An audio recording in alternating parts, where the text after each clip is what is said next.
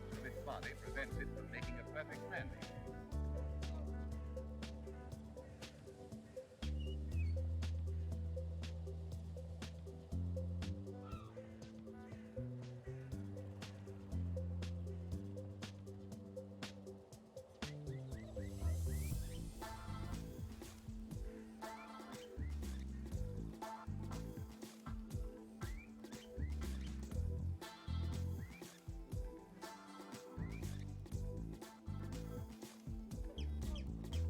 During the nesting period, great numbers congregate on certain isolated islands.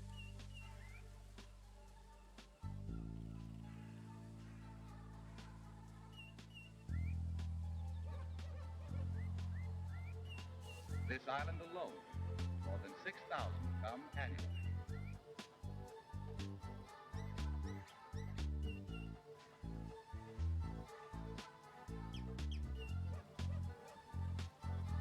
Some trick of nature, it appears that a perfectly good goose ought to wear a long beak sporting a fish net.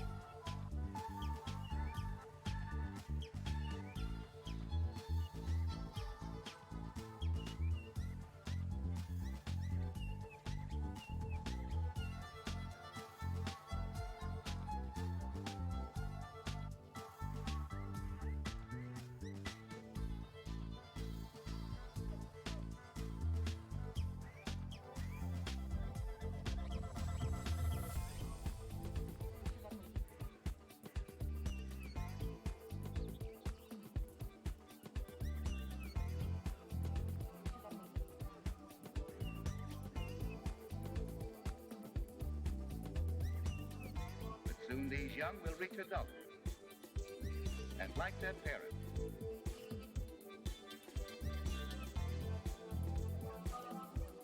will lift their heavy bodies from their perches, and after several rapid strokes of their wings, level off in an environment that they are fitted.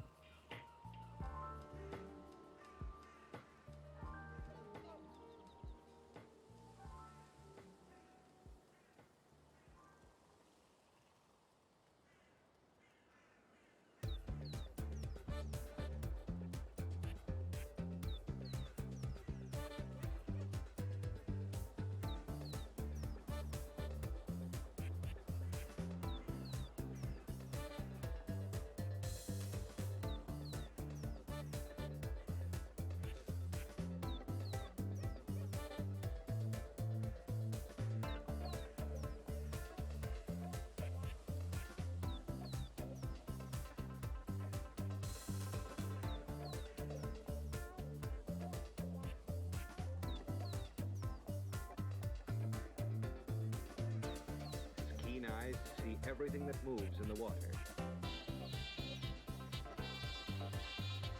And when a fish swims by, he strikes and seizes the fish with his bill.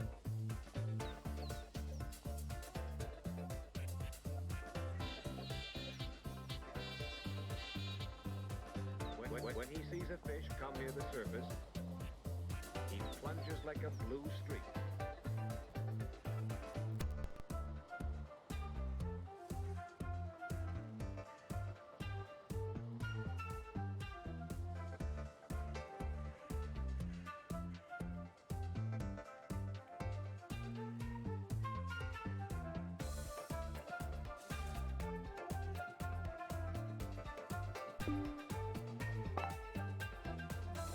It's 9:59 a.m. To hear your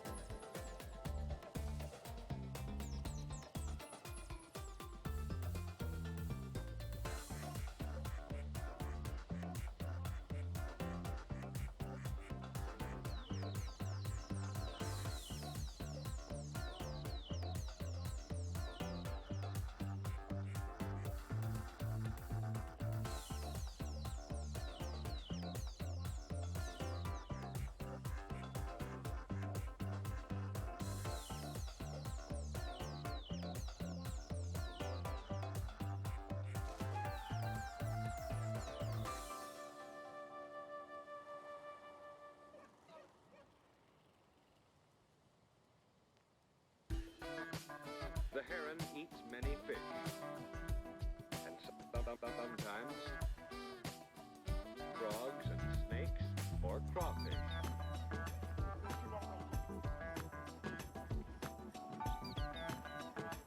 The heron fishes in shallow, reedy waters on lakes or rivers.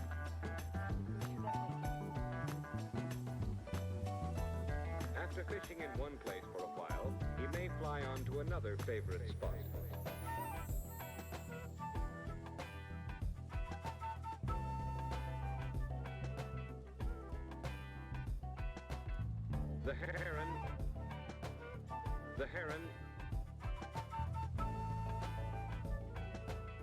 The heron eats many fish.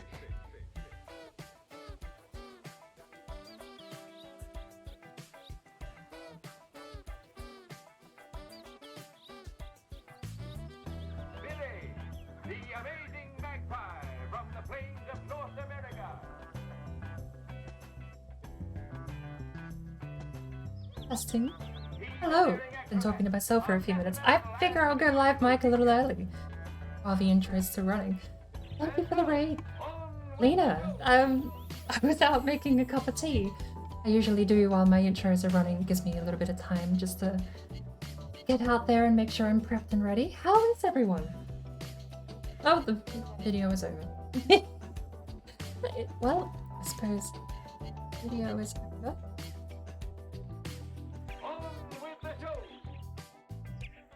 He's watching for fish. He's watching the kingfisher too. Nix Romano, IB Funky, welcome. Catherine the Great, how is everyone? He's not at all like the heron. I don't know, I said hi, I needed to go get some lunch. No worries. He's a good fisherman. He often perches on a dead branch over a stream. He's watching for fish. If he has no luck at one watch post, Can hear me? Can't hear me. he's watching for fish. Oh, you did answer a question, so I'm assuming can For hear. fish.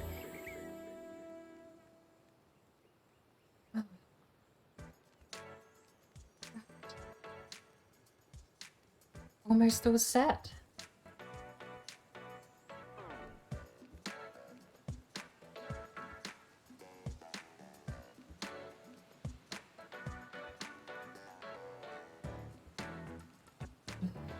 Fresh cup of tea. It's gonna burn. Hey! Maybe today's gonna be your lucky day, Sparkle. Don't lose all your money gambling again. How much do you have?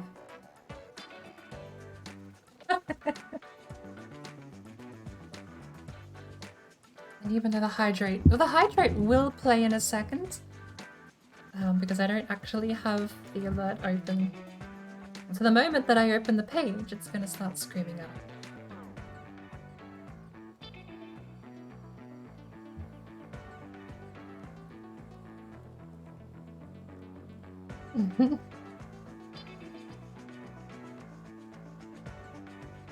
Not enough? Oh, you're just gonna gamble. What? Oh! Actual channel points. There you go.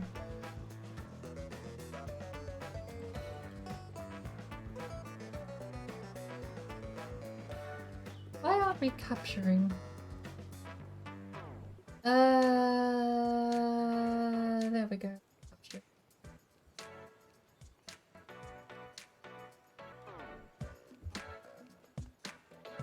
What? Do we have any errors? No. Oh, hang on. We still have to load into the game, don't we? We might have some errors.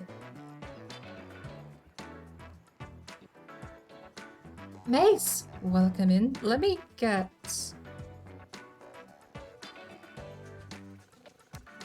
sorted real quick. Look, what's our world called? No crafting. Simple. You can keep track of it if you just give the world a name that describes what it's for. Right.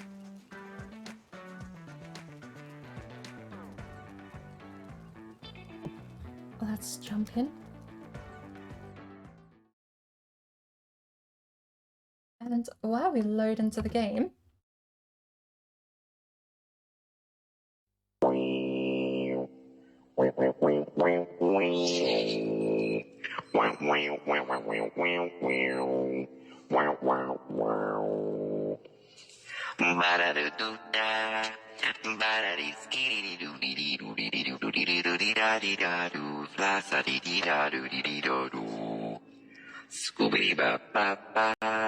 best loading screen anyone could ask for. Let's get the sound alerts booted up as well.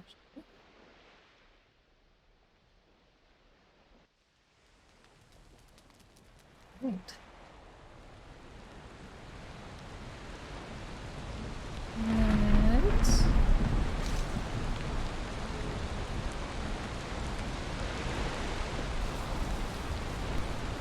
Don't drink and abstain. Drink only water and milk. Else you're going to be weak. Like Skyrim. Oh, that's actually playing. You better drink water, drink water, drink water, drink water, bitch. Oh, drink water, drink water, drink water, bitch. Oh, drink water, drink water, drink water, bitch. Oh, drink water, drink water, drink water, bitch. Where are we? I'm gonna have to play catch up with what I was doing. I spent the last 2 days trying to configure this mod to work with the mountains update. Me and Jonathan both have been doing an exorbitant is that the right word? Exorbitant amount of testing to get all the new mobs, drops, gear, equipables, exclusions, everything should be there. And at this point I'm just tweaking the game maybe a little bit, pieces here and there. I'm adding a bit more. The excess resource recipe grind where the game already has. So the second one didn't play.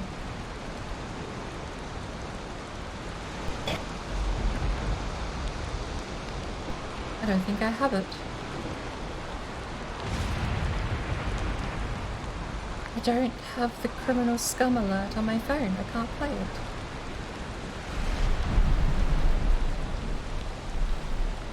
That should.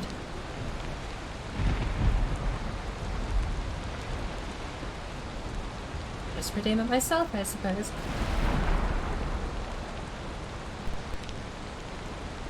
By the way, do you happen to know what the fine is here in Cyrodiil for Criminal scum. just asking? Actually, are they playing at all? Did anyone hear the hydrate? What's going on?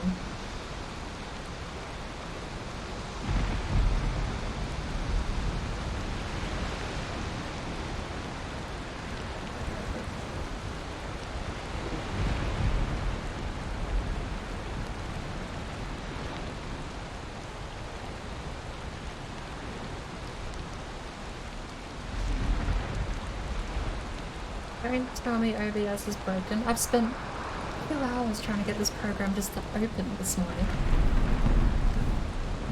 Right, we're going to use the new pause feature because apparently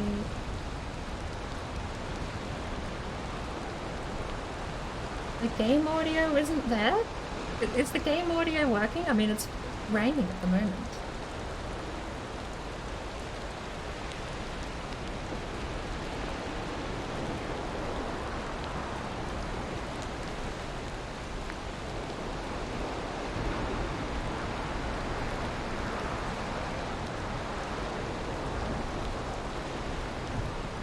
You can hear the game, why can't I see it? I don't like that I can't see it.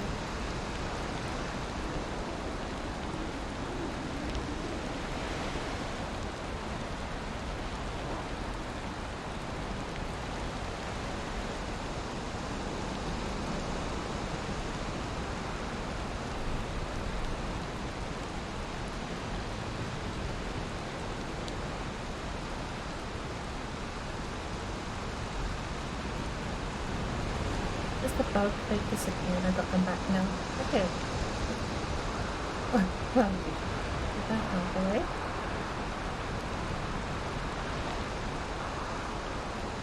And good to go. Right. Where are we? Ah, we had logged out after we found this crypt before we cleared it. I wonder if I could switch the place of the chest and the fire to keep the fire running under shelter. Smoked out under there though. We can test with that later. We have the new recipes kicked in. So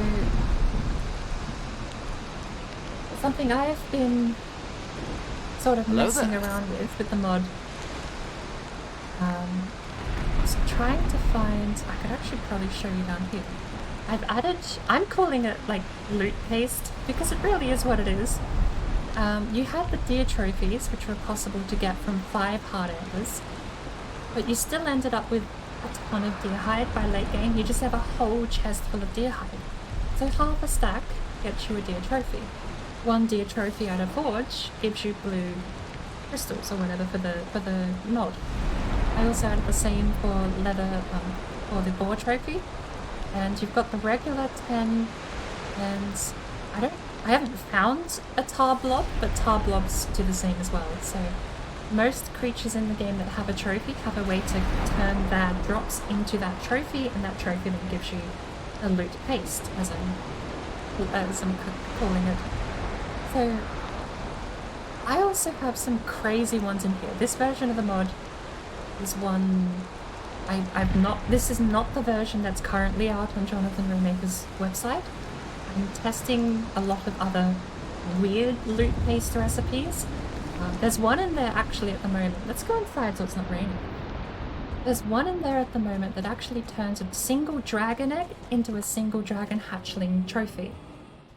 Which isn't negligible because that's purple. As far as the mod goes, that a hatchling I think is a purple.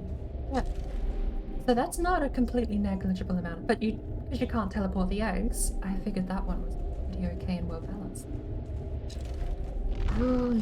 Ravincia? There's no I. Ravinsa or Ravinka? I had a go. Let me know if I got the name wrong. Welcome to the mess that is my stream.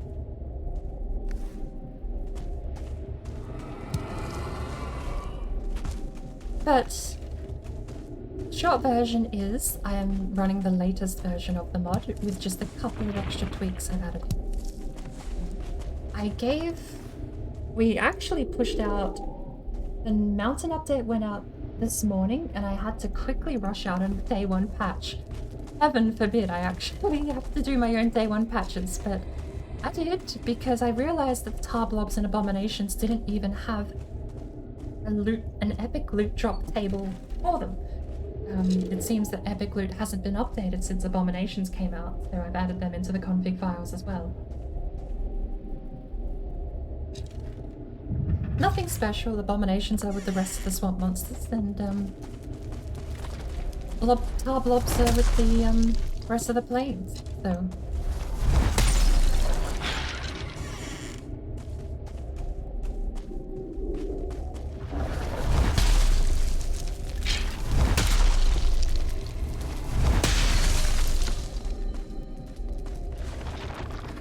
no chest.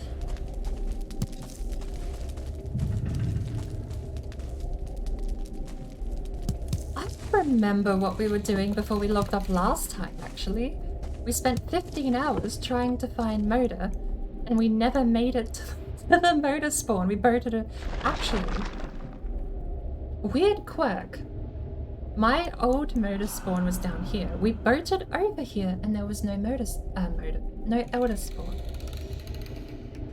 I think Fracture Chris pointed out correctly that since I hadn't been here, I'd only seen one of these, there's normally like a red glowstone that gives you the location. I'd activated one of those, which told me to come down to this Moda. Except because it hadn't actually generated the terrain, and then the mountain update released, meant that all of this terrain generation changed. So there's a mark there for Elder, but there's no Elder spawn, which is a weird quirk. I then found one of these campfires here had another marker for Elder, which took us back up north. So the whole 15 hours last time we were streaming was just boating around, and we ended up here, I think, because we have... There's Elder north of us, which I think is where we were heading, as well as just getting some navigation data on the terrain road. On the continent and terrain that we're on. Long story short, we're still looking for Elder today.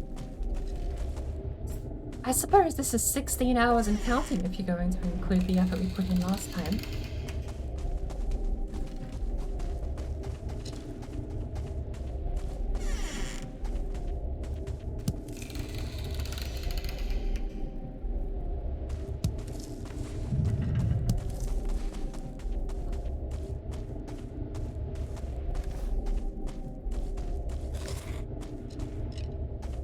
Wait, we have to turn... Yeah, we have to turn left. Why did I get that backwards? That could then go up there. I suppose because of clearing corners is a priority.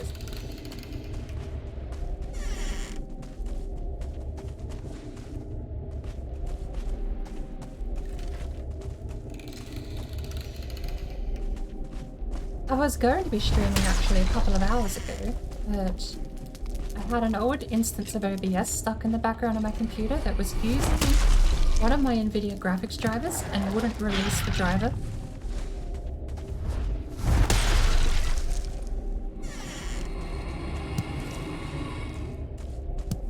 Because of that, OBS kept prompting me to do updates, but it could never close the old program because the driver was holding it hostage. Jonathan, hello. Yes, is that the current link? I should have double checked actually. I don't know if the link URL changed. Is it? Same link? Okay, then it should still be working. I didn't even think about that. How are you, by the way? Good morning, good afternoon, good evening.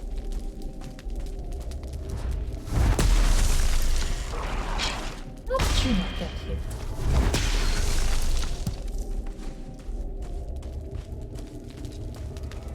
Work week is over. Just had dinner. Nice. What did you have for dinner? Oh, that's a good question. Actually, speaking of, I was up so early this morning. I think today has basically been set to almost your time zone, really. A couple of hours behind. What would that be? Not the UK time zone, would it? Long story short, I ended up having what I considered my lunch at about 8 in the morning.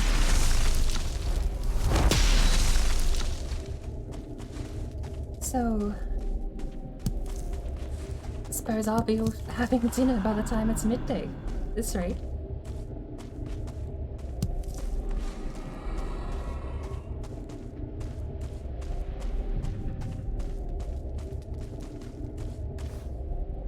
That is quite a mouthful to attempt to read. I think I might have actually finally reached my limit, and for the first time ever, will have to say I can't try. I can't even attempt that.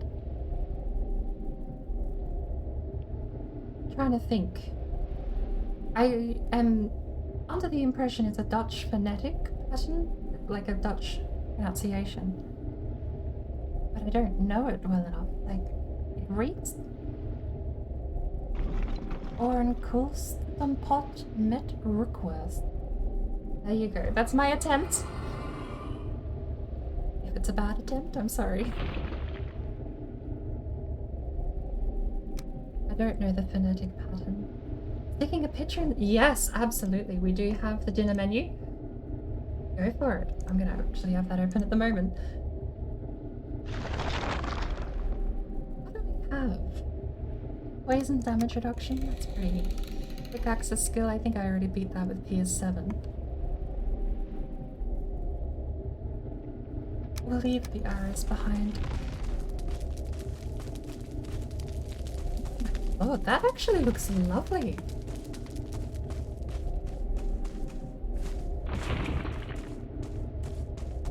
I don't know what the base of the dish is, but I'm assuming it's sausage over something is the rough translation. I know worst in German is more or less sausage, I think. A very crass translation, but...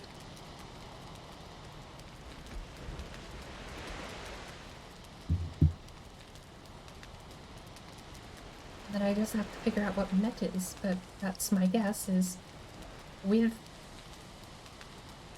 sausage. Yeah. Mashed potato. Oh, mashed, sorry. Mashed potato with cake. And a smoked sausage. There you go. It does look amazing. That photo is doing it a lot of justice actually at the moment. Are they gonna leave? Well, we have a portal here. Why don't we just take all this home? I don't even know where this portal goes. I set it up. This to it.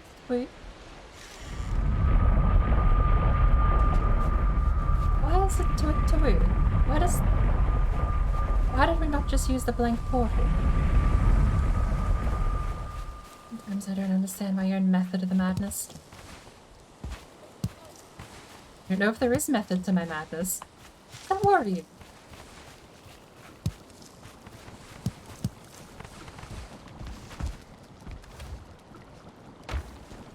Definitely need a couple of pieces of iron to upgrade some of these chests.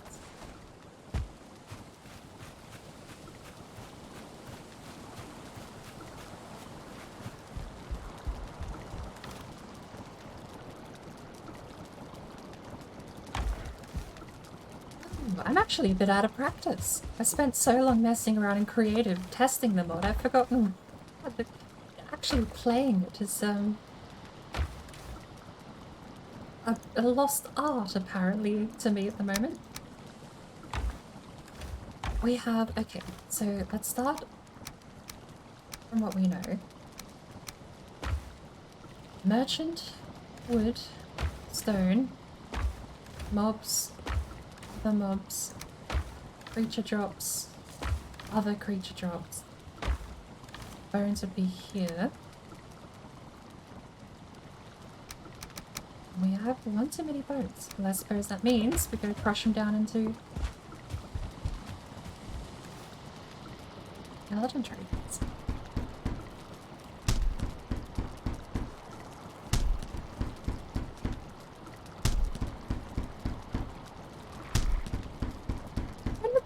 Something I've never really asked my local butcher for. In all the time I've been going there and giving them strange and weird requests. An example of which I don't think was actually that strange, but apparently they'd never had a request for combination gyros made at the butcher. Whether or not people buy it and mix it themselves, I don't know, but chicken, lamb and beef gyros combination, something apparently I was the first to order that. Junk is in the bottom.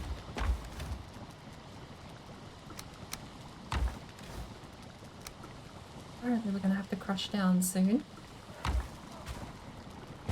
But I've never, in all of the time I've been going to the butcher, I've never actually thought to ask them if they have smoked sausage of any variety. They have tons of regular sausage. They're award-winning in their sausage categories. I know they won recently, they entered a state fair and won a ton of state awards for their sausages, one of which is beautiful. It's a jalapeno and cheese, almost more of a, not a kebab, it's a, closer to a, it's Kransky, is that the right word? It's a very specific type of sausage, not something you would have, you know, with an egg on toast. It's a very, and it was gorgeous. I bought some. I saw the award there, first place for the, it was jalapeno and cheese. I'm gonna call it a Kransky. I don't think that's the right word. Sausage would be generic enough to use, I suppose, but absolutely amazing. It was the best thing I think I've ever had from the butchers there in oh, just ever? We'll stop at ever. Best thing I've ever had.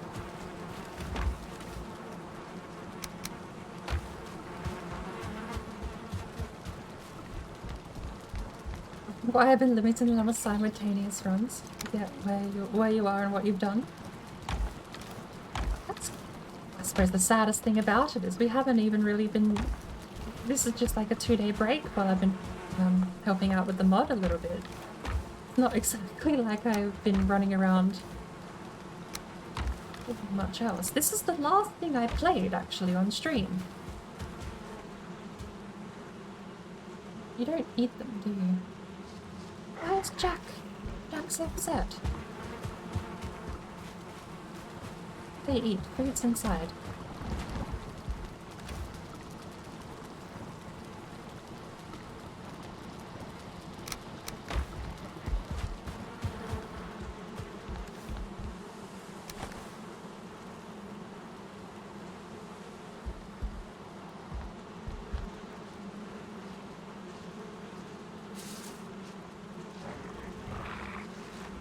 Killed Moda yesterday, haven't even mined or touched silver in there. There we go, Jack's better. Hello there. Rotalex 71. Why are we watching Board Brain again?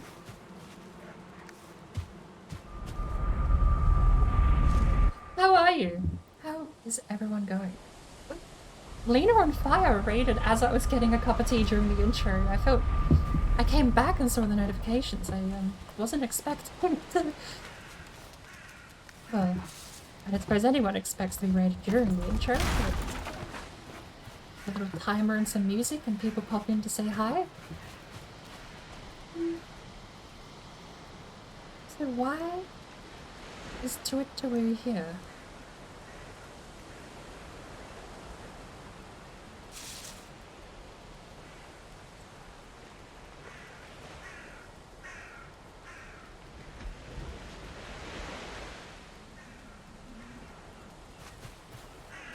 I don't understand why this was going to be a place for the mod, for the portal.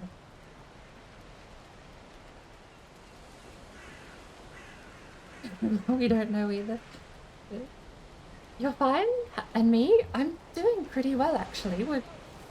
First time I've actually played the update. Well, I suppose I did play it with Jonathan the other day, when we went and fought Moda. And it seems a lot less grindy, going into new biomes now, which is nice.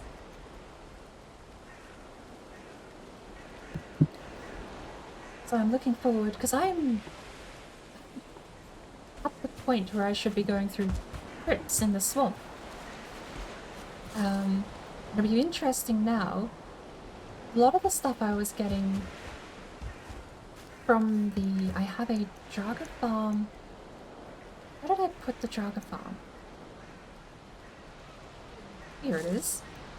My Draga farm, I say farm, it's sort of just there and I go fight them. I don't know, I'm not. I want to put the ground, the terrain. I want to raise the terrain to cover the actual spawners to protect them. But other than that, I'm basically just going to go in and keep repairing the houses and messing around like a little gladiator arena. But I've spent maybe an hour or two there until we finally got an iron drop.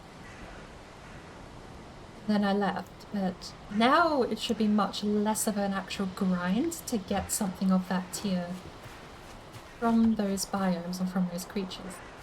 I really am struggling to remember why we had a portal set up here with Victoria.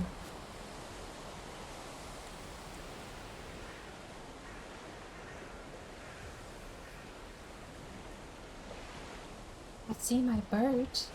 Don't know why we stopped here.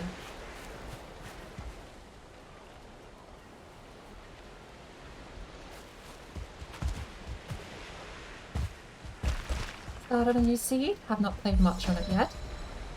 Been playing on a friend's server since I started back then because they wanted to check out the new update. Good to hear. There are a lot of people that sadly have come and gone, I suppose, with the mod. With the mod. Here, yeah. What? Sometimes are not my strong suit. Let's try that again. I think everyone's had that story where they join a server and other people just eventually stop playing or go back to their regular games or lose interest over time. You end up with only the handful, maybe 1 or 2 people from that server that are left still playing. I've got 2 servers at the moment that are like that, but I actually spoke with the owner and he said he would be incredibly interested to go back to playing on the server if someone, it was a bit of a hint hint, nudge nudge, wink wink moment. He said if someone could help me get my gear out of the swamp, he might be more interested in joining back again, so I might be able to, coerce isn't the word, but I might be able to get one of these servers a bit more revitalized, because if the host starts playing again, then I'm sure a few more other people will be joining in as well. Would be nice. Because at the moment it seems like it's just me on there.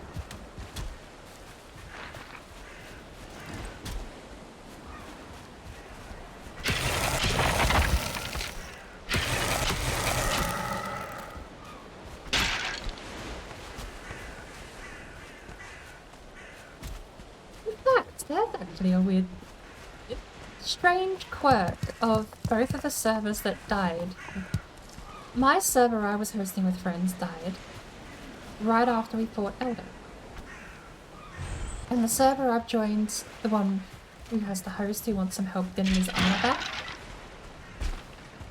that server has also quit immediately after fighting not Elder, Agathir.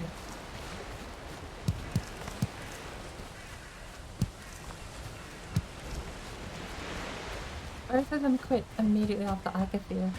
I feel like there might be some correlation with the copper grind and some people just never coming back to the game.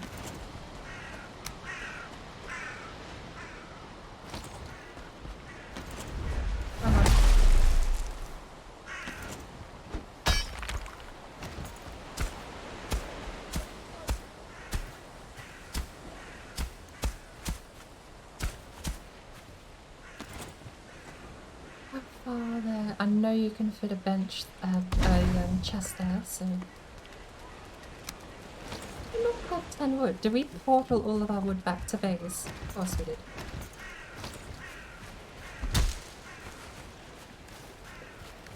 Ooh.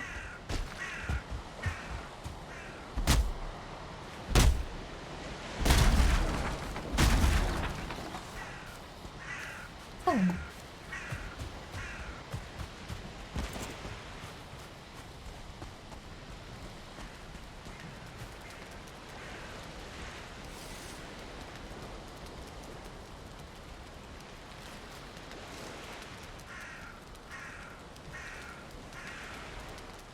Still work?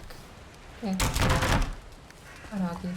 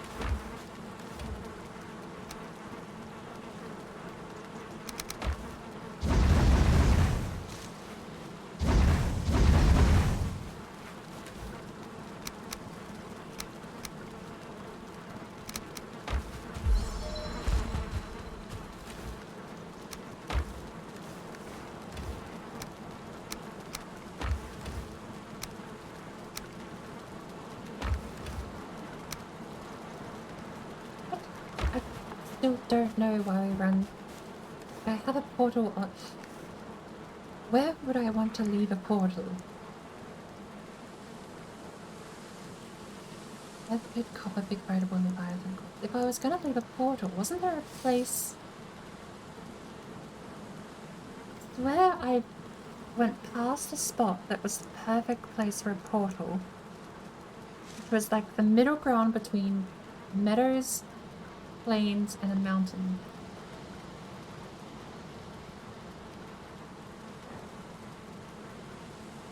Wasn't there because that was a treasure chest. But now I'm just confused. I had a reason for wanting to leave a portal behind somewhere, but I don't remember why anymore.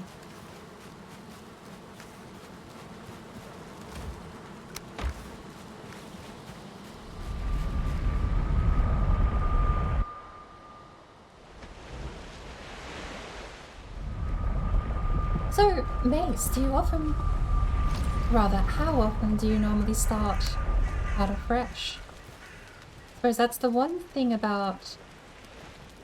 It's the curse of Valheim, is that every update you have to basically start a new seed or reset the map data. No one wants to, because you always end up having to... Well, that's the toss-up, isn't it? It's either reset map data, lose your builds if you don't... I mean, there's mods that apparently can get around that, but I've not looked into it much, but... I mean, the quick and easy way is start a new map, lose your builds, and all of those hours of work you put into the map are just gone. You get access to the new mod, or to the new update. I've said mod too many times this week, I think. My brain definitely needs a break.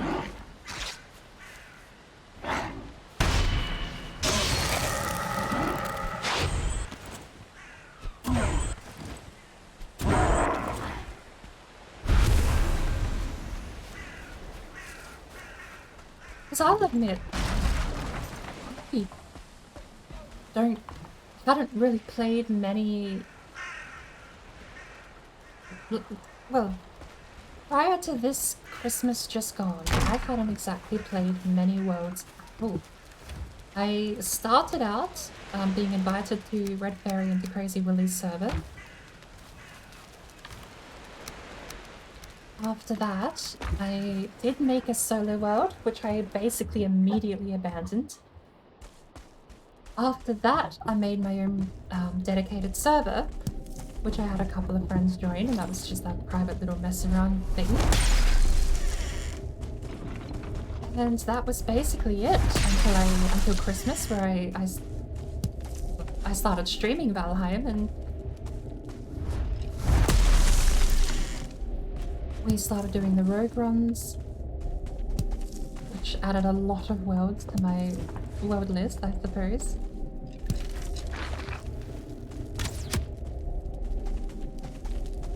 What else did we do? A couple of other servers we joined too.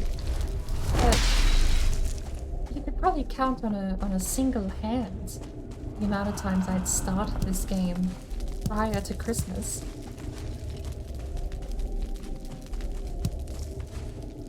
See if the elder over here has changed. Nope, that one's apparently the same. Nice.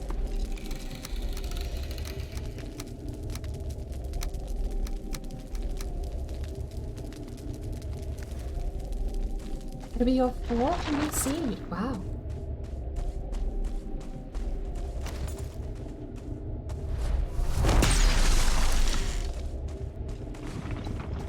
A decent effort to have kept up the same worlds for so long, too.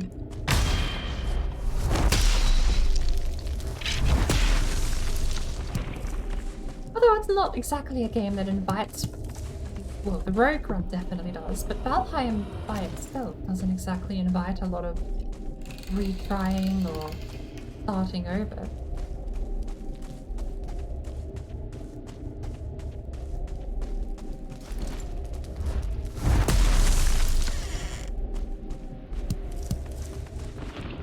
If it weren't for the updates sort of forcing people's hand at either regenerating the map or starting from scratch, then I think people would probably just have a single world or two that they'd be playing on. Valheim for skeleton? I imagine these guys are a lot less scary than in the Souls universe, aren't they? I mean, especially when you can knock through the door like that and they just sort of... Oh, he's still alive.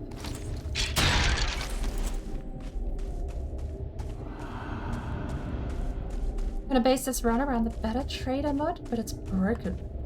Really? Is that... Whoa. Just looking at the mod manager, I only have 4 mods.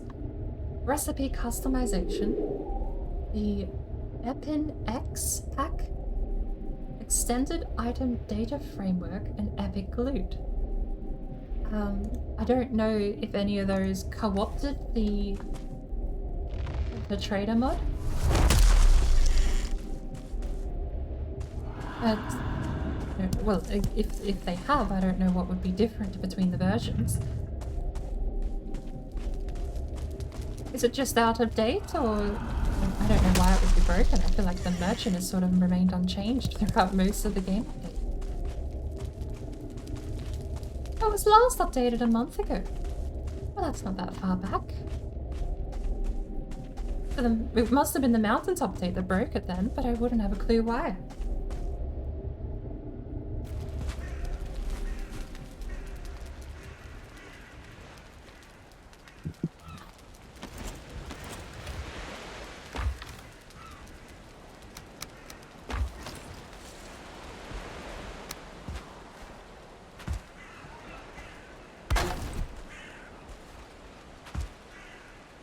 I remember actually seeing you a couple of days ago building that huge...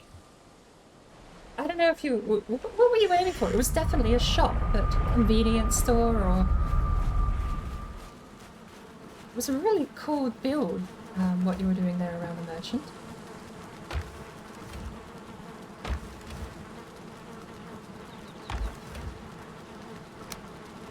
Oh, we need 10 of these, don't we?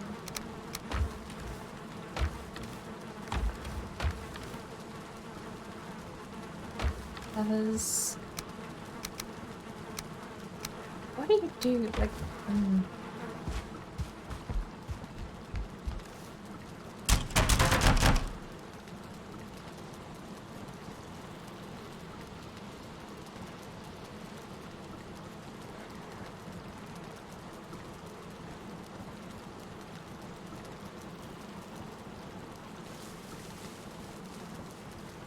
guessing it was item ID changes in the code. It's the only thing that would make sense, but I still don't even know as far as what that would have been. No idea. So from what I've seen messing around in the code, I don't recognize a lot of stuff that's changed as opposed to just been added.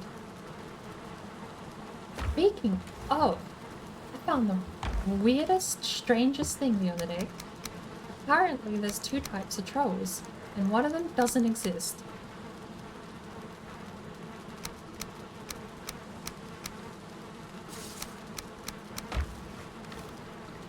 What's fascinating, the name of the troll is currently backwards. The one we get is in the wrong biome if the name is any hint to go by. I'm not sure if the other alternative troll was written out of the game a while ago, which is very likely.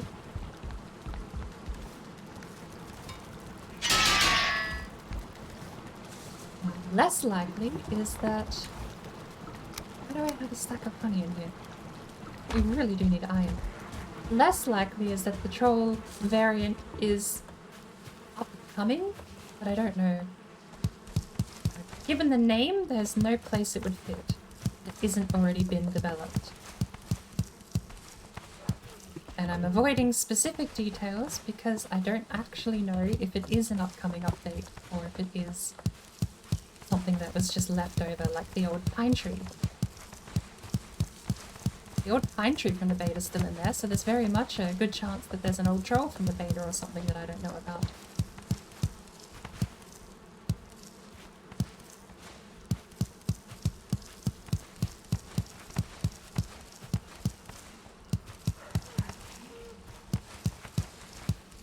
god, you can hold E. The best thing. Just hold E. Why do you tap it when you can just do this? So much easier.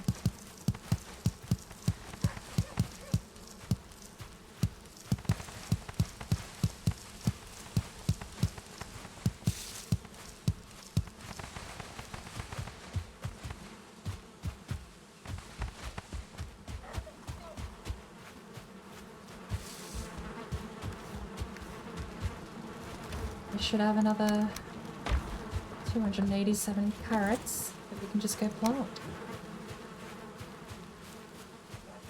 Streamed DVD for 6 hours last night. Hate to admit it, but you had fun.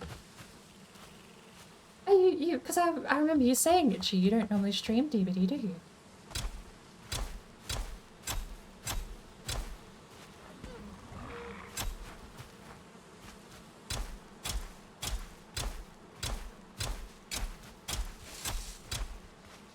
I can't get over the fact that it's seemingly without fail, everyone who plays DBD seems to do so begrudgingly.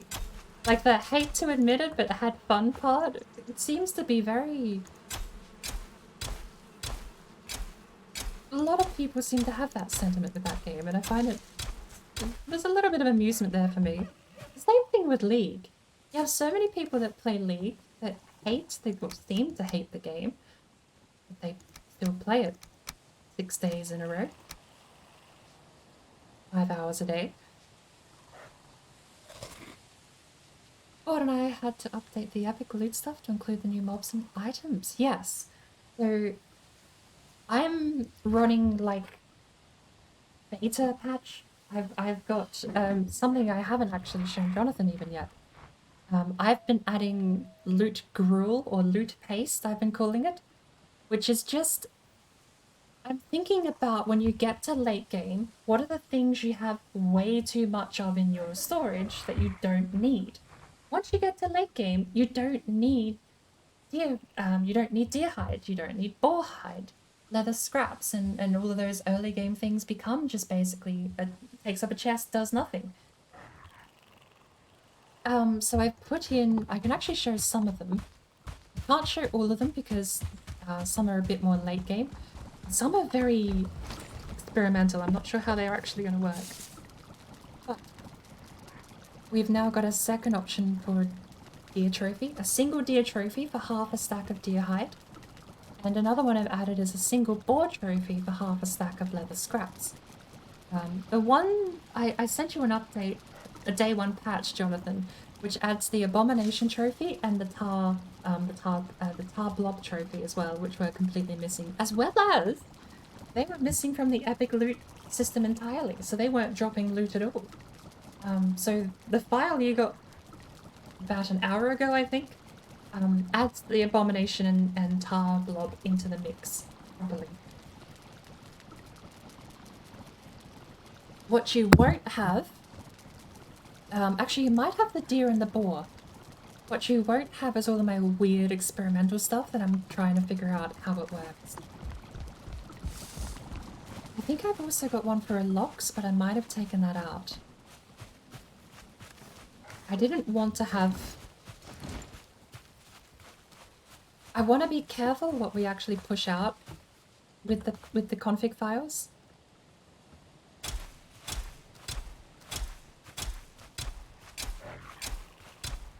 It's working as is. We could leave it and then not touch anything, and I'm happy to concede that too.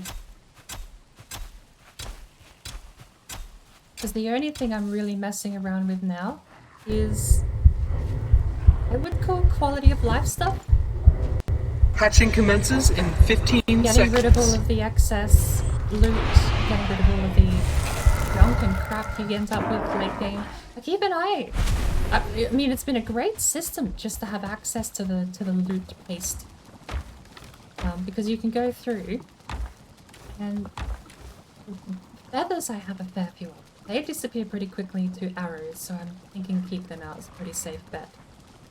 Things like the great off eyes, 2 stacks of great off, 2 stacks of bone, and anytime you fill them both up, take a stack out, grind it into loot paste. Uncase the mace. Thank you for subscribing. Oh, Jonathan gifted a tier 1 sub to Uncase the Mate. That notification is very misleading. The bookie just says X person subscribed. I don't know. I should be able to customize those. A gift should be unique. I'll have to go into stream elements and have a look. Oh, thank you very much, Jonathan. Everything here is very misleading. I'm going to pretend that's a compliment, and even if it wasn't, still going to persist in my stubbornness and pretend that's a compliment. I'm worried about what it actually means if it's not a compliment, so it is a compliment and I won't hear otherwise.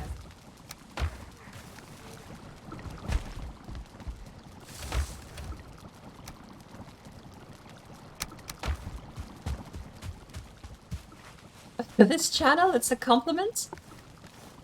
That still sounds not exactly like a compliment.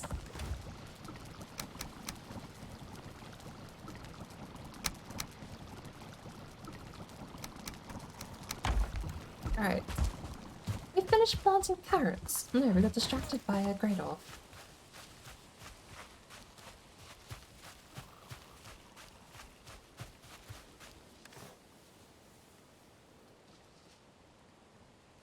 Because most people have a love-hate relationship with Dead by Daylight, yourself included, leaning more towards hate, and in my case, it's because of the game devs. Interesting.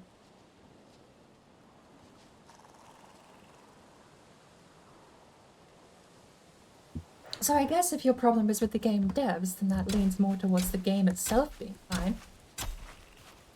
Which makes sense then, if you're enjoying the game but you just dislike the business management? No, there was a word in my head that I just dropped.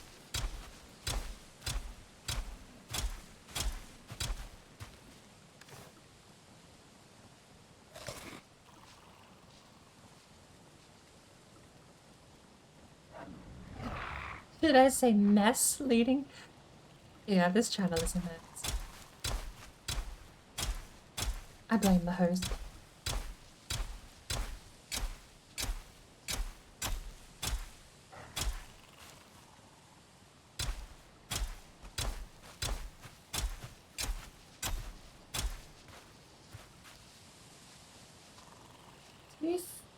Hours in Dead by Daylight. Do you find enjoying it, but that enjoyment has its limits? Holy cow. Actually, on the subject of people with phenomenal amounts of hours in video games that they seem to hate, CSGO has the same sort of audience apparently. People that proclaim they hate the game and they quit. They go cold turkey off of CSGO every couple of months and then come back yet a few months later again. And it's always the people with like 4,000, 5,000 hours in the game.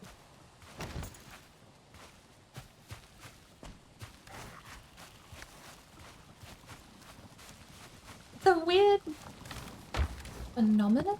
Would I call it a phenomenon? Wait, did I even say the word properly?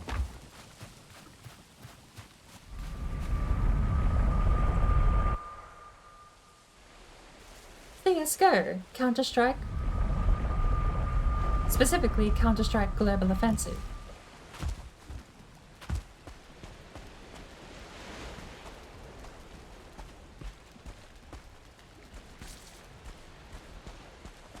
You have the same thing with Scrap Mechanic. Love the game, 2,500 hours. But we have had 17 dev blogs over the last 2 years and the promise of a chapter 2. No content update at all. Ouch.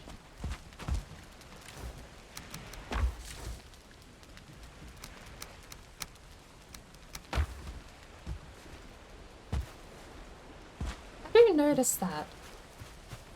I know, you know, to sit on a, what is it, with the armchair general, in a sense, to just sit back and tell someone how easy it would be, but there seem to be a lot of dev companies out there that don't want to disappear into the abyss, so they post these media updates and dev blogs all the time, but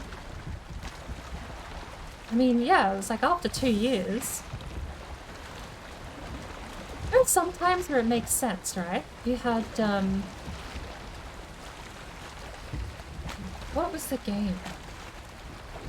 Banished. There was a city building game called Banished that was made by a single person in his spare time as he worked a full-time job. Stuff like that.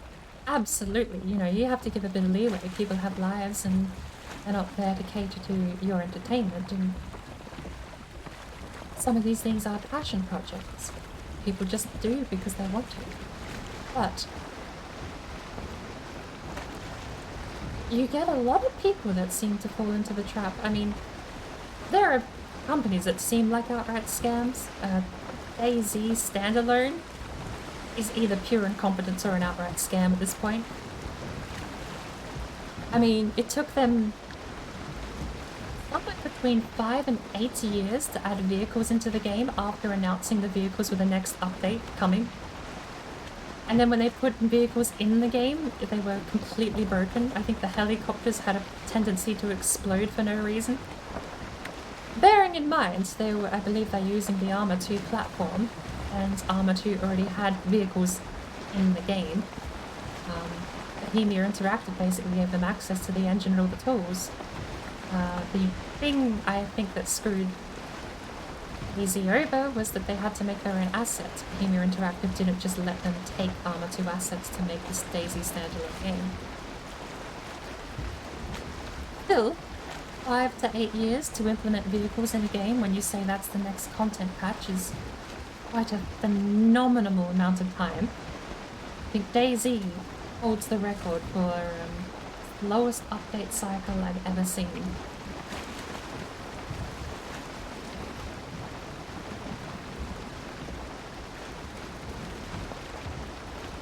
Let's do gourmet offering.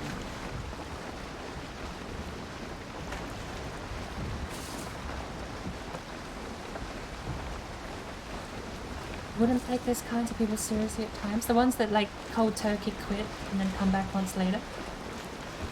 It's weird because it's almost like a show and dance because you know they're not actually quitting. Would you, I mean, at that point, would you put it down to some form of addiction? Because it comes off like someone that's trying to quit smoking and always picks up a new packet every 3 months down the line.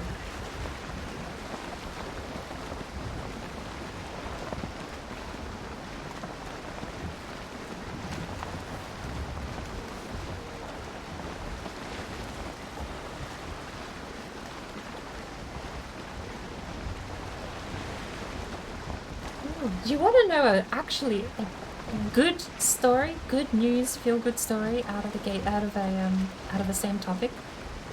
Well, I say that, but it has a bad ending, so hear me out. There was a game I was absolutely in love with called Stonehearth. Not Hearthstone, not the card games. Stonehearth. There was a company that was basically an offshoot of Riot Games. Riot Games owned this child company, and the child company was out there basically, as it turned out, the child company was basically doing research and development on appealing topics and appealing game mechanics. But their project, Stonehearth, the game they were building, is actually a beautiful city builder. It's not a city builder in the sense that you pick a building and place it down, and there you go. You have to actually build the building yourself. It's like Lego. You have to place each brick, and then you place the furniture in the building, and that furniture gives the building its dedicated purpose. But it was so modular because the entire town could be built and crafted and designed by you from the ground up. You can make it look Victorian era England. You could make it look like not the, what are they called? Like the domes? Okay, continuing on. You got to design the house. It wasn't just place down a house and there you go. Because it was basically Lego blocks. You got to design what each house looked like. You could make statues. You could make pure cosmetic items with no purpose whatsoever out of marble. And place all of these little blocks to form a statue in the center of your town. wouldn't touch you because it's all Lego. It could be whatever you wanted. They had a ton of updates, and that was the devs were really passionate about the game, and you could tell a lot of them were like super into it, playing with the community, and when they released updates, it was always like while playing the game. They would have like a PR announcement. It's like, hey, we're going to talk about the latest update, and the whole time it wasn't like green screen reading notes and telling you what happened. It was like they were just there chilling, playing the game, talking with people, going like, yeah, we added this, it's really cool. You want to see how people drink now? You got to put a barrel down and fill the barrel with water, and then they go drink. Such a cool environment. Until Riot Games closed their company down and told them to cease all projects and made the whole thing defunct. It's not a pure bad ending, however, because there is something cool.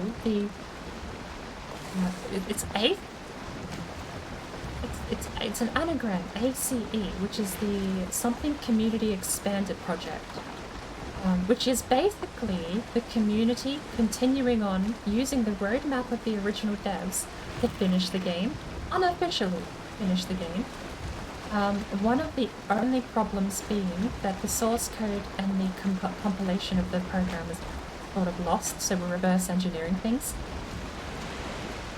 But the only reason that's a problem is because there's a bit of a memory leak issue currently in Stonehalf, and it is very, very unoptimized with AI. Once you get to about 40 civilians running around doing little jobs, they start tearing down your computer, and it's not a hardware issue, it's just unoptimized. The CPU, or the AI system running on the CPU, will just slow itself down to a point of not working and take your computer with it.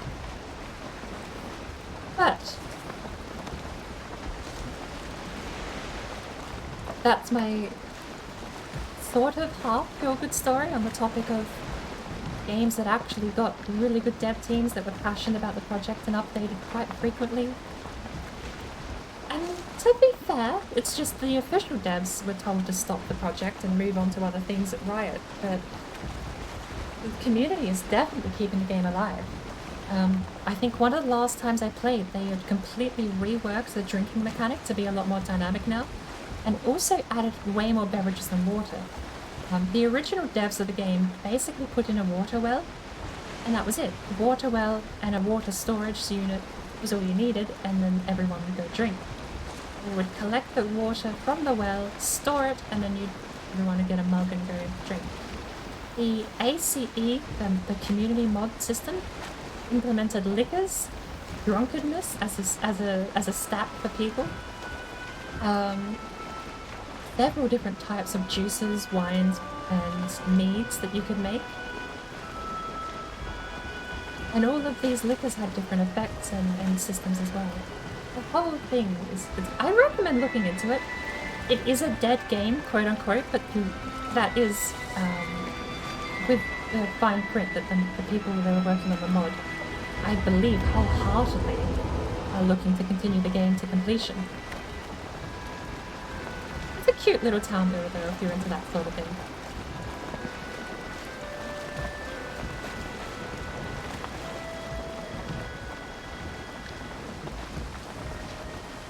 Random exploding transport. Sounds good. I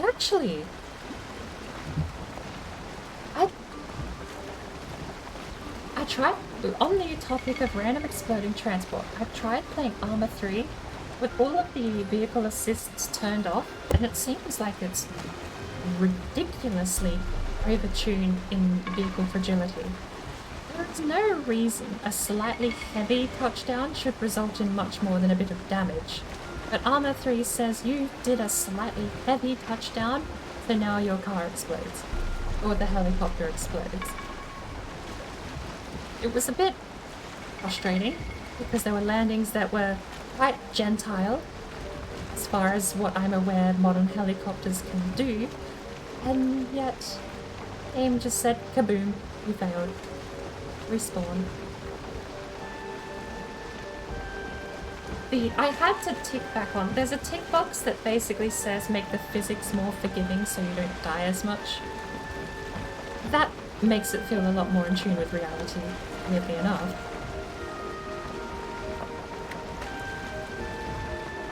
I did go back and try. I've installed Armor 2 because I wouldn't mind having just a sandbox to play around in with a decent helicopter. War Thunder. Okay, so my problem is that a lot of games like War Thunder that have helicopters, you have the simulation modes, but even then you do have that autopilot kick in a lot of the time and do things for you, which irks me. Weirdly, Battlefield 4 was actually some of the best fun I had ever in a helicopter. Some amazing moments actually from helicopter battles in Battlefield. My highlight, I think my quintessential play in Battlefield 4 was a roadkill achieved with a helicopter.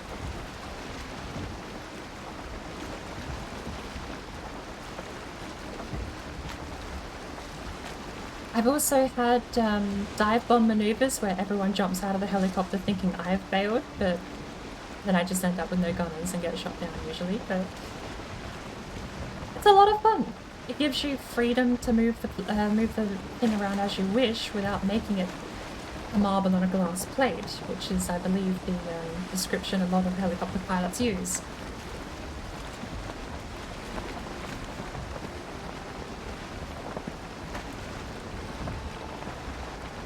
Going to quit Dead by Daylight for good weeks ago. People want to replay the game and you gave in. Well, so long as you are having fun though. There's no point pushing yourself to do it if it is a slog. That's why it's good to hear that you did have fun last night.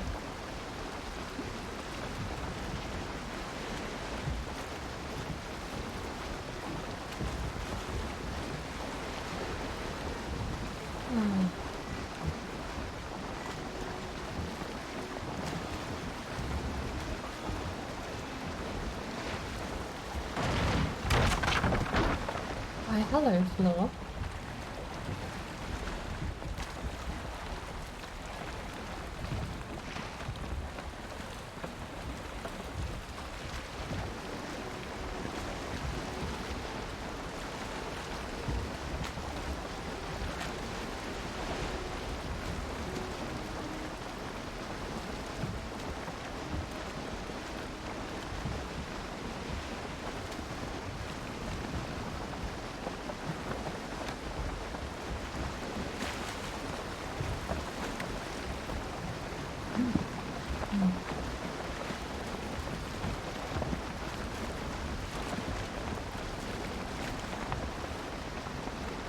One of the things I actually didn't mind, it took me a while to get the controls worked out in Armor 3, but one of the things I didn't mind about the whole thing, I could use my pedals. I could actually bind my pedals from my Logitech racing wheel and have them configured to do things in the vehicle, which was nice. I forget how I settled on it. There were two options, which was basically to bind ascension to a pedal and climbing and falling were to be bound to separate axes, or I could bind them to one axis and I'd have to hold the pedal in the middle. I forget what I actually settled with. I think I settled with holding the pedal in the middle so that I could control my height a bit more fluidly without needing 2 feet.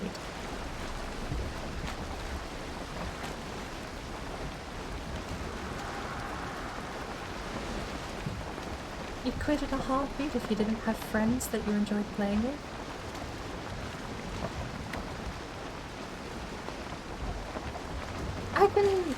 I can kind of relate. I can kind of relate. I had a very similar time with League. I should have quit League back in Season 5, which was 2014, 2015-ish. But it was around about... It was a few months after the tank meta came around, so around about the tank meta was when I first stopped playing. It took me a couple of months to come back, and I just haven't enjoyed it since. That, for me, was a lot more simple to cut off because I didn't like the company or the game anymore. It went from being a strategy MOBA to an action fighting game in the space of about a year. All because Fortnite grew in popularity and they desperately wanted to capture the same audience for some reason.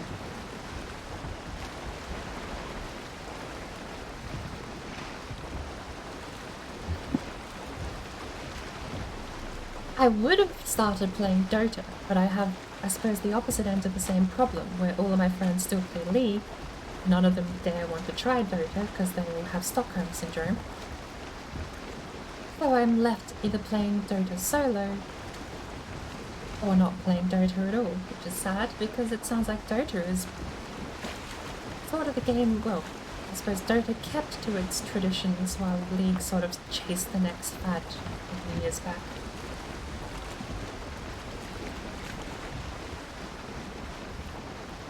League even tried and had a quote-unquote Battle Royale mode where the circle would close in and you'd have to all huddle in the middle. You still had to fight to be the last one in the circle. Because that sounds fun.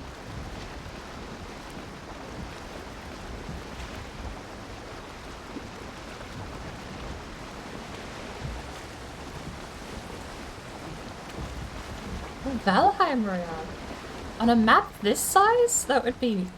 See, I think there's room for a massive scale Battle Royale.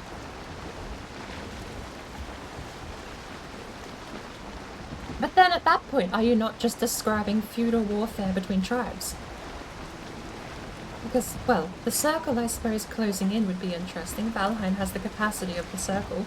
You just need it to close in. The edge of the map pulls you off and kills you. There's the hook. So I suppose on a map this size, how quickly does the ring close? And does it always go dead center would be the two questions, because then building close to the center just gives you more time. But, I mean, that's not, on paper, that's not the worst idea for a Battle Royale I've ever heard. I'm not a fan of the genre, but I think there is room for it to exist. I just don't like how people design Battle Royale games.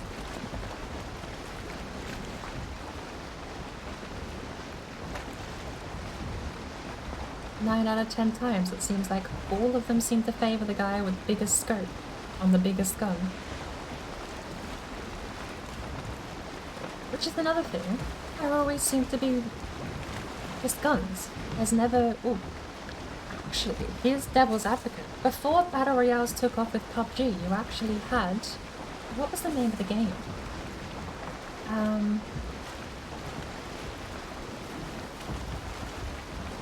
They got in a bit of trouble because PUBG came out and they got salty and tried to make like pay-to-play versions of that game, and no one played it. So then they were like, "Yeah, you're just yeah." They had meltdowns.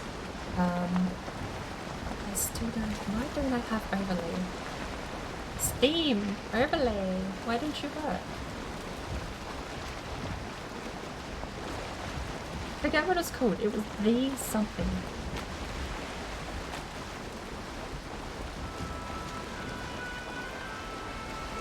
I'll have Steam overlay up. I could have, like, look, do we have Steam overlay for RT Mod now? No. Why not? Give me one good reason why I shouldn't have Steam overlay.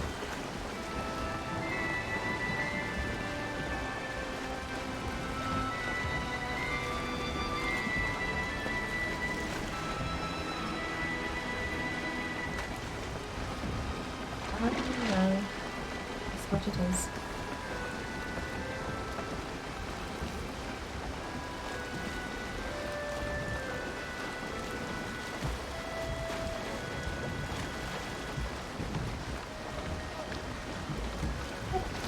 I don't see you.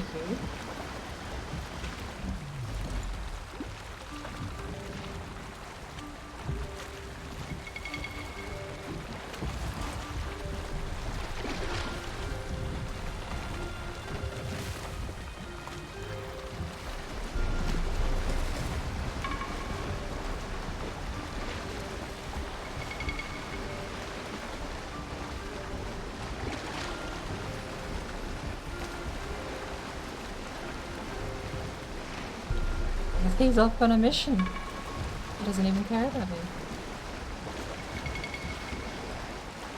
The Valheim Royale takes 15 hours. We end up at spawn again. Start, PvP off. Everyone logs in and runs in a direction. After 2 hours, PvP must and be enabled. World map starts getting smaller over the next 4 hours. Hello.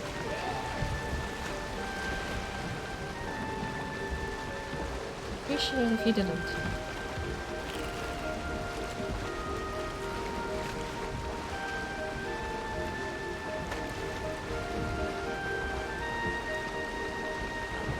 So we have like tiny bits of a swamp on the coast of the Black Forest, is that what I'm gathering?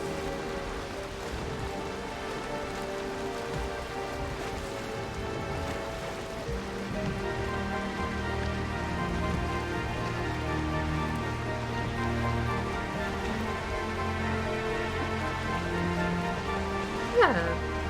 I mean, what's that? 6? Hello, Toad.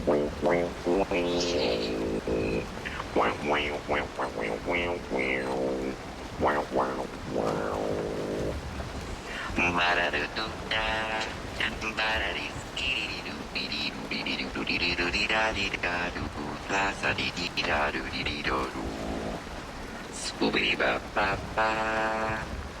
6 hours is a fairly full stream too, so you could probably have it as like a whole dedicated tournament. Have like a monthly challenge where you... I don't know, how would you do it? A monthly challenge where you train up a character? Start a character, you have 30 days to train them up and gain skills.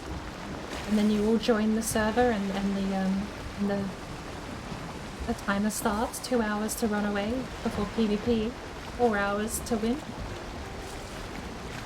Even if it does, you know, even if the circle does go purely central back to spawn, I don't think that's terrible because ideally you're spending as much as the 4 hours you can trying to actually grind. You know, you want armor, you want gear, you want weapons, you want food. You need to be prepped for the fight, because just spending 4 hours running around naked punching people isn't going to get you very far. I like the idea, and a 6-hour gameplay loop is massive by game standard. I don't think you'd catch a company dead making a game loop 6 hours long these days. Not a multiplayer one, at least. But I love the concept. And again, having that monthly challenge, make a new character, level them up, and then enter the tourney every month, I think would be a fascinating way to frame it. And also makes a bit of an event of it too, because you can't just have that... Because it is 6 hours long, having that date where it happens, I think... Maybe a couple across time zones. I think we talked about the time zone problem a little bit before, so like a... Call it a morning and an afternoon match, depending on... I don't know. There'd have to be a way we could sort of get it working. I love the idea. I don't know if there's any mods out there currently that would manifest that gameplay mode. Apparently, taking mods and making gameplay modes out of them is a very addicting thing to get into. Only because the gameplay modes themselves seem so fascinating and addicting in and of themselves. You've done the big Discord join. Welcome to the Blacklist.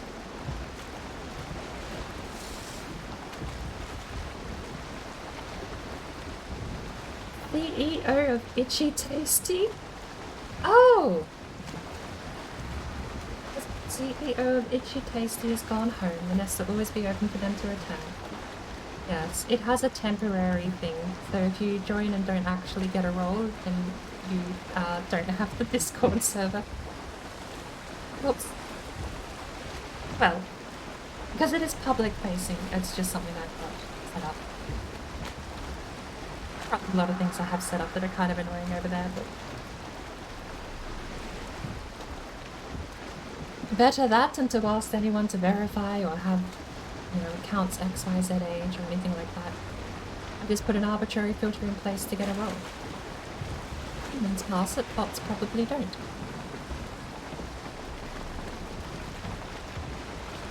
Although thankfully we've not had any bots join. No, that's twice today. Hatching commences in 15 seconds.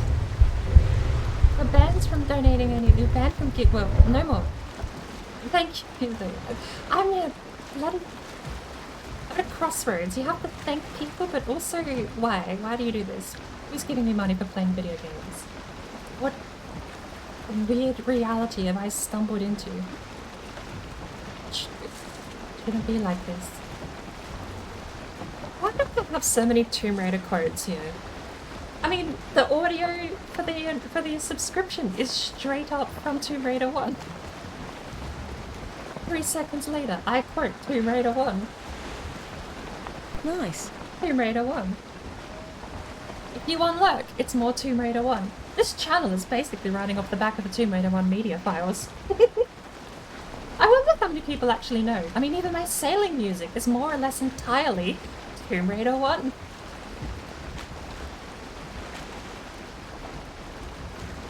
I know it's a token of appreciation.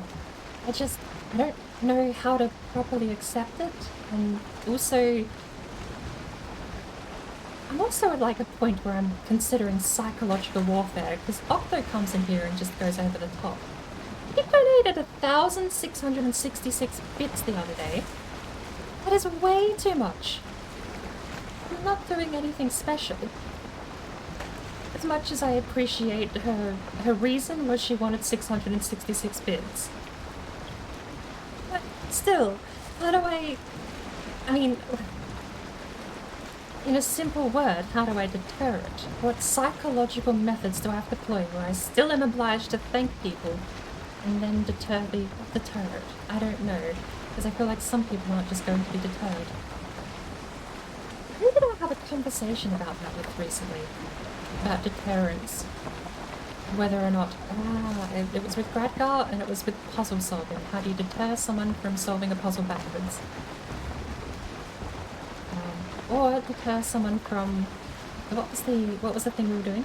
I had someone dangerously close to accidentally discovering a puzzle piece, and the conversation started with deterring someone from heading in a certain direction without letting them know. How do you engage in psychological warfare without someone actually knowing they're being influenced?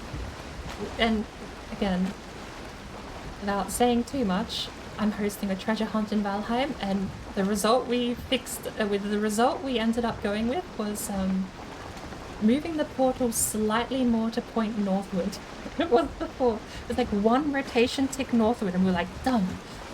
The subtlety is so subtle that it might not even work.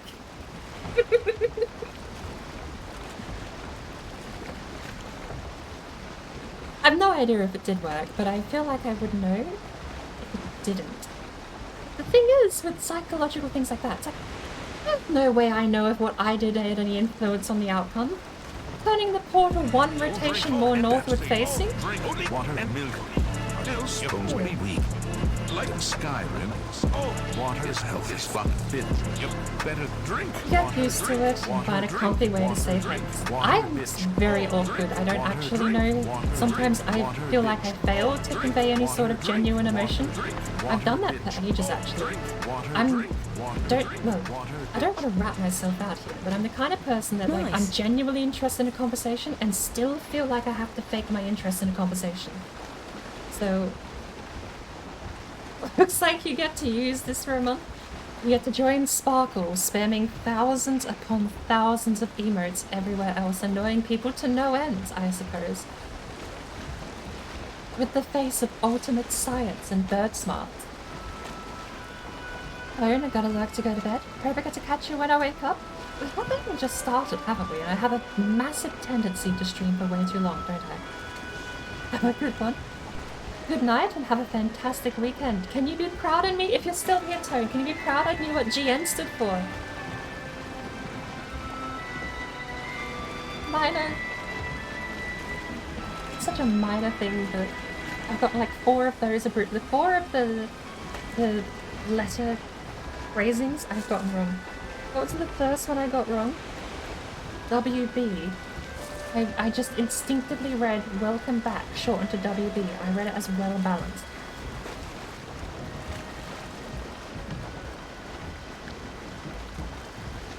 You said obliged? Not that. I owe nothing for a subscriber. There is no contract. Perhaps true optionally. Yet, I'm happy to at least... Well, it's been a great pleasure to know people like the emotes, so I suppose I do have something in my favour. Money, yeah. If you get something out of it as well, more the merrier, is how I'm gonna phrase it. Nazard, welcome. Hydrate. I do actually have I was actually getting used to the tap water with the Kool-Aid in it. And then I made the dumb change to different flavored Kool-Aid. It's now peach tea, peach iced tea Kool-Aid. And it's not the same. It's gross. Again, all over again, the water tastes foul.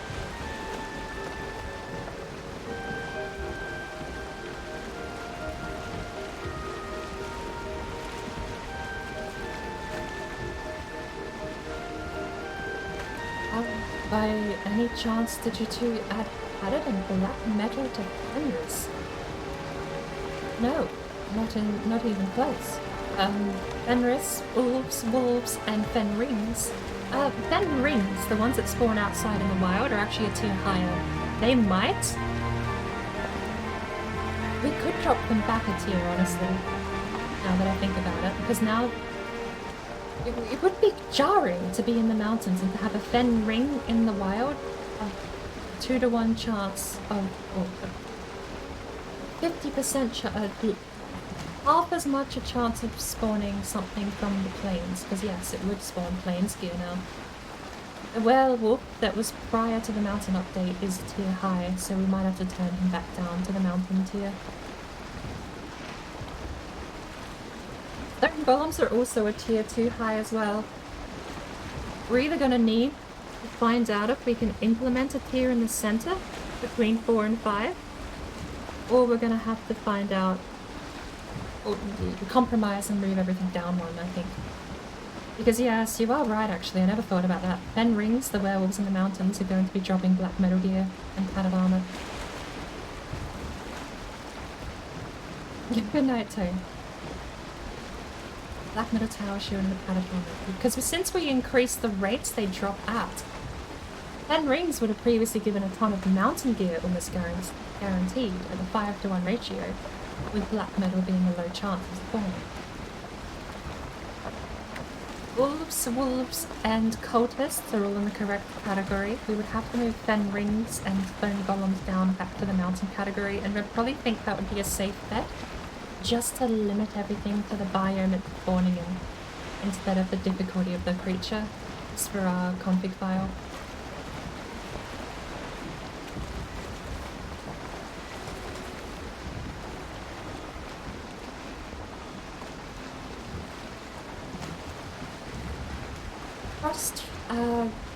Frost resist is on the chest. So if you wear the chest piece of the Fen ring armor, you get frost resist. Only the chest. I don't have any on me because I'm not in the mountains, but the chest piece should say damage modifier frost resist above the stat line. The collection, so you've got their set troll. The set for the Fen ring armor is fire resist, but right below where it says repair station level 2, it should say damage modifier frost resist. And that's the set thing. You have to look above that in the regular stats that the vanilla game generates.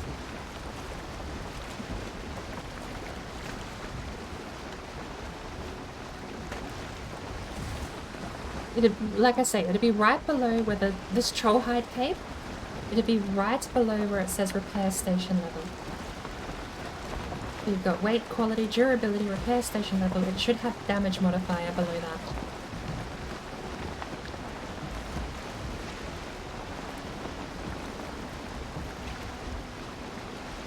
That's the hole. Yeah. Where do we go? We kind of went all the way around. Okay, we're gonna go back down south. Thank you for the lurk, bitchy.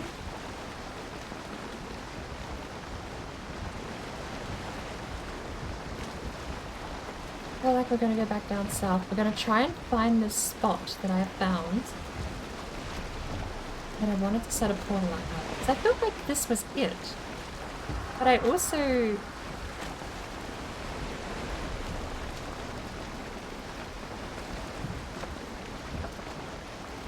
I don't know why I would have not done it then.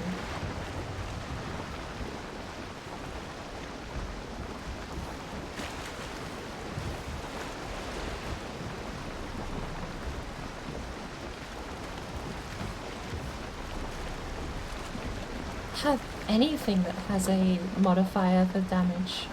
I can't even showcase how it prints.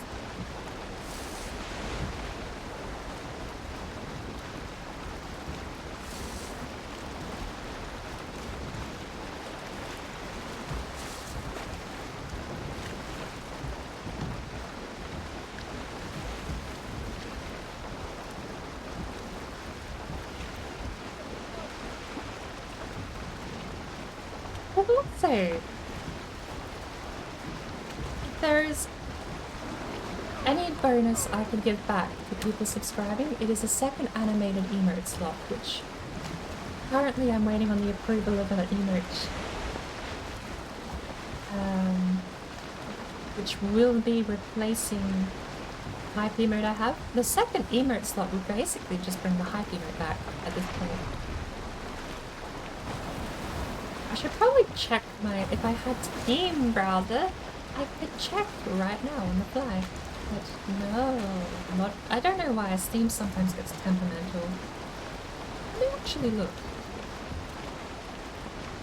Yeah, Valheim and Valheim NoCraft are running, but the Steam browser doesn't want to work.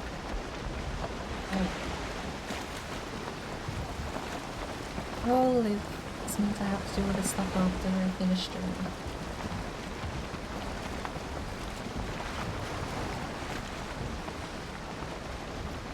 Resistant versus fire, and the fist 15% is the bit down the bottom under the set. So the troll armor down the very bottom says makes you more sneaky, sneak plus 15%. That's not where you're meant to look. You should be looking above where the enchantments are. So I can't even show you. To get a workbench going soon, and I can show you on the workbench. So I have the recipe for the troll hide armor, and I can just show you the vanilla print where it will say... well, no, because it won't. It doesn't have it there in the troll hide armor. Can I find... okay, worst case, I'll drop back out my creative world and I'll show you that. Because then I can actually just get the cultist, the Fenring armor, and actually just show you. It's in the vanilla stats, though. It's entirely above anything the mod is adding in. The set part doesn't count. It's not there. It's above it.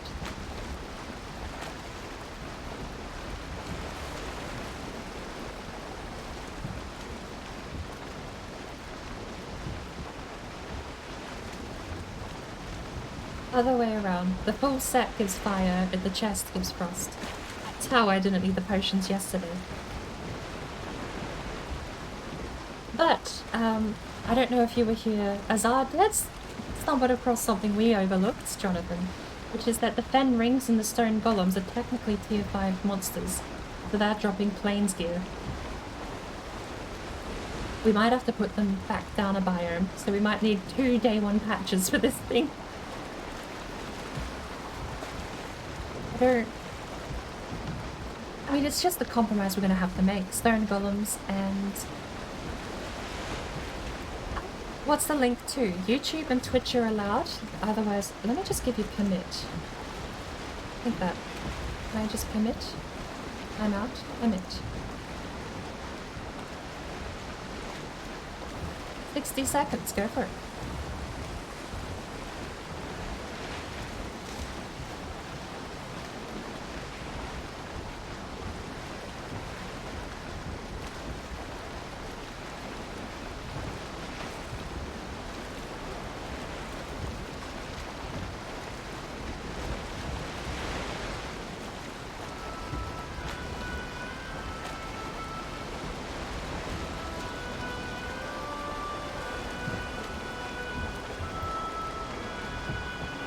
I mean, I know I can change the files on the fly. I could right now change Stone Golem and the Fen Ring to be down into the tier 4 mobs.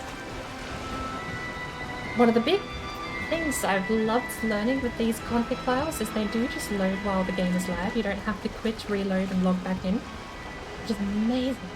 Because all the loot is generated on the fly as well. So if the loot table has to call in the config file and the loot table in the config says tier 4, there you go, it rolls that loot.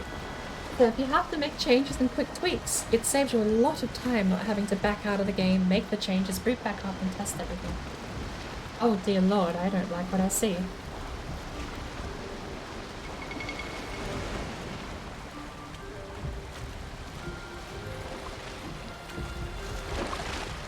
He likes what he sees.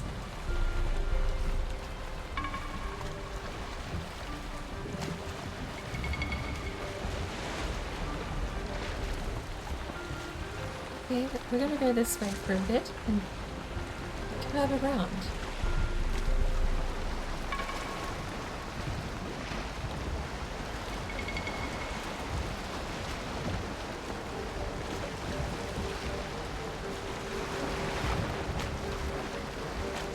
The tree sort of floating in the water. I don't know.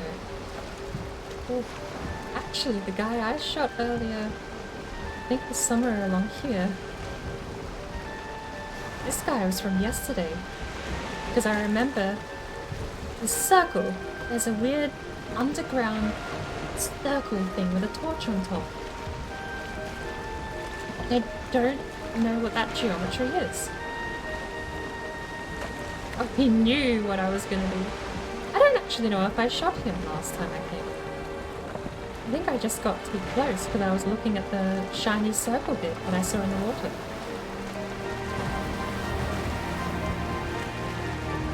I really do need to fix this music volume.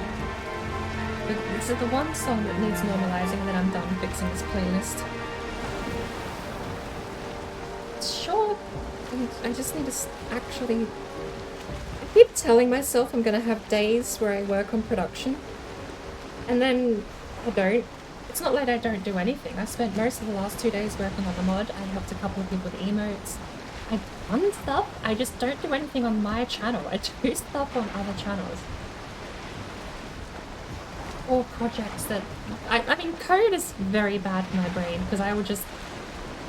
It's gotta get pulled in, and it's quicksand for me. It's a gold shiny! Dude, do we need the gold shiny? The swamp gold shiny?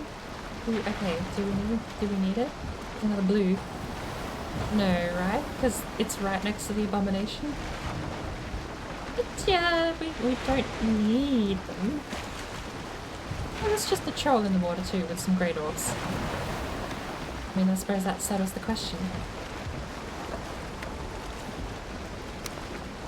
Let's have a quick look. Quick learner. Going down to Q. All skills improve X% faster.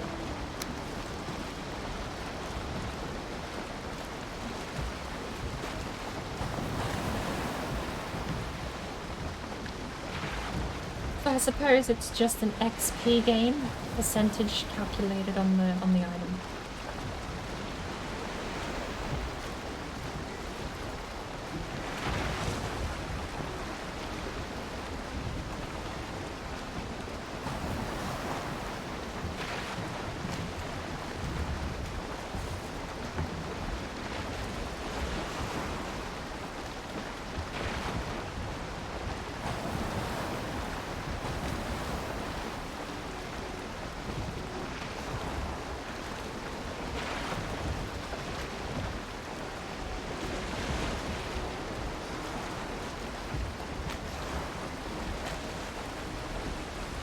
I genuinely don't know why I have two portals with me. Oh, drink, and that's it. Oh, drink, only water and milk. still supposed to be weak. Like Skyrim, water is health is fucking bitch. You better drink water, drink water, drink water, drink water, bitch. Oh, drink water, drink water, drink water, bitch. Oh, drink water, drink water, drink water, bitch. Oh, drink water, drink water, drink water, bitch. Voila! Welcome to the stream. Thank you for the hydrate.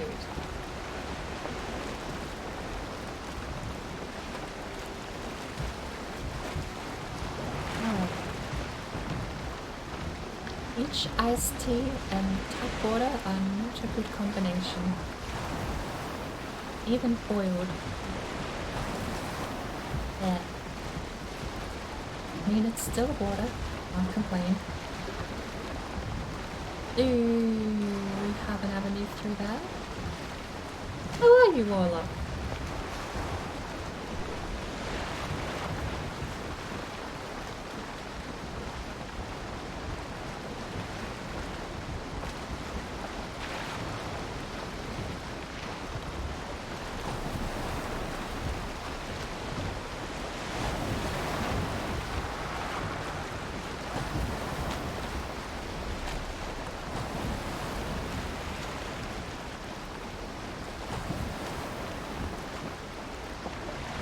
Doing well? How about me?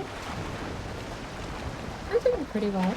I think I've missed 2 days in a row of streaming actually, because I've been helping work on getting the NoCrafts up to date with the new mobs, creatures, and just tweaking some of the systems as well. Apparently we're not done. I've already sort of sent Jonathan a day one patch version of the mod, which I think could be silently pushed out without any announcements, which just adds abomination blobs to the loot grind. Previously they didn't actually drop anything as part of epic loot, nor did that trophies or with just a bit more integration. Abominations weren't added, nor were blobs, so they've both been added. That was the first day one patch. Azad's come in and said he's finding plains gear in the mountains, which, now that I actually think through how the tier mob system works, yes, he has found plains gear in the mountains, which will need fixing as well. So we're on track for 2 day one patches at this rate. Although plains gear in the mountains is a bit more detrimental than just adding some monsters to the loot table. So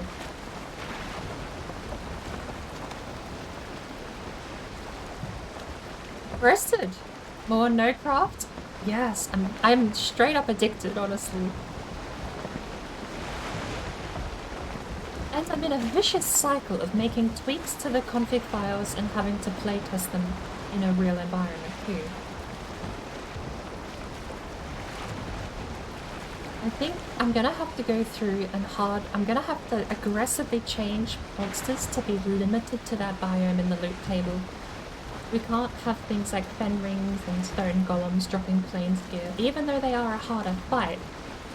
The mod epic loot usually runs on the premise that you've crafted an item. Because we've removed the ability to craft anything, the loot tables have to change in a more... They both have to be more forgiving, and also not split up the monsters outside of their biomes. That'll probably be something I could add the changes now, but I can't get them sent anywhere for a while.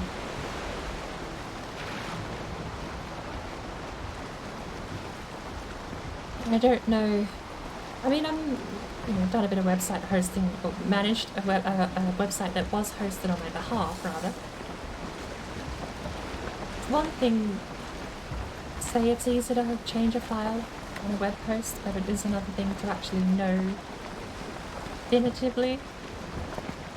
So I can't guarantee that any of the changes I'm making today are going to be live for a while. I don't know. That's a question for Jonathan, unfortunately.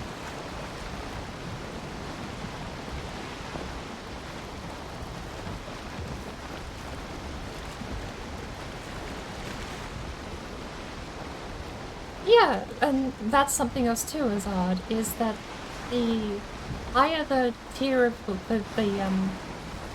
the monsters don't just affect the chance of, because the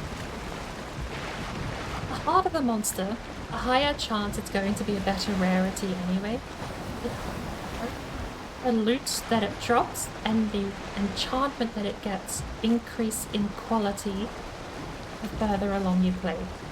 So of course Planesgear is going to have, I think Planesgear has a 75% chance of dropping epic loot and an 80% chance, no, it's a 75% chance of dropping, what's the aqua one? The cyan one? Legendary, isn't it? Is it the epic? Rare, yeah, so it's magic, rare, epic, legendary. So it's a 75% chance of legendary and an 80% chance of epic. It's basically going to split 50-50 between purple and cyan with a little bit of sprinkling of yellow in there at the bottom, but there should be 0% chance of plains loot dropping blue.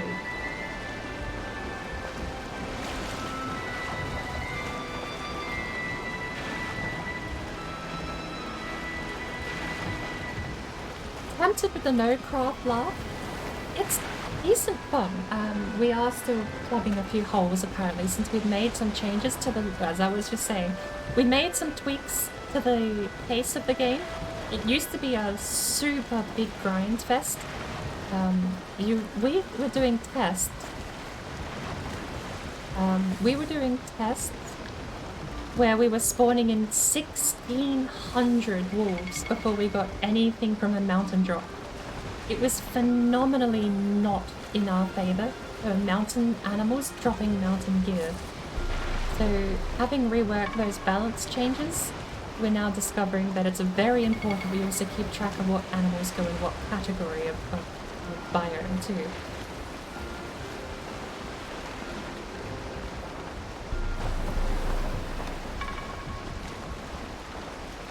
John, so I'm going to try for a third time. The Fenrir and the Stone Golem are dropping plains loot because they're tier 5 monsters, so we're going to have to drop the Fen Ring, the outside werewolf, and the Stone Golem are going to have to go down a category.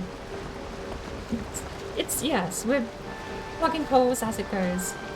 We just didn't account for the category. The tier 5 monsters having Stone Golems and Fen Rings in them was something we had a bit of an oversight with. Because yes, that's now a 2-to-1 chance of spawning mountain gear, but that is a 2-to-1 chance against spawning plains gear in the mountains as well. So we dropped them down to a tier 4 monster, I think, regardless of how difficult they are.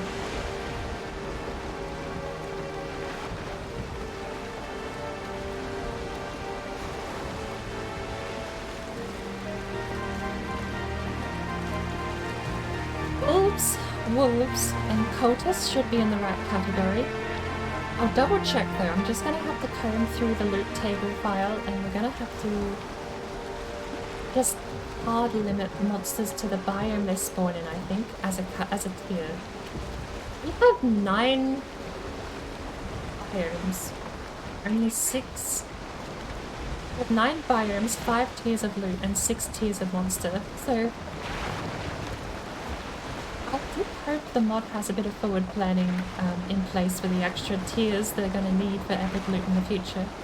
Assuming that people are still following and developing along at that point, I suppose, because this game seems like it's going to be on a, dare I say, half a decade trip before we get a complete finished product. Feature update every Christmas at least gives us to the end of the year for Mistlands, then Ashlands, then Deep North. 3. Are there any other biomes? Ocean. 4. So if we take the liberty of assuming 1 year development time per major feature biome update, 4 years before the game sees completion. Complete guess, not using any actual roadmap or anything to judge those, so.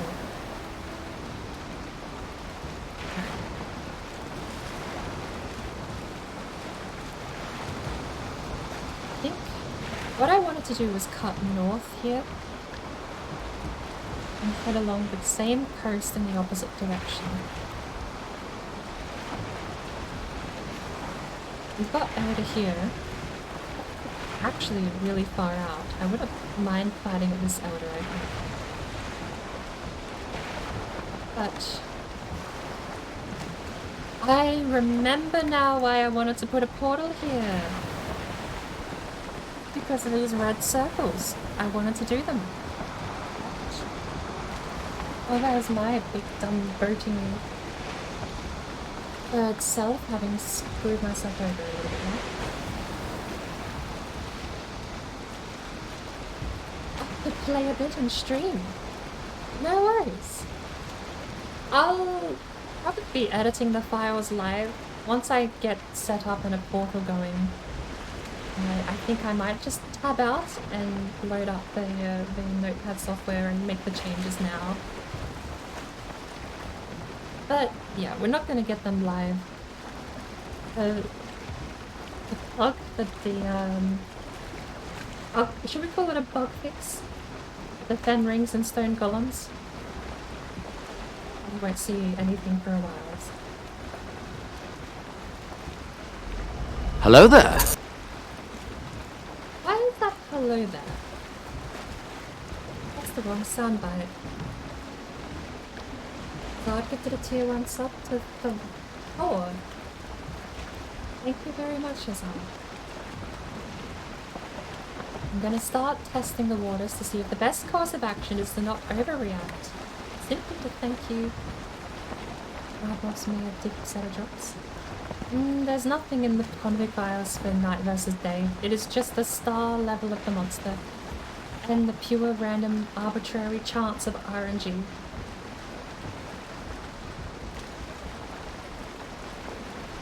Gonna go see if I'm as lucky as Azard. Yes! The current version of the mod is fen rings and stone golems are plains gear, so good luck!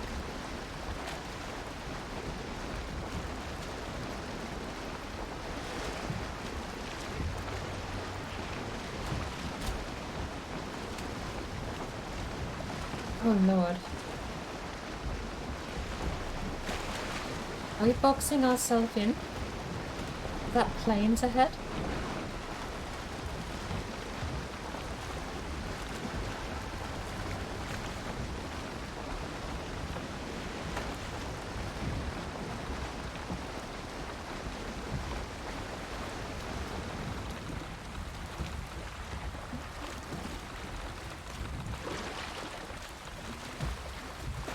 I don't think I'm going to take that chance. For the mountains, let's see what I get. Yeah! Definitely the best way to get plains gear, I suppose. What the? There might be room. I don't know how the game goes, or what's in their current state. I don't actually know the chance of spawning anything above a 2-star monster.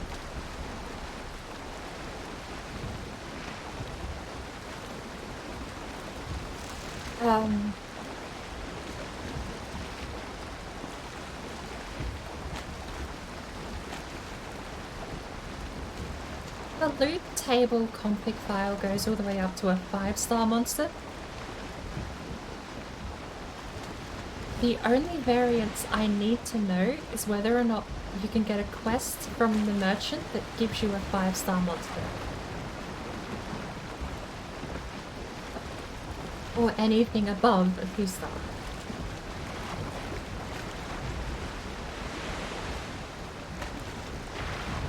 The merchant can spawn above a 2-star.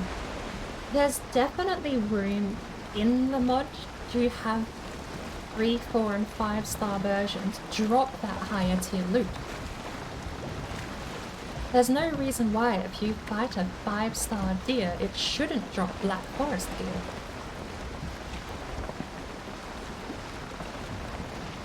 There's no reason why if you fight a 5-star brute it shouldn't drop a bit of swamp gear. And it doesn't have to be guaranteed. You could weight it 3 to 1 to 2. Well, no, 3 to 2 to 1.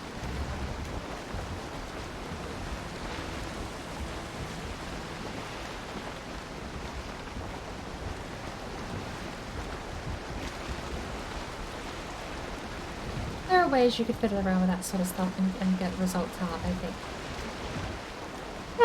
Yes, 5-star. I don't know. See, that's my thing. Epic Loot has the back end to support up to 5 stars worth of drop. So we can go in there and we can tell the Epic Loot mod to make a 5-star deer guarantee drop plains loot. 4-star deer, we can say guarantees drop mountains. It's not like hypothetically, right? There is room, and the reason I'm even thinking this through is because if the merchant quests can do that, if the merchant quests actually allow for the ability of higher starred creatures, then we should have that in there at least a little bit, because there's no reason why 5-star brute shouldn't have maybe like a 10% chance of dropping something from a swamp.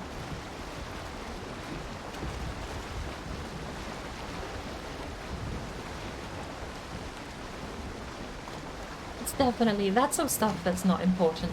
At the moment, all I'm thinking about is getting the Fen Ring and the Stone Golem sorted.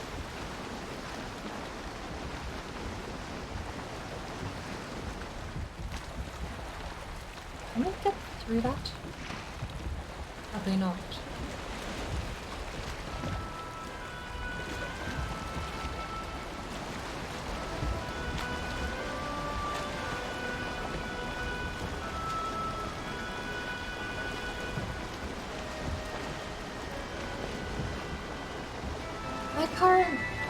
What I'm currently looking at is experimental ways to make loot paste, and we need to fix Fen Rings and Stone Golems. The rest is not important at the moment.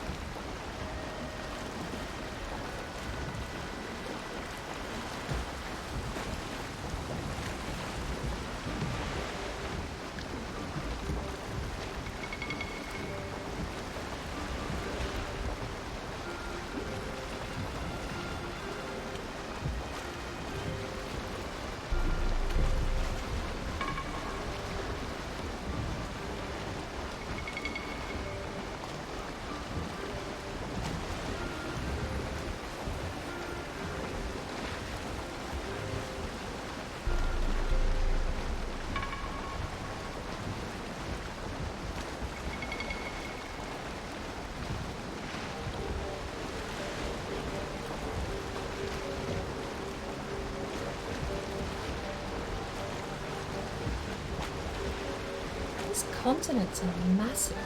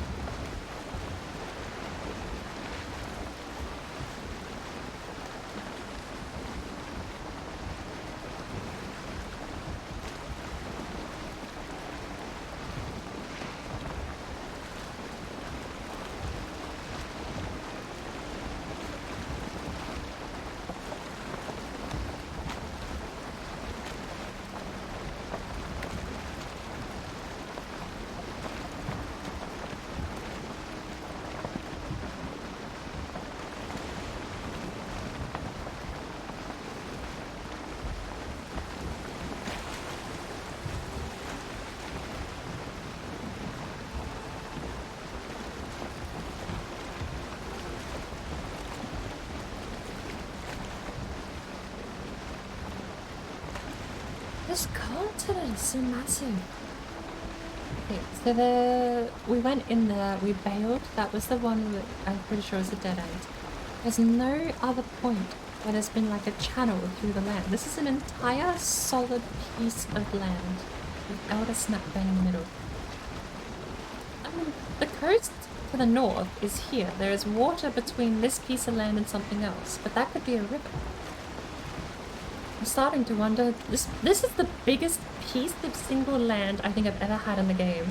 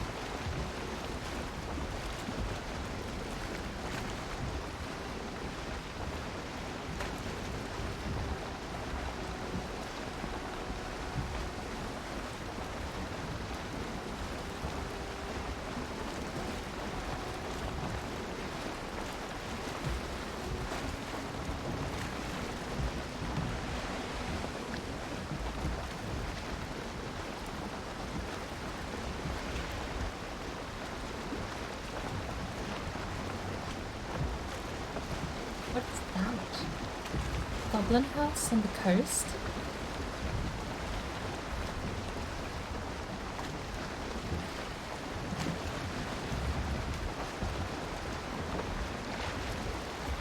At the very least we are fine. That is, it's got the wooden spikes. At the very least we're finally heading properly north.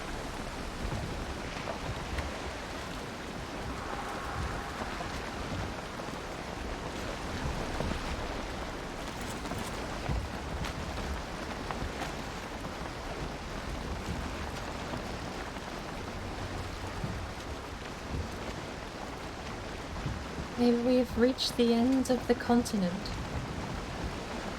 We're out. Can we take a moment to appreciate the continent is actually over halfway out to the edge of the map?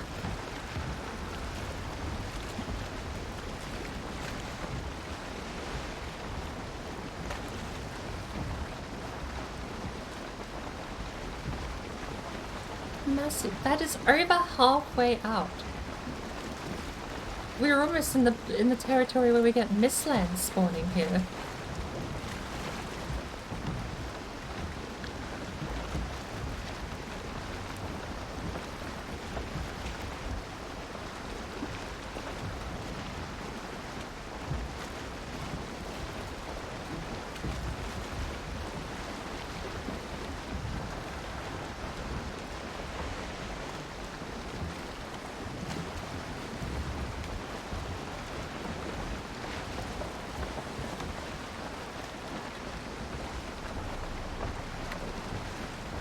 Well, we'll definitely find out. If we're now circling back along the north, we will 100% know if there's any rivers through the map.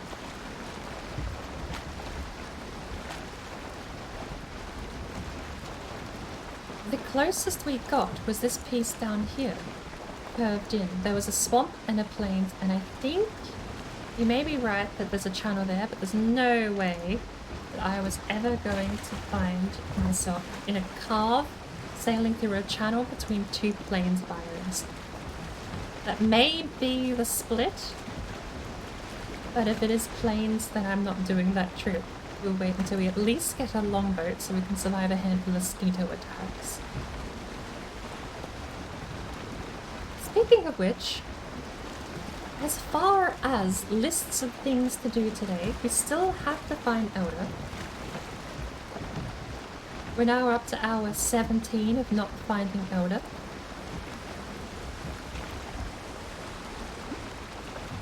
like meadows next to the plains there. Oh, and there's meadows right here.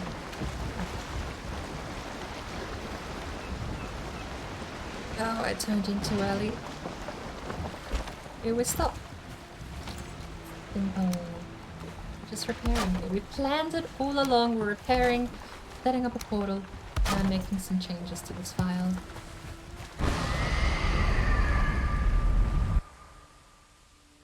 Now that we can pause, we don't even have to quit out of the game.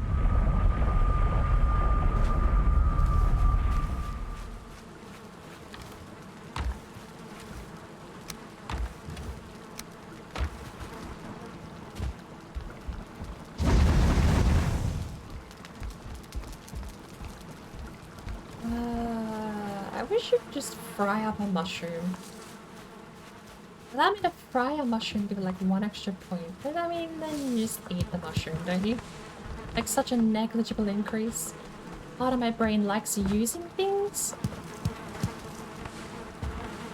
Like, if I'm given the option between throwing a grenade to use it, or simply dropping it on the ground and leaving it behind, I'm going to throw it.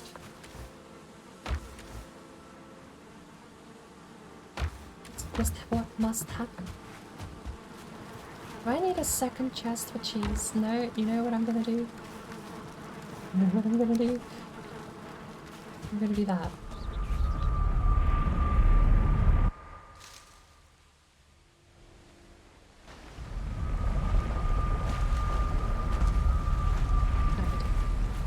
Since the game doesn't go quiet when you pause and...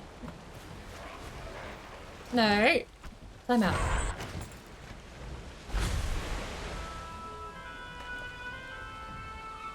Pause. Alrighty. Now, I am running...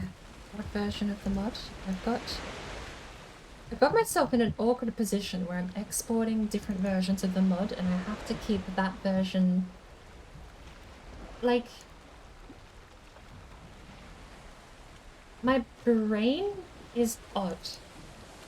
If I go into NoCraft and I go to export, the Mountains final one is the one we released this morning. I have got version 1.3, which is the one I gave to Jonathan as of day 1 patch. We're gonna have to go through to version 1.3.1, which is gonna be the fix to the fen rings and the stone golems. But the problem is that I have all of these still in my mod manager. Let me get picture in picture up.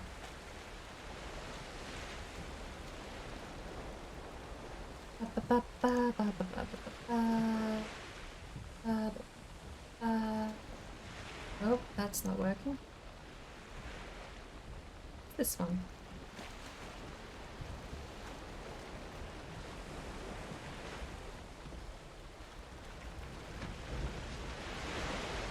That is the same crop. Identical. Why do I have two with the same crop? Are they...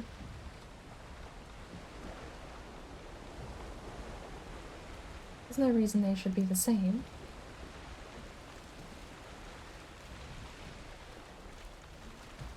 Right. But if I now go... Let's get rid of that. If I now go up here to picture in picture... Okay, that's the same. Cool. Random window. This.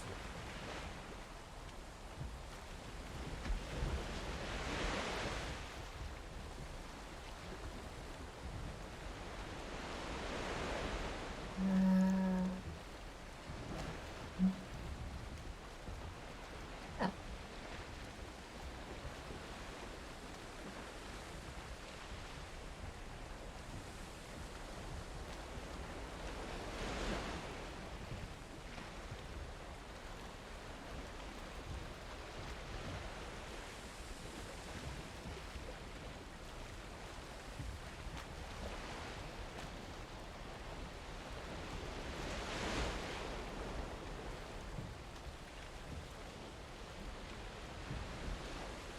Okay.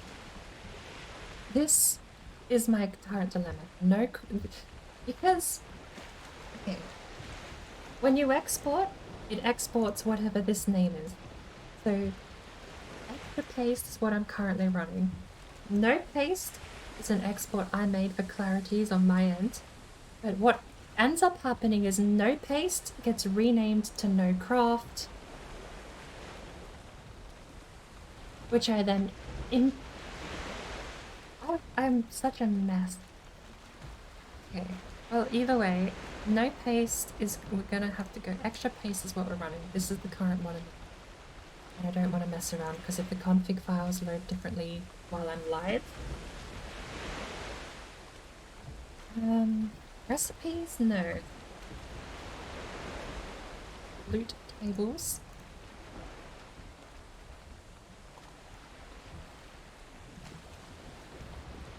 I know it's a large file, it's not that large. Yeah, the weapons are fine. What we need is mobs.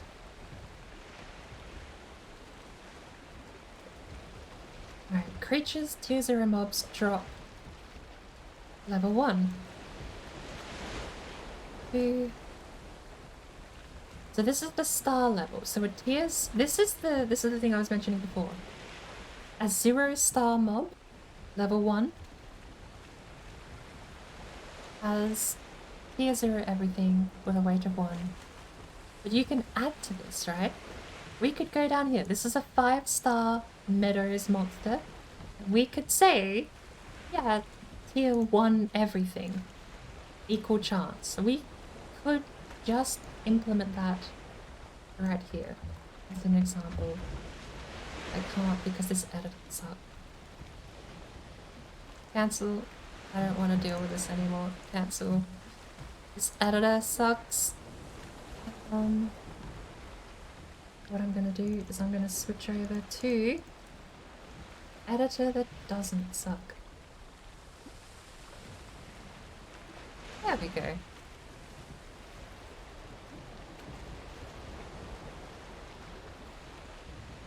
Okay, this is my file I'm working on. I need not to that button, that was a mistake.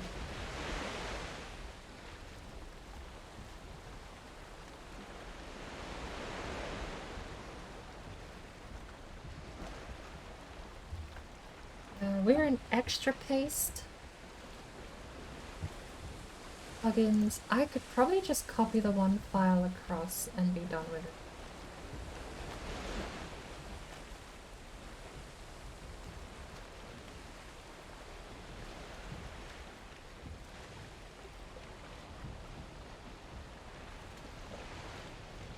Epic loot. I want lootables. Oh my god. Do you mind trying to do something? Lootables, there we go. Of course, Chrome come in, tried to take over the show, doesn't even bloody well load, so I can't even close it. Are you even alive?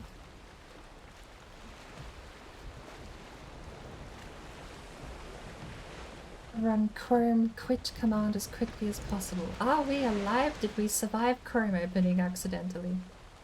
Seems like yes. Good. Okay. Loot tables. Here we go. So, scroll down. Same file. We've got all the gear. If you go all the way down to halfway, we should get the mobs. Tier 1 mobs, skeletons, great orcs. This is a very small category.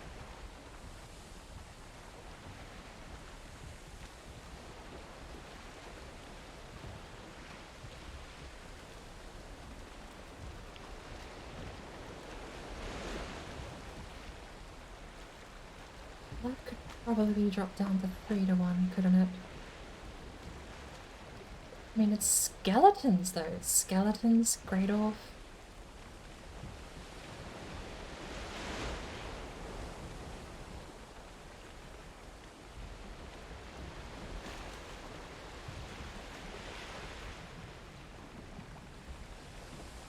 Tier 2 mob is Grade off brute, grade off shaman, poison skeleton. Goes to tier 1. These might need tweaking. But the tier 2 mobs, brutes, shamans, and skeletons basically guarantee a black forest drop or a wooden shield. Once you get to the 1 star and above, it almost has a slight chance of dropping troll armor. The more stars, the more likely the troll armor appears, I suppose. Up until you get to a level 4 star and a level 5 star, where they add in swamp drops. Fascinating. Tier 3 mobs is meant to be the swamp, but you have troll in here as well. Ghost Blob, Draga, Archer, Leech, and Surtling. Tier 4 mobs. Draga Elite and Oozer. We're gonna have to go through and make these hard locked to their biomes, I think. And you could definitely, if I had a lot more time, I probably won't do this on stream. Tier 1 could be expanded. I think Tier 0 is just all of the non-existent creatures, the things that are there to purely annoy you. Graylings, deers, boars, and necks. Above that, just have everything in the Black Forest. There's no need to separate them out, right? I mean, yeah, a regular Grey Dwarf versus a Brute versus even a Skeleton or a Shaman, like they're all... Early game, that's a big jump to be able to fight all of that, but...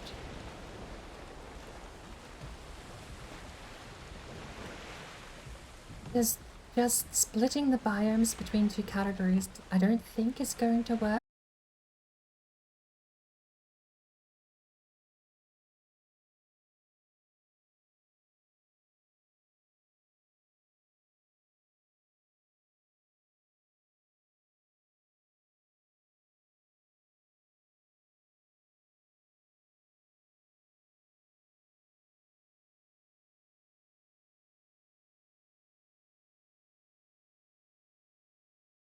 Later, but having plains gear drop in the mountains, having mountains gear drop in the swamp, having, like, it would have to be a super low chance of that occurring. But with the way the tables are set up now, you just have it's creatures sharing things they shouldn't share. Stone Golem and Fen Ring being in the plains category, we can't tweak the plains category for drops. So we just have to move these two. Because if we tweak the drop table for the plains to cater to Stone Golem and Fenring, then you mess up the plains. Well, that all explained and said. Tier 0, Wars next, Tier 1.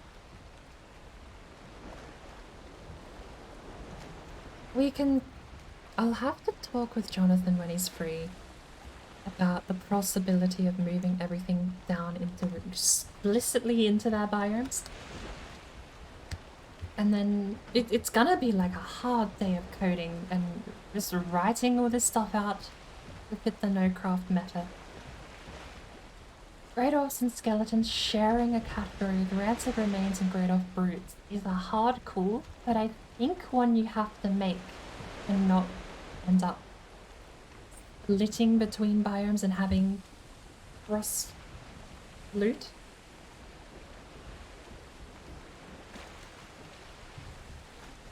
Although, I mean, if we crush it all down to the explicit biome, if we just make Tier 1 the Black Forest biome and put all of these in Tier 2 down a category, then that gives us room to have that 0.5 area where maybe we do put stone golems with a minor chance of dropping plains loot. That's why I think I'm going to need some dedicated time and maybe a dedicated day to actually get these things sorted. So, Rancid Remains, Shaman, Brute.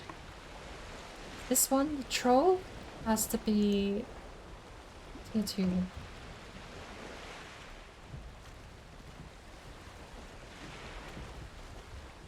Ghost, Blob, go? are tough and not very common.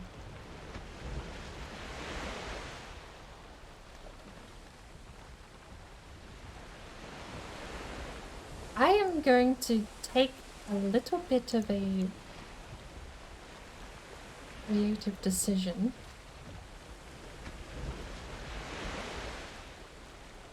And not move Ghost.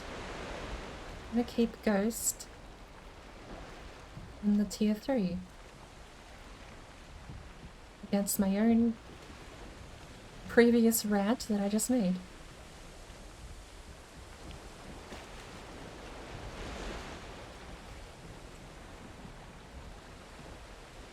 Oh, Brute, Shaman, Rancid remains. Tier 2.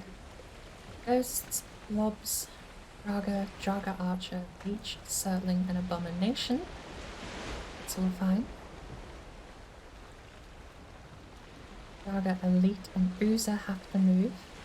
Wraith can also move.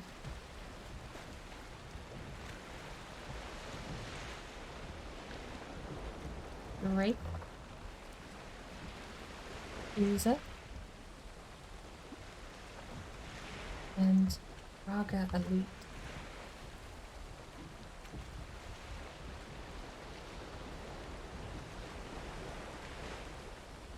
Tier 3 now has just become the largest category.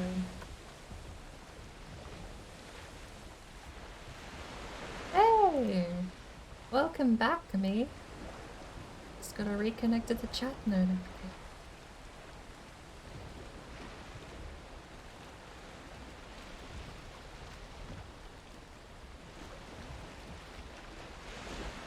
You didn't miss much, I'm moving things around. So, tier 3 mob. Just need to rename this to tier 3 mob.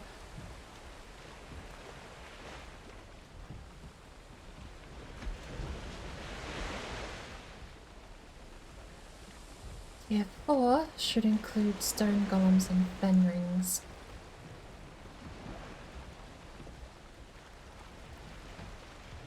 We'll have to move down. Serpents, because they're in the water, I suppose the logic is you just lose the loot if it's in the water. It just sinks. So to actually get anything from a serpent requires a harpoon and you carrying it back to land. Serpents probably could stay as a tier 5. Their other recipes are definitely tier 5 quality.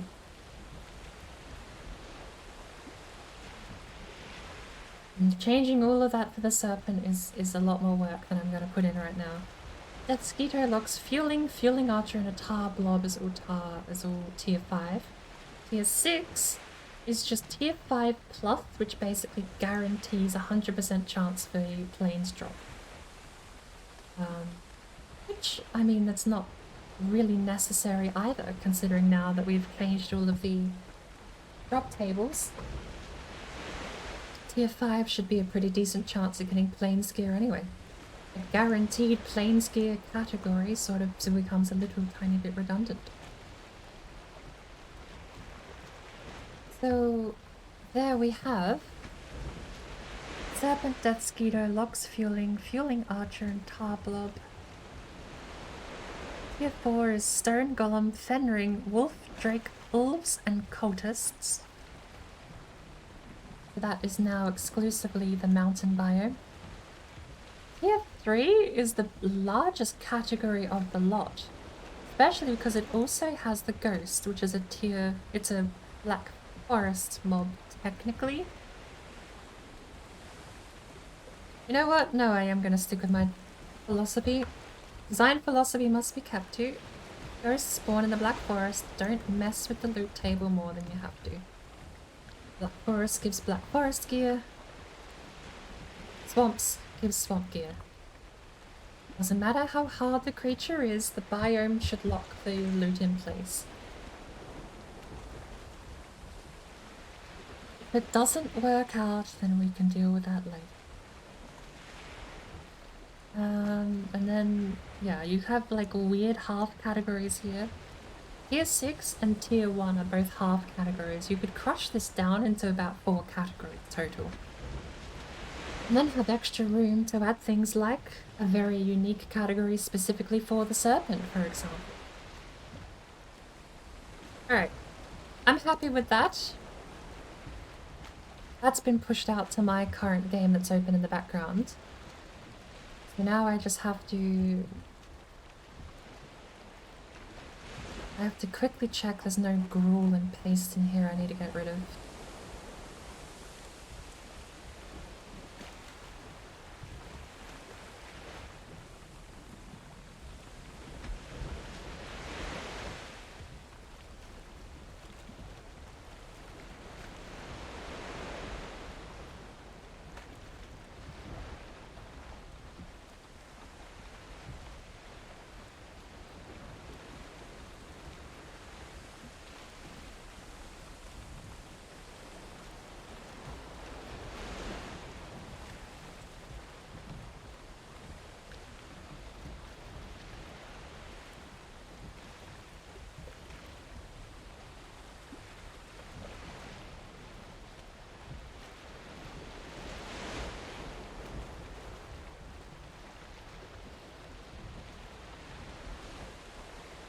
I think we're good.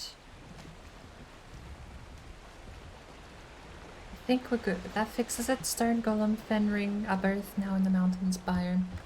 I think that's as good as we're gonna get. What did I change? That.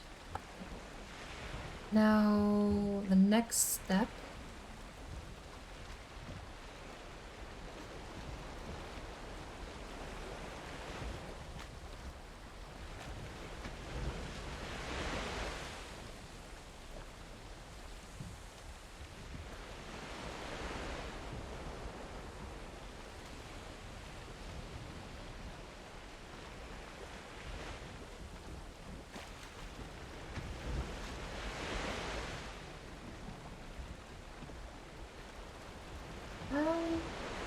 We're in extra paste, plugins, epic loot, and we have extra paste lootables. Oh.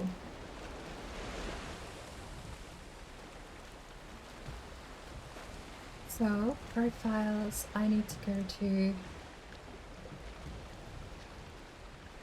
all of these and open a new window. The indestructible pickaxe, they die? I didn't notice that actually. I got one on Jonathan's server while fighting Moda. It was an indestructible iron pick and it had a health bar. And I thought that was weird. It's indestructible.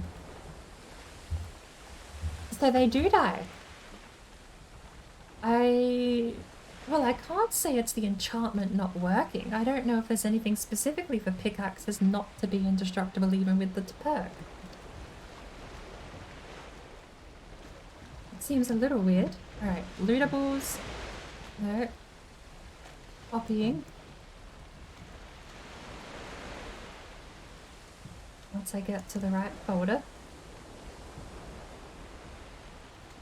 Ugh. Remind. Plug in. Remind. Epic loot, lootables. Copy, replace.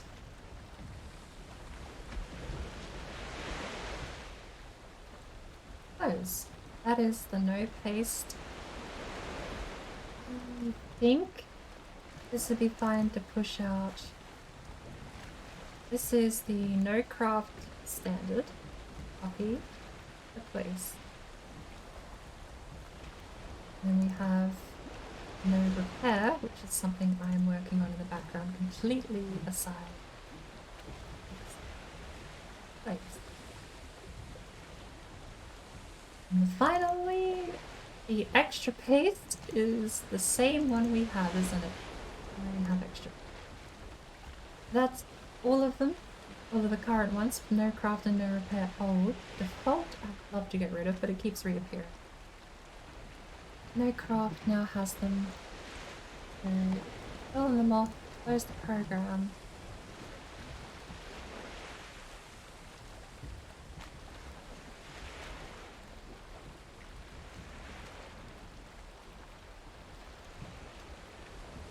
There we go. Now, settings, profile, export profile as a mod. Failed to export, I know.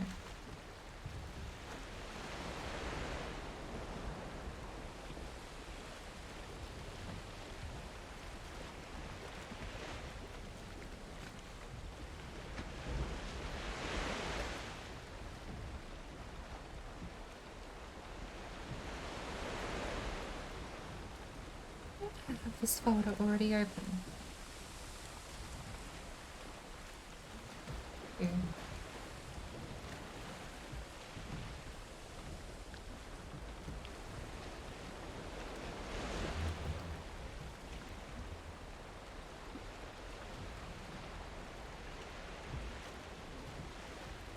NoCraft version 1.3.1.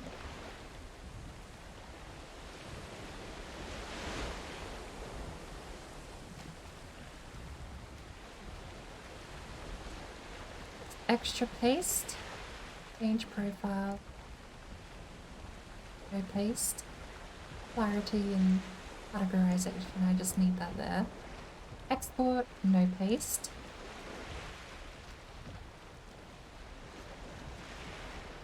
Change profile, we go to NoCraft. Settings, profile, export file, craft 1.3.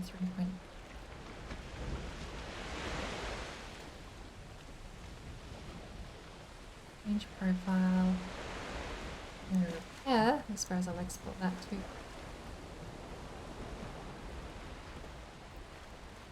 That's all four. No extra paste, no paste, no craft, and no repair. All the four we need. And I can pass through the no repair. Send that through.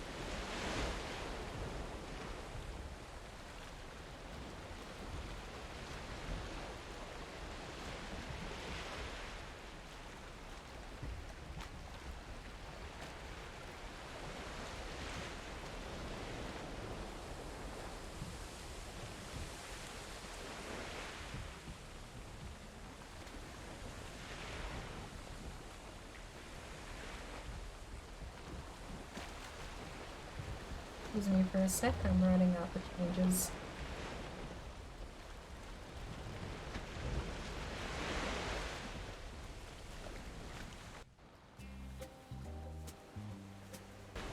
I'll use hotkeys like that.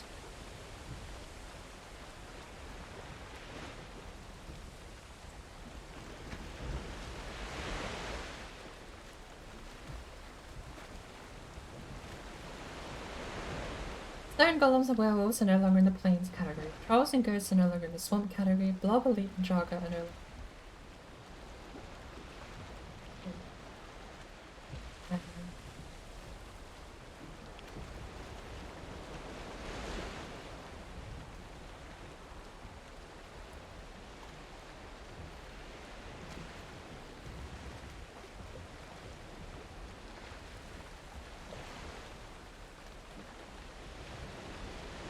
Right.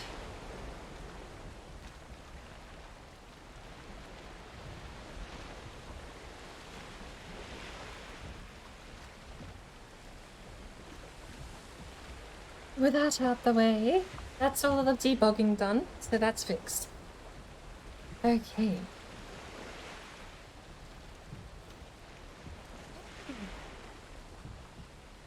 I'm gonna quickly have a break. I'm gonna go to the bathroom. Back in a few.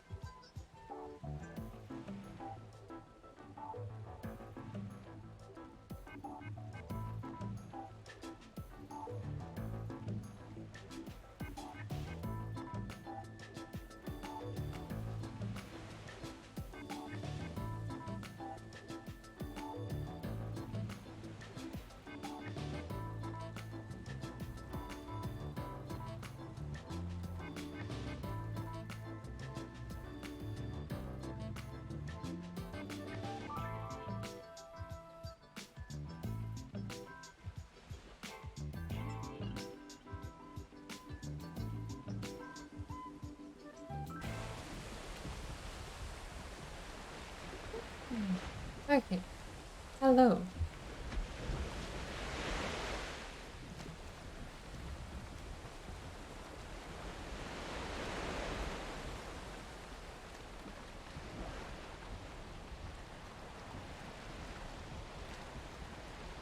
Ratio.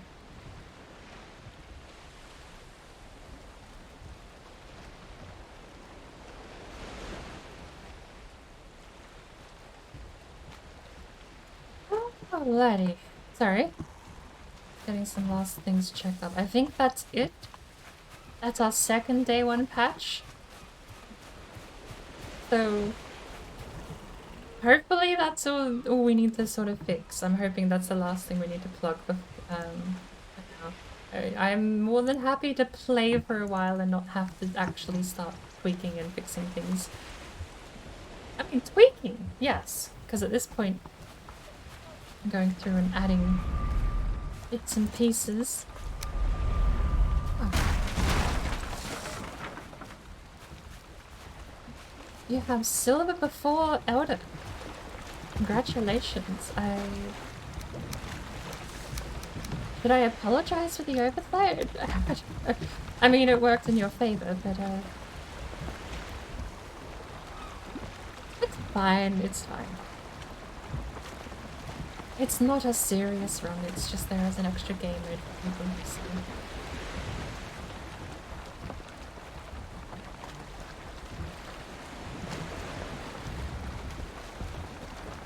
Absolutely.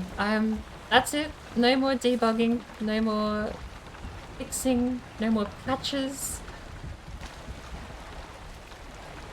I'm just gonna play the game. And technically, I'm running the patch I just made. I am latest beta patch, in a sense. So, your fen rings, the werewolves, and stone golems should be allocated to the same mountain biome today. So I'll be able to make sure that the changes work. But saying that, I've already sent Jonathan the file, so it'll go up when it goes up. The fen ring stone golem update is a bit important, but I don't think it's worth announcing. I just feel like we might, well, you might have to announce to maybe suggest people get the bug fix patch. It'll be fine. Announcement or not, the file has sent. So.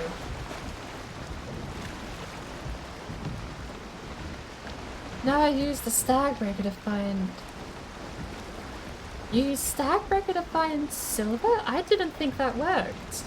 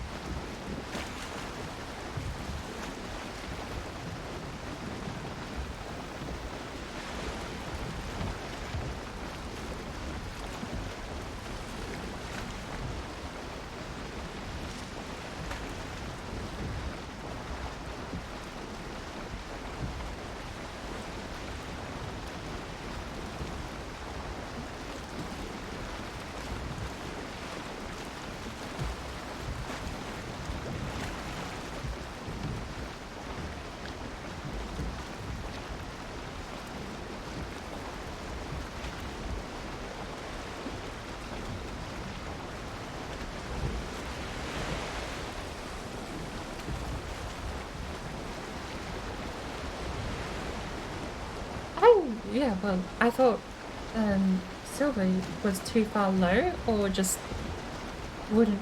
I don't know. I was under the impression that didn't work.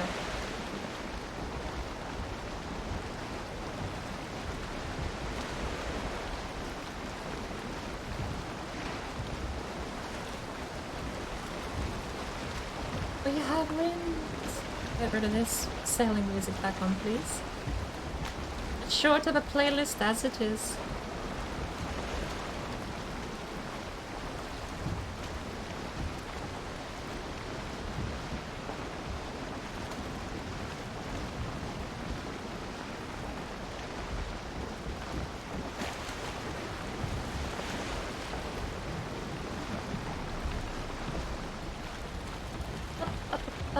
And then we immediately lost the wind again. That's not good.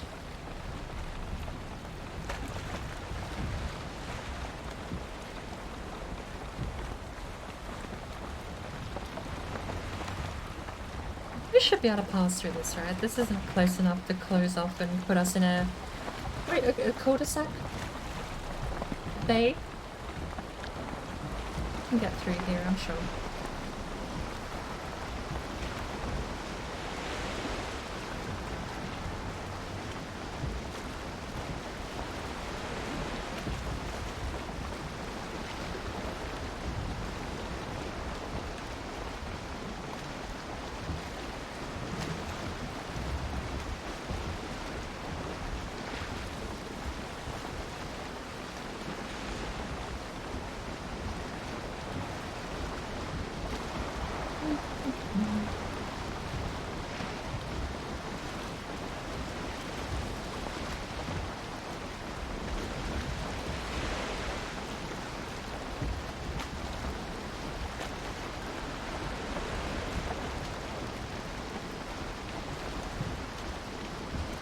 So many planes.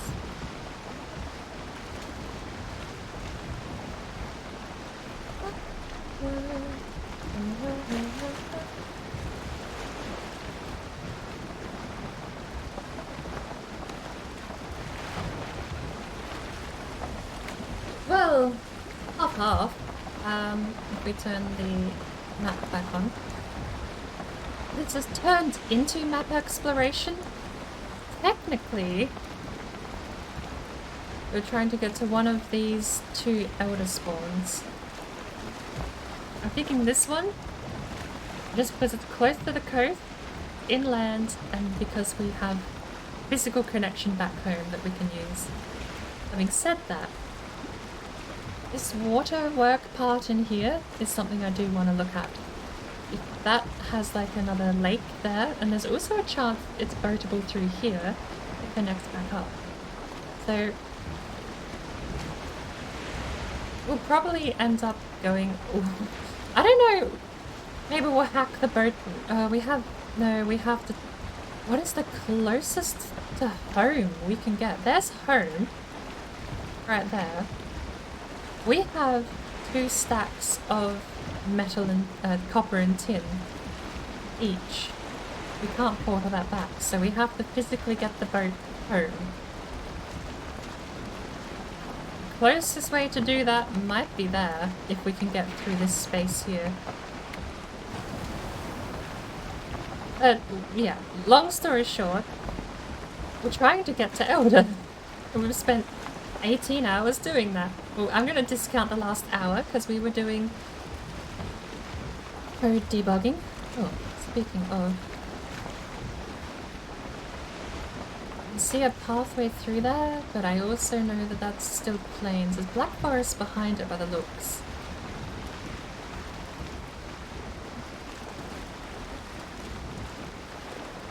Should we go for it? I mean, we just need more than 100 health to survive a death mosquito. Oh, that's a swamp too, right dead center. Alright. No, I think we just keep heading east. I think we just keep heading east. I'm not gonna go straight south. Because if anything, that's going to join us back up to this plains here, right? That's the channel. I'll mark it in case it's separate. We're just gonna keep heading east. Derek, how are you going?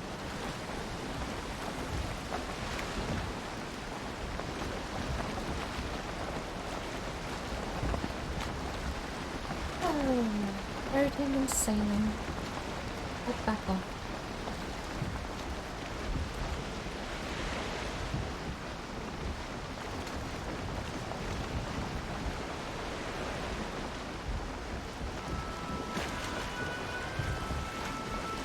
Hello, Night Patrol. Goodbye.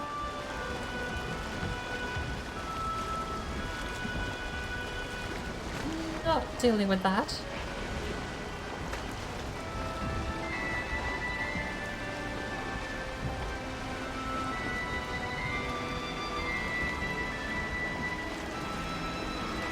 straight up just like a night patrol. Neighborhood watch, not even next to a town. Or a camp. What the earth was that about?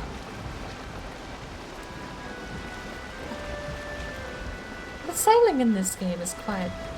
I won't say perfect, but it is the closest to perfect I've ever played.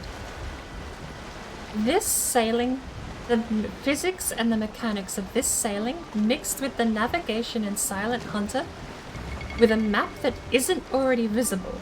If you had to actually map the world, like, I mean, it auto-detects you, right? But if I just had to count on a timer the amount of seconds I'd traveled, sort of know the speed I'm going, and then have to measure out, oh, that would be X, Y, Z distance, you know, speed over time, blah, blah, blah. This has the potential in my mind to be the boat sailing game with the mapping mechanic that I've been dreaming about for over a year now. It's halfway there. It just needs the mapping mechanic. Which, hey, to be fair, Heartless Run, I'm still working on the finer details of how that's actually going to work and the rules that are going to be in place. Because one of the quirks of the Heartless Run, if I've got the hammer on 5, you'll see I've got it out. If I right click, you'll actually see my cursor appear, but I can't click on anything. There are hotkeys. Bear in mind, there are hotkeys. If I press the B, I go between a butcher table and a workbench. Can't show that at the moment because I am... Actually, it might not work. Hotkeys for the hammer still work. Let me pull over here and actually showcase a little bit of what I'm trying to learn. Because Heartless Run is possible without ever enabling the HUD. But I'm wondering if maybe there's a way we can do it a little smoother than that. So if I get the hammer out... I don't know what I have equipped, but it's not... No! No! How dare you?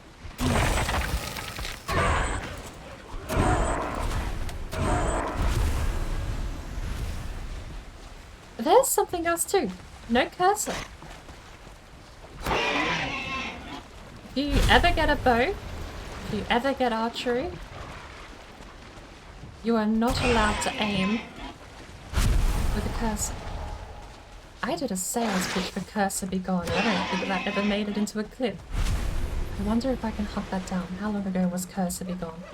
That was day 3 or day 4 of the Rogue Run. It's on YouTube. It's safe. It's on YouTube, so I can still get it and re-upload it to Twitch. Gregor! Welcome. Okay, here's my theory with Heartless Hammer.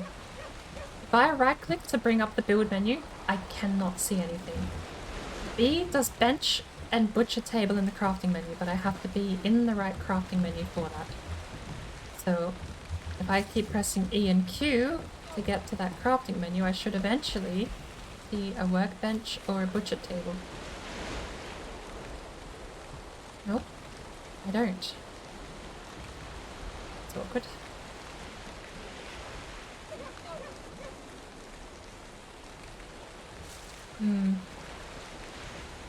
Oh, no. Okay, there you go. You have to have the menu open to EQ. That doesn't work on the fly. There. So B does bench. I don't know... Bench or butcher table. I don't know what other buttons do what, though. It doesn't look like they do anything else. B seems to be the only key with the hammer that brings up the bench. Or the butcher table for some reason.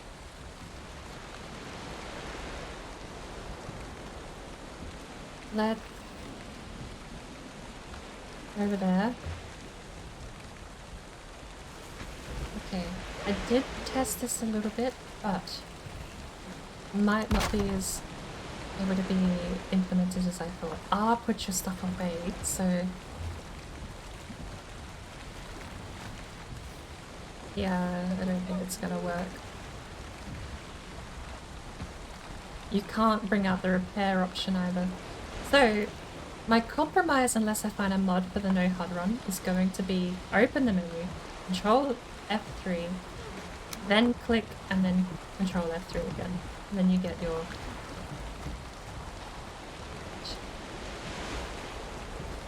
Doesn't need repair? Okay. I digress. Point being, no map, no navigation, except for what I measure and dictate by my own pen and pencil. So, when it comes to actually navigating, I'm really tempted to actually try and graph out and draw a map. Somehow. Based on what I think the world map looks like. Like imagine, like I will turn the HUD back on. I've got this entire continent here I've cruised along the coastline for, right? I would have to somehow figure out a way to measure angles, speed, and then I would have to obviously measure each biome and where it starts and stops.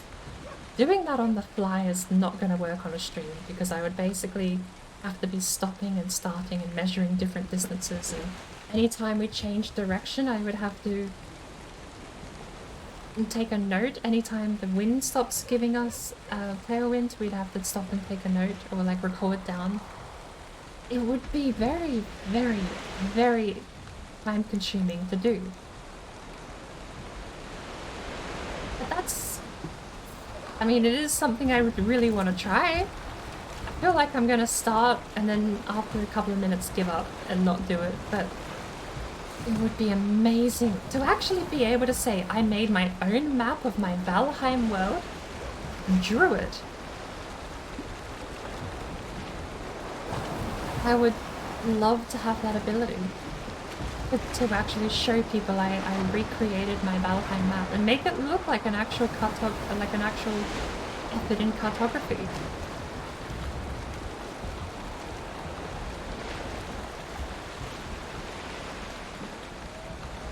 But no HUD run is a while away yet. We're not anywhere near that. And this isn't a no HUD run. I'm just postulating. The thing that's going to be fascinating too is I can't navigate using the stars. They seem unreliable. The star patterns may follow the same path, but they do not seem to follow the right time of day. So I don't know if I log in if I log in 2 times in one day, whether or not my skybox is going to be in a different spot. However, the tree will be static. So I can navigate with the tree, even though that might be slightly unreliable. Oh! There's a mountain over there. That's a massive mountain. So if that's a massive mountain, then this is beautiful. Just get a mass question mark that spot, shall I? We're gonna have to head over to Massive Mountain, because that's technically the way home with all this ore.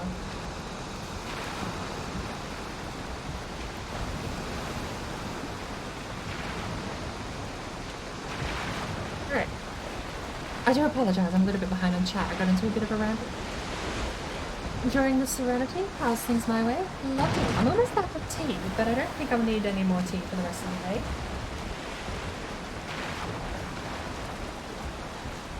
Can it be implemented that a 2-star mob drops a level 2 drop? Not with the current NoCraft run system, no. We don't seem to have any ability to... It just drops level 1 of everything, and you have to upgrade it. I'm okay with that. I think having the because the more we remove of the upgrading if we completely negate resources, then the only use for resources is going to be just what you turn into paste.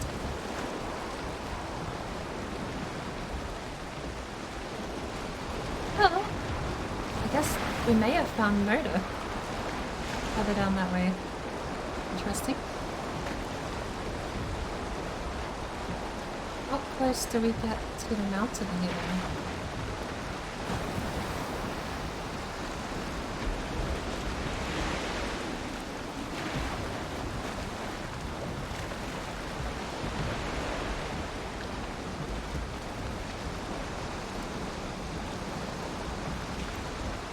Build a proper base first? I have. You've seen it. We teleport back there quite a lot.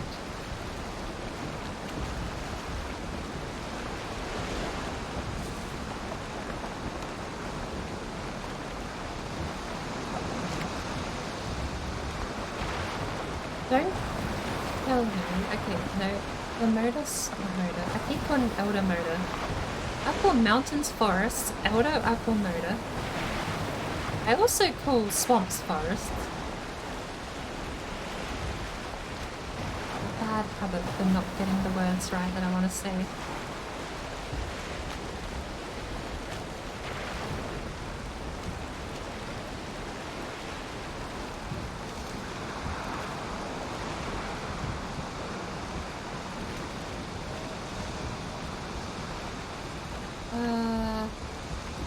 I'm not the pillars are. The elder is still here? Or is that a tree?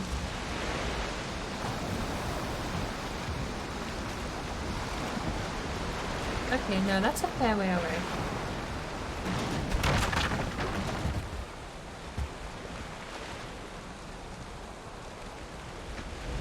Okay.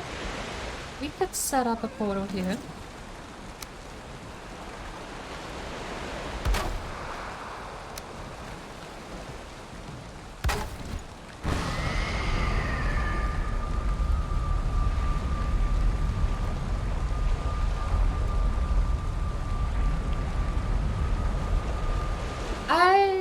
Yeah, you posted it in Jonathan Raymaker's server, didn't you? Yes, you did. I remember.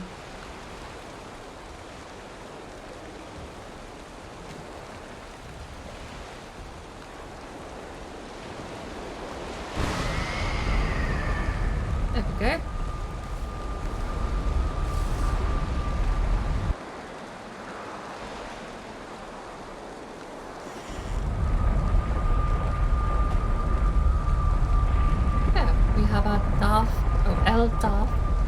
Elder probably has a better ring to it, doesn't it?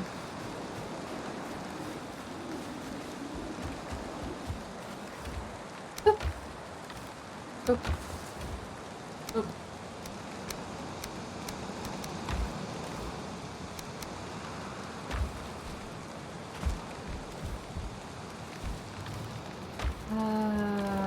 Right. Animal stuff goes outside, raw meat goes in the bottom right.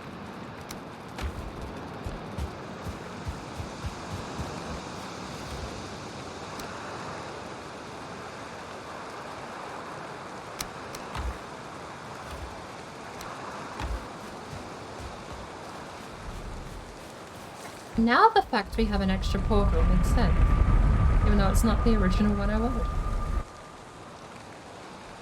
It is the proper base, it's got everything I need. And what would you define as a proper base? Because I feel like you're just going to describe a waste of resources. If I might take a tongue-in-cheek reproach to that reply. Right, let's actually not take the portal down, this stays here. I've got everything I need. What more do I want at a proper base than everything I need? It's got my portal hub, it's got my bed, it's got all my benches and all my bench upgrades. Oh, the portal base doesn't have a roof. No, it doesn't need one. Portals don't deteriorate in the rain, thankfully.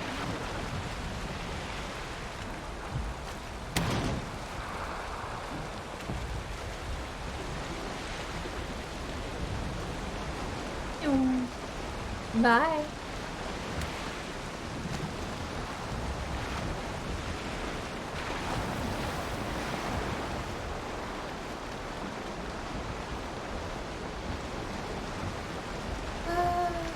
Oopsie daisy.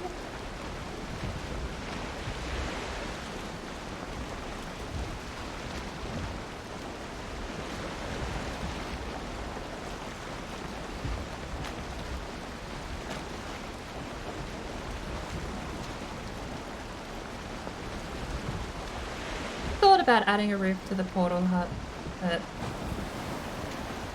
the portals are gonna poke through, and then I also put portals in the outside walls, and then it was just, didn't need it. Arguably, I could get rid of one of the doors, extend the wall a little bit, and get an extra portal on both sides of that.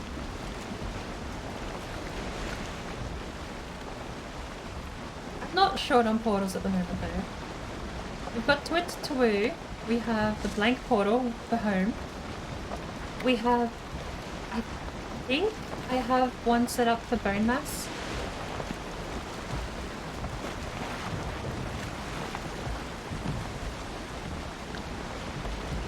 So we've got a bit of stuff there that's forward planned pretty well. So I'm happy with the polar base as it is. I don't think we need an extension for a while. Oh, but I see a crypt though.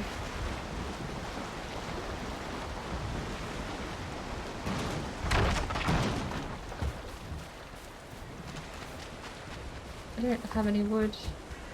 Why do I do this? Why do I not take 10 wood? That's all you need to set up a workbench.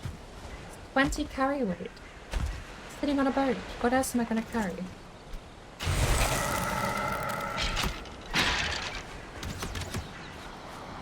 Two archers. Hello.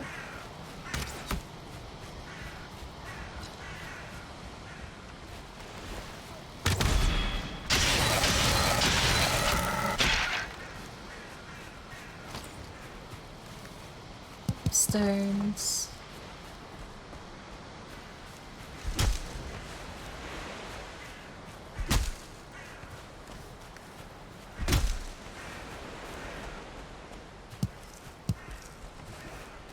Or we need one more stone.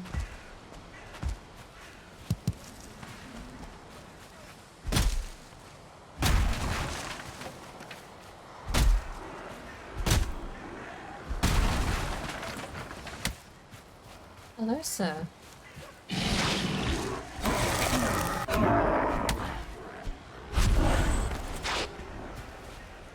Oh.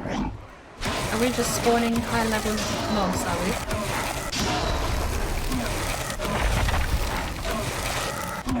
Currently at the moment, I think grey dwarfs? They're still that halfway category, isn't there?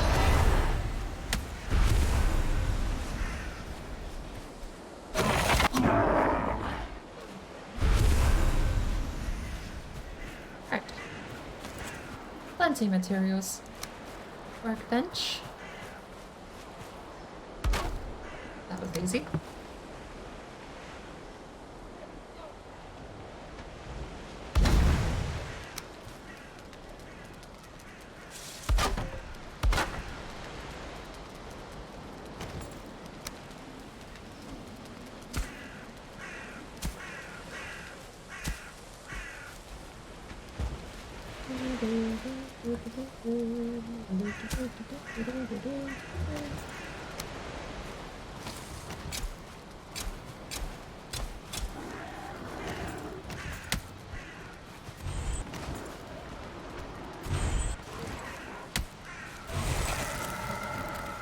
Yeah.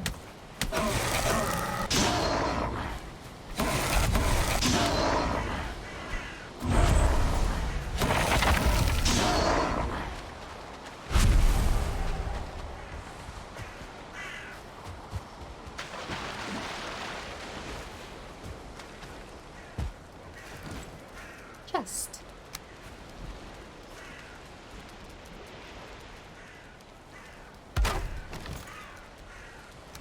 These can stay. We don't need them. If we do need them, they'll be here when we want them.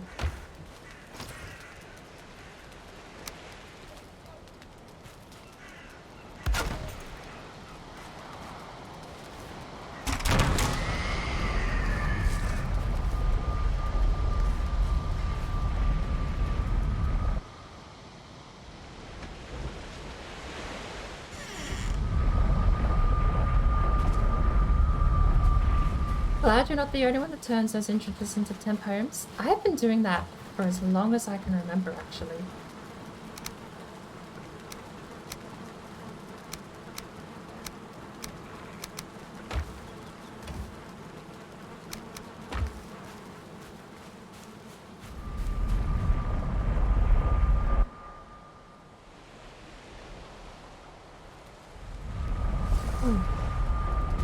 It's so nice to just have this here set up. It's like, it's a repair station, it's a storage location, it's a cooking station.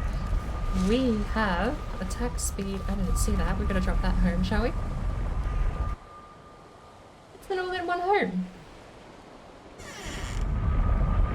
I mean, if Azar does... Look, if this isn't a proper base, I could live in one of those temples that I've just set up. I don't need anything special. The only thing that's missing is excessive amount of storage, like this. The other thing that is kind of nice about having a proper base is putting a rug down and getting a little bit more comfort.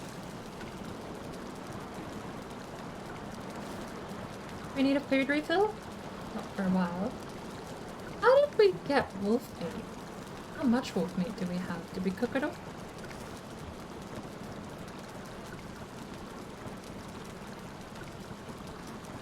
Rested 7. We have 4 left. I'm not gonna cook them up because I want to make skewers out of them.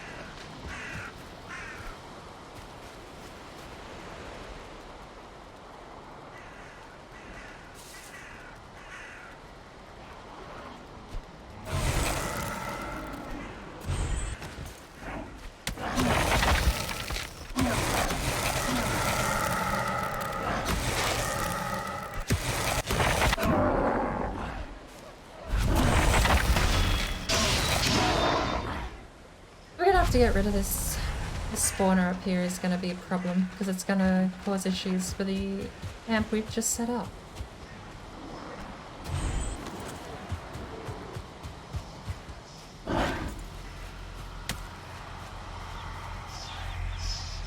Come on.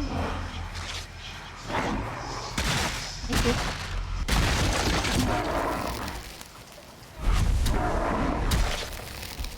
You're a 1-star brute. Wow.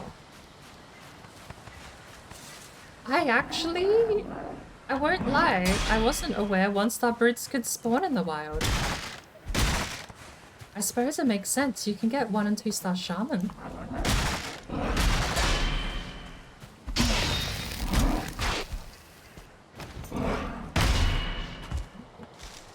He kind of smacks.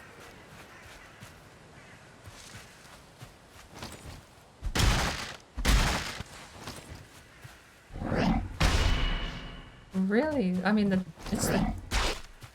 dagger can't block him. The copper axe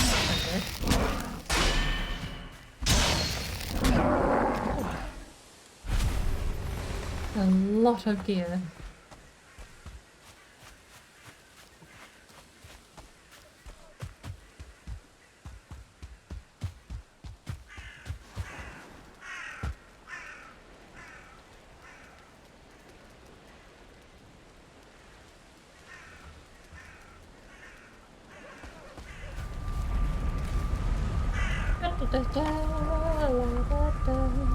Game introduces lightning deaths as proper base to be proper cemetery real quick.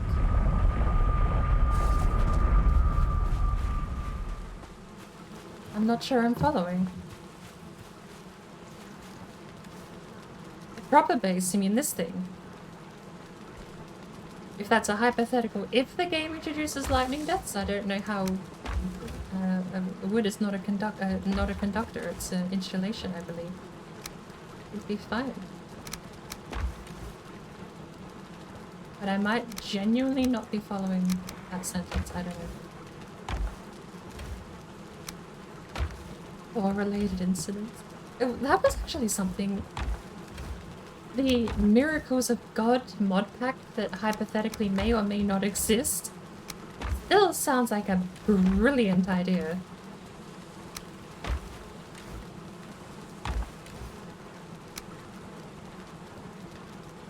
That's fine. We'll do that, shall we? And then we'll get the portal back.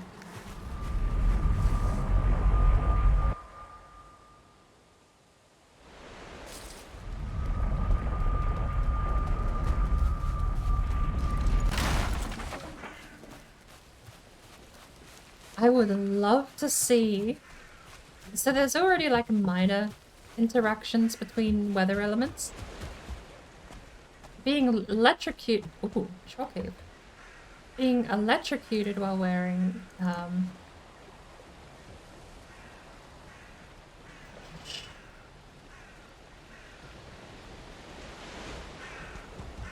oh, the thing is all the way out there. This way. Being the wet stat gives you 50% bonus damage against. You take 50% more damage from lightning.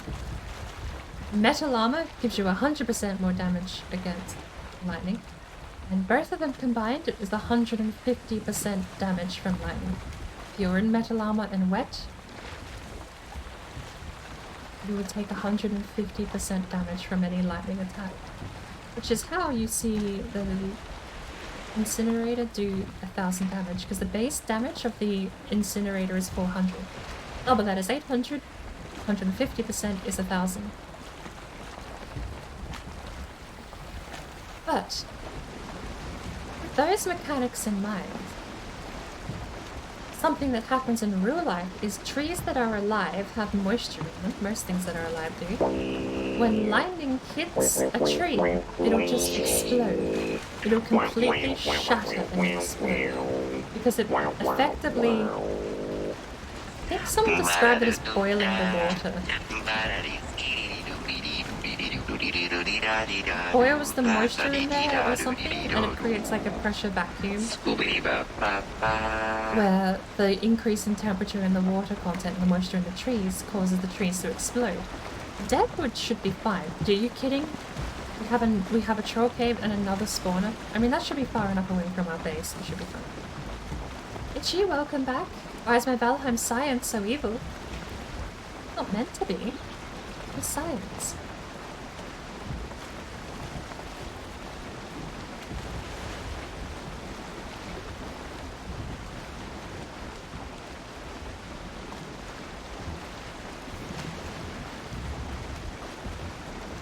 There's nothing evil about strapping myself to an incinerator and pulling the lever. That's just called irregular old insanity.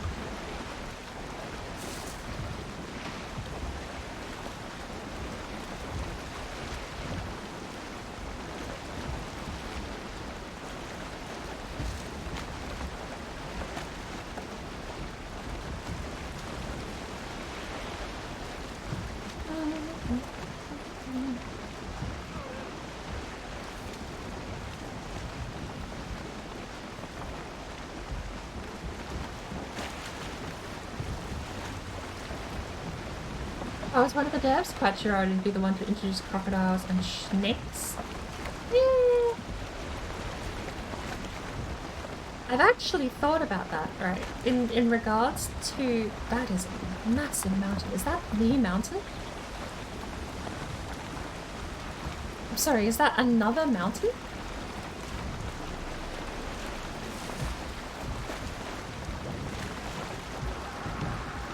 Okay.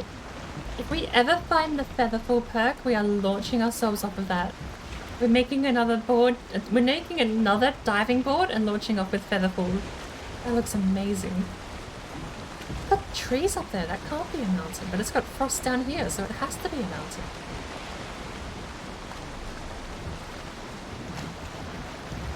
Home is through this lake. Should we make a channel here?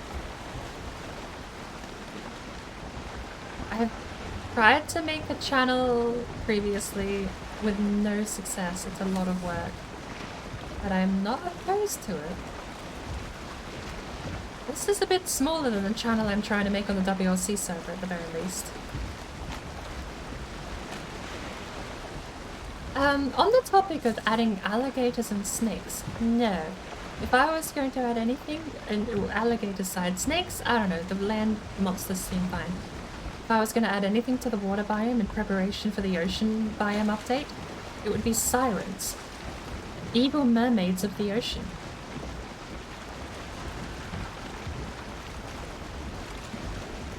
That's possible to do through, I think.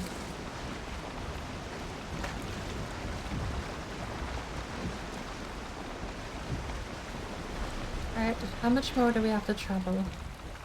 We have to go north and all the way around, don't we? This is just an A area. Don't like it, and we have to sail upwind. Great. I think it was Jonathan Raymaker I was having a conversation with about sirens being added to the game. It's technically his idea. I love the idea, but technically I have stolen that from Jonathan. Okay. Be interested in some obliterator tests. I have a character death that you want to learn more about. Well, besides the math I've already said, what else would you like to know? Something I would like to know, if it's possible to sit on top of the spike, the point of impact might actually do more damage than the base of the obliterator. Because will my tests have been sat on the base of the obliterator touching the spike?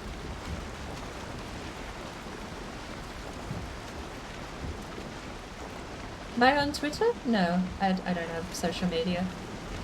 Discord is the closest I have to social media, actually. They're followed secondly by Twitch, but I consider that more of a chat forum than a social media platform, I suppose. I'd say the same for Discord, too. Just a forum where people chat instead of social media where you post things. Why am I not posting these? Well, I am. I'm posting them here, live on Twitch. Fun to drop in and critique or comment on how insane they sound.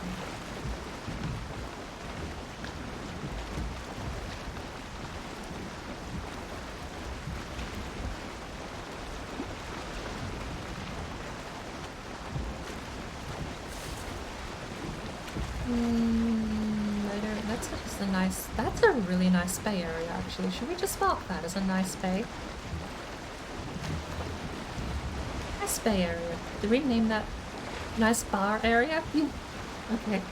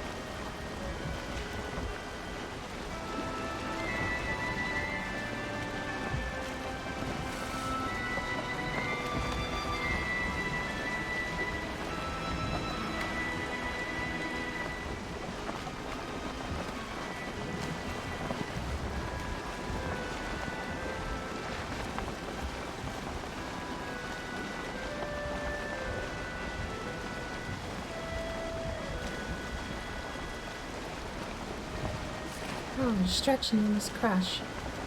The boar stone. We have a lot of boar stuff, but I mean, I'm a hoarder. I see a thing, I want a thing. It's very simple, mate. It's very simple how my brain works. See a thing, want thing. I see a boar, I want boar meat. We have boar stacks of it at home. Why do I need more boar meat? Because I want more. You're gonna use it up. Is that a brain? Trying to asking for justification for collecting more resources? That's silly.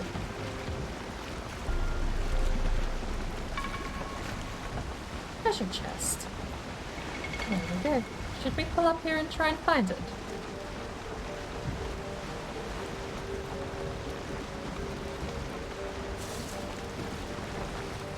Yeah, I'm not gonna do any of that. Sorry, the post the shorts on YouTube or Twitter, it's like, yeah. already have a YouTube account. I already put edited stuff up on there, and there's a VOD archive as well that I've opened up. Which is where I'm just putting the backups of content, because I stream for such exorbitantly stupid amounts of time that I don't have the time to go through and clip everything, so sometimes it's nice to have a backup elsewhere that I can reference 3 months down the line when I go, hey, what happened to that Crosshair Be Gone ad I ran? I can go back 3 months in my YouTube collection and actually find it. Why is it every time I get off the boat and want to turn off sailing music, it's the loud song?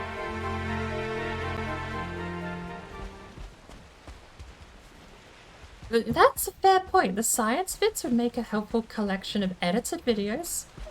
I didn't even think about that. I don't, well, something I've been thinking about for a little while is maybe doing, what's the word? Productive streams? Oh, we're skipping frames, are we, today? I still have to get the serpent audio out of my game video, and I have to do that before Twitch kills it all, because Twitch is already compressing the video. Compressing it again on YouTube is going to kill it. So I want to get the audio while it's still on Twitch for my last science VOD.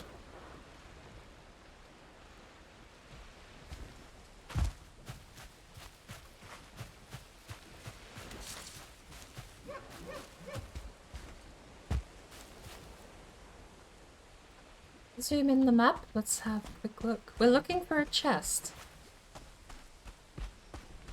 Just a regular old chest, and it just sits on top of the ground. We don't have a torch, do we?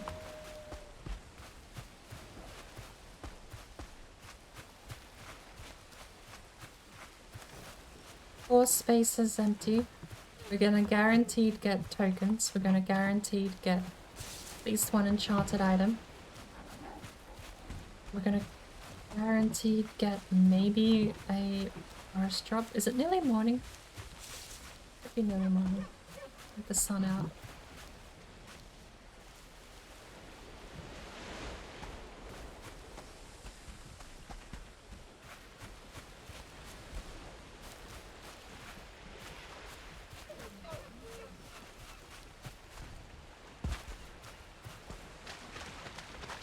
I don't know if there's a chance they spawn in the water. Like in this case, where the circle goes out into the water.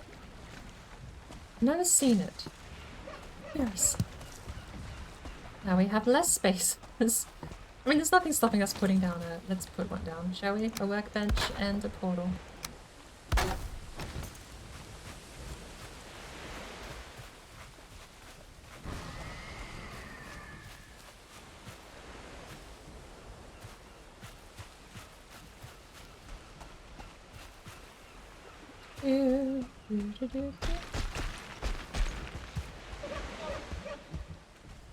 It goes out this way.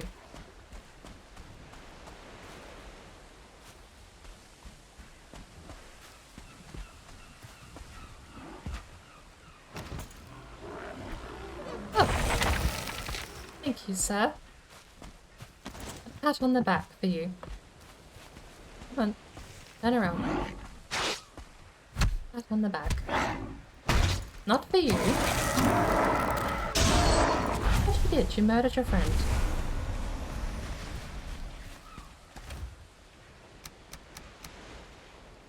It didn't go bum at me. Oh, it went bum at me.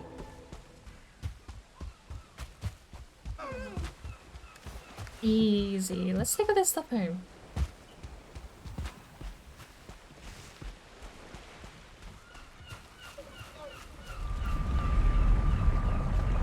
It's just the one part of that one song. I need to normalize it. I normalized the two other loud songs, but I didn't normalize that one Tomb Raider song, so that's the loudest thing in the playlist. If I normalize it all to -8 decibels, then I can up the playlist volume and everything else won't be so deathly quiet while sailing. Otherwise, that song is going to be even more standoffish than it used to be, because even the other loud songs have gone quiet.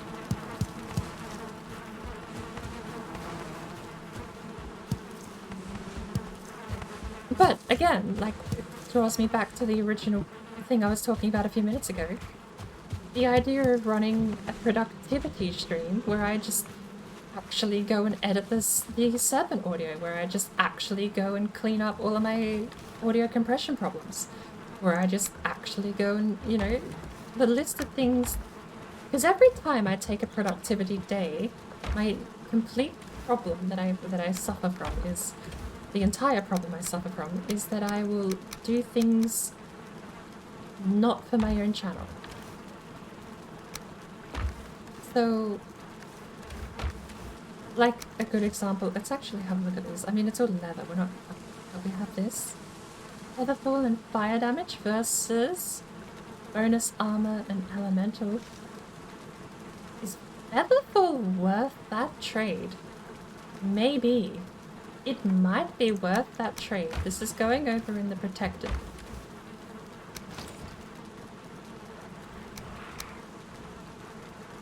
That's dangerous, having scrap stuff right next to.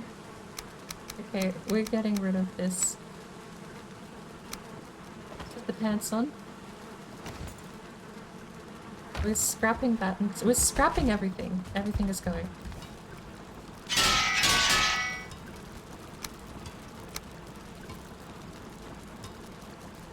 Inventory full? Well, that's because we haven't put the meat or the berries away, have we?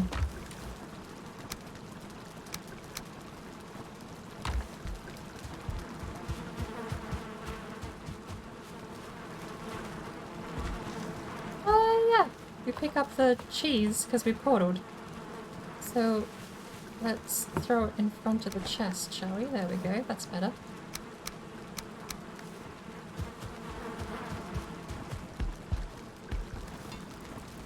Sacrifice, health regen 21, health critical, but it's leather, right? We get rid of everything that's bad. Will these shields go? At this point we can just start culling things regardless. Because we're never going to go back to a wooden shield just because it has a perfect thing, right? At most, we try it out and then scrap it. This thing has attack, move speed, health critical, so it never goes off. I mean, it goes off when you need it. That's what health critical does. Frost damage. I'm going to keep the torch. A luck 8 helmet. Okay. There is a reason to keep some stuff actually at home. It's the luck and the luck stuff I don't know too much about, but I feel like portaling home and picking up all of your luck gear and then clearing a tomb isn't a bad strategy. If you have a whole set of luck gear that you take into a tomb, you basically guarantee like super good loot of that table. I'm curious. We'll keep it. That's the first luck thing I found. We'll keep it. What else do I have? I need the bronze back here. Okay, let's put it back, shall we? Let's put it this way.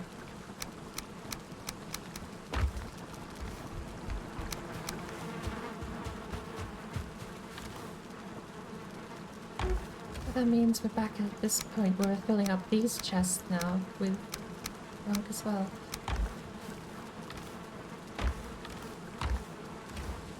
Let's put these. Okay, we'll put these away. We need to grow. We need more loot haste.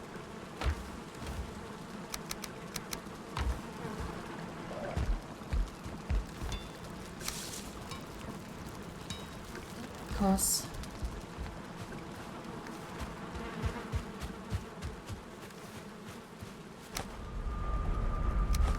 Throw the cheese and the mushrooms away. So we're gonna pick them up next time we portal home. Full damage reduction. Flint axe, 2% lifesteal, health critical. So let's stagger and durability. I mean, we're gonna keep purple stuff separate, I think. Blunt damage, lightning damage.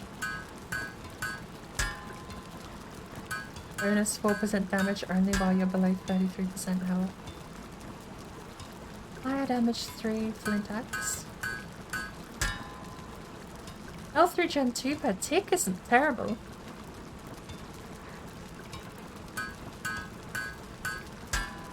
Lightning damage, I mean that's gotta go. We do have a creeper. Let's actually compare these, shall we? Fierce damage, quick draw, explosive shot versus just better explosive shot. Poison damage reduction. Look, 25, only while your health is low. Here's some fire. Move speed and stamina isn't terrible. But it's rag armor, so it is terrible.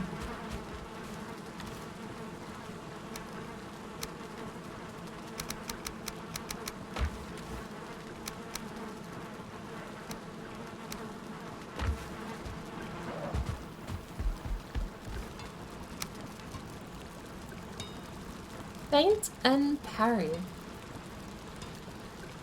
I mean, it's a solid shield. Feint and parry is definitely not terrible. But I am never going to use it, so... Attack speed and stagger. Attack stamina. Physical damage reduction 1% on a rag tunic. Oh boy.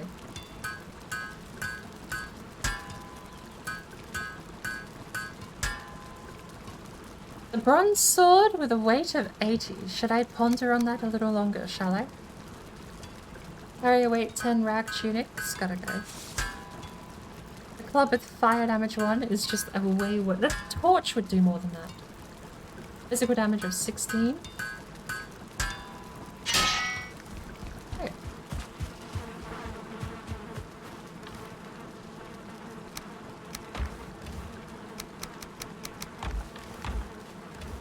And there we go.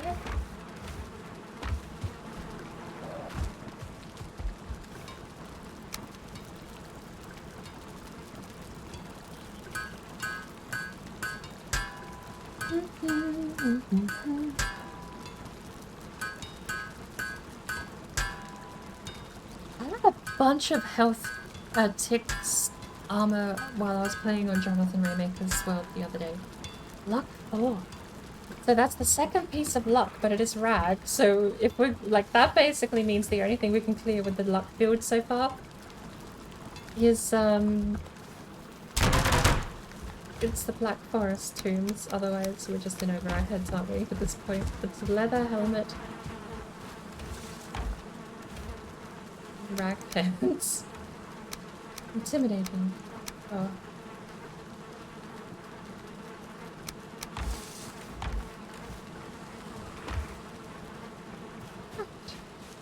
Back we go.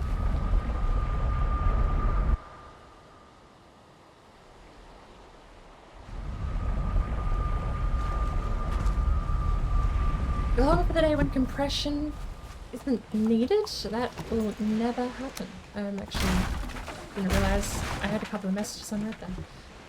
The reason compression will always be needed is because it's not a matter of how much storage you have. In having 10 times more storage does not stop the fact that that is not mutually, like, more storage is not mutually exclusive to having more things in that storage. So, yeah, you'll probably end up, if storage grows tenfold in the next 10 years, let's say, then maybe you end up with services where YouTube Premium members or whatever the case, or YouTube Super Duper Ultimate members get access to uploading, what is it called? Lossless video? I feel like it's always going to be a paid thing though, because compression is there to get more stuff on the same space. It's a matter of how cheap, not a matter of how much.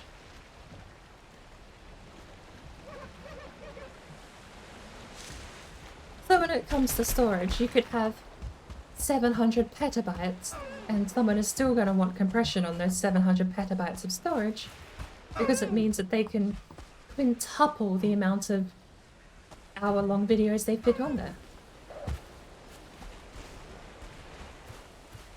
I mean, depending on the compression, MP4 is decent enough these days that it doesn't really have that much artifacting. YouTube's compression just sucks. They could have better compression, but they crush the videos down so much just because of the volume of content they produce. Honestly, I feel like the only reason Twitch doesn't is because they have a better advertising model. Like, as in, Twitch generates way more revenue than YouTube does using YouTube. I mean, YouTube runs at a loss. Twitch runs at a profit. That in and of itself probably is the entire reason why YouTube crushes their videos down to incomprehensible messes, and why Twitch doesn't. You also have the added benefit too. Twitch has a redundancy program. 3 months in, or 6 months in, 3 weeks in or 6 months in, then you have Twitch clears out old VODs. It doesn't keep things forever. YouTube keeps things forever. You can find videos from back in 2008.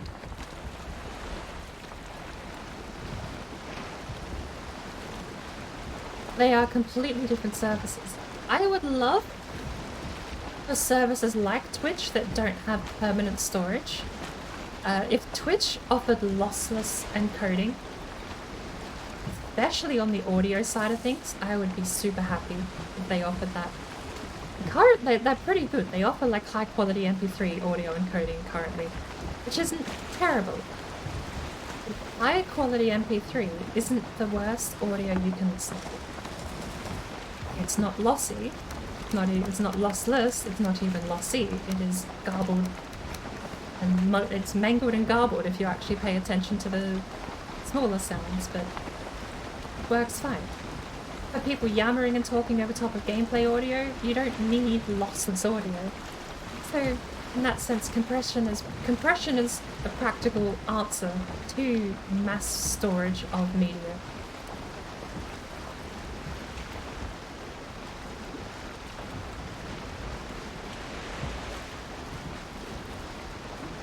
You would have thought YouTube has cutting-edge compression? Oh, I'm sure they do have cutting-edge compression to make the video as small as bloody possible, while not completely turning it into single-pixel nonsense. To be fair, they do rely... honestly, I don't know why they don't use the VP9 codec all the way down. The VP9... maybe I do.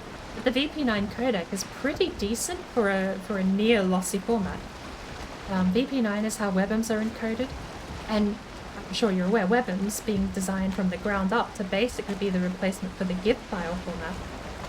That the sentence is not literally true, but webm was the replacement for GIF in image forums. Is that a statement up ahead? Because Shockwave format tried to replace GIFs for a while, and they had sounds, and that was the gimmick, but Shockwave format was a abysmal quality. The video absolutely ate crap. It was like 16 pixels tall and 16 pixels wide to fit it on and that was compressing it down to like 25 megabytes. Webm came in and actually had video encoding, decently compressed, decently visually appealing, and audio at the same time. I've noticed limitations with the webm audio codec though. I can't make ear rape audio video. I can't make ear rape videos using webm. Which means if I ever want to upload something to Discord, I have to find a different way to upload it to Discord for ear rape. So, it's not perfect. It is still a compression codec, but it is probably the pinnacle compression the best compromise for compression I think we've had in a long time was the VP9 video codec. It's the go-to for making a video file tiny that isn't MP4. And MP4 is serviceable, it compresses well, but you do get artifacting. MP4 is the one that has the cached video thing, where it basically interpolates frames to not have to refresh every part of the video. Which is why you get parts of YouTube, you'll suddenly have the background will be crystal clear, and then when they move it goes all blocky and blurry, because the bitrate can only account for so much. That's what MP4 does. And again, it's fine. If you have a perfectly still image, you could arguably need less than 56 kilobytes a second for a 720p video. Because a certain codec, there is one codec out there actually. I was talking with Rob Dog about this a little while ago. There's one codec out there already that basically does exactly that. It will not update chunks of the video. It's like MP4 but on drugs. Because he has a 1440p video that's like stupidly long. It's lossless. It was recorded lossless, but he uploaded it somewhere, or like the file, somewhere he put it. He did things that confused me, and even hearing it explained, it sounds like mad science. Because he basically, the only logical outcome this encoding platform works the way it does is that it takes still images and basically does not update them, but like super more aggressively than MP4 does. MP4 occasionally refreshes the cache. It'll flush the cache buffer and reload all the little data. And then it builds the image, and that's what you see happen on YouTube a lot of the time, is that buffer refreshing. This file format RobDog was showing me just straight up took like a 1440p video an hour long and made it less than 6 gigabytes. Like, something that shouldn't be possible. But it had a lot of still image data. And the only thing we could conclude from that, even he was confused. He was like, it shouldn't be that small. He went to show me it was small, but he was like, wait, this is smaller than I remember. The whole conversation was basically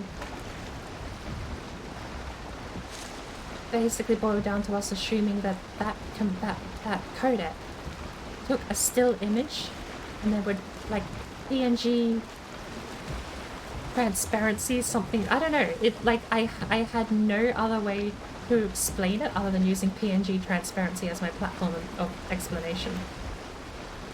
And that's me trying to figure it out, because to this day, I don't even remember the codec. I mean, I'm going back a year in time to us messing about at work, and it was some downtime, so if I ever find out, I'll let you know. Which deleting VODs is interesting. I can see that deleting it would be great for server space, but their business model becomes we are disposable and forgettable. Oh, absolutely not. I mean, 6 months is a long time. And look, consider it from a business point of view. You run a shop and you rent out 1 square foot of space per person. Except when someone comes in and gives you lots and lots of money because they wear fancy clothes and everyone goes to their square to donate to them, you take a cut of the donations. You give them 1 foot a square. You take 50% of every cut, right? When some people bring in super duper lots of other people for donations, you suddenly go, well, you can have 10 feet of squares. You can have that large space over there. Because they bring in so much that, well, that's very crude, crass way of explaining it, but it is a pure business model, putting yourself in the position of renting out space to someone. You have to then tie that space to monetary gain, which is very reasonable actually in the space they rent out. Given if you run a 24-hour stream, like I get close to sometimes, let me check my stats right now actually, that would be a good metric. How long have I been live for at the moment? 4 hours. Use stats. I have uploaded a raw amount of 3.1 gigabytes. That's actually not so bad. It's actually impressive.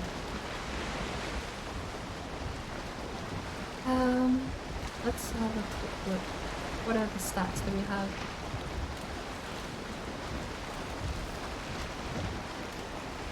Yeah, 2.2 gigabytes in 4 hours. So that's half a gigabyte per hour. So if I stream for 20 hours, that's 10 gigabytes, right? If I stream for 40 hours, like I did the other day, that's 20 gigabytes. Hello, sir. You lonely little tree. Oh, you drove past the Lonely Island the other day. I'd not actually been, I'd been past it and forgot, and you running across it was like the best thing. We have our own lonely tree.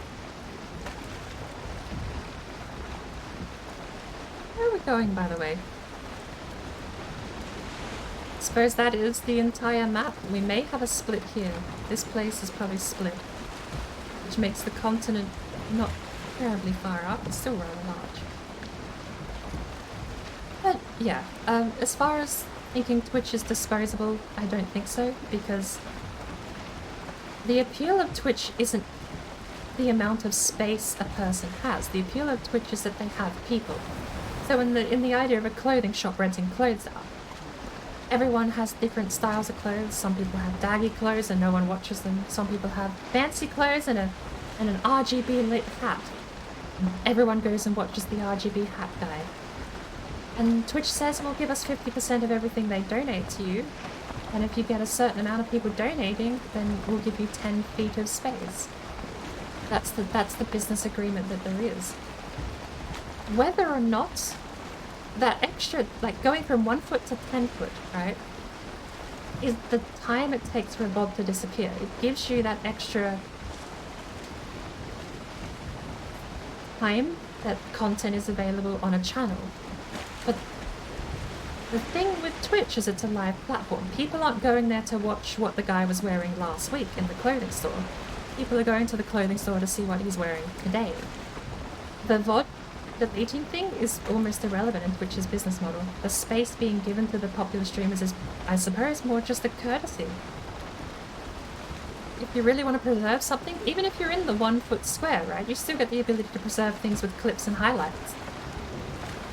You basically get a couple of clothes hangers that you can pin things to and keep them there for a little longer. Just in case someone else wants to see what you wore the other day, but it is smart, because again, Twitch is so much better encoding than YouTube does. And I think their business model, as well as their advertising platform, and the fact they're profitable, to you know, that in and of itself, on top of these other things, is definitely why Twitch videos, like, you go watch a VOD, it's no worse in quality than what you're seeing right now. There is no more compression that occurs on Twitch's end than what they receive. The compression, I suppose, as far as Twitch is concerned, is all done by me live streaming to save on bandwidth. I am the person managing the compression of the video, and they just have to post it. After 3 weeks, they delete it, unless I have 100 people watching me, in which case I get 10 feet of squares in the shop, and I get to keep it for a little while longer.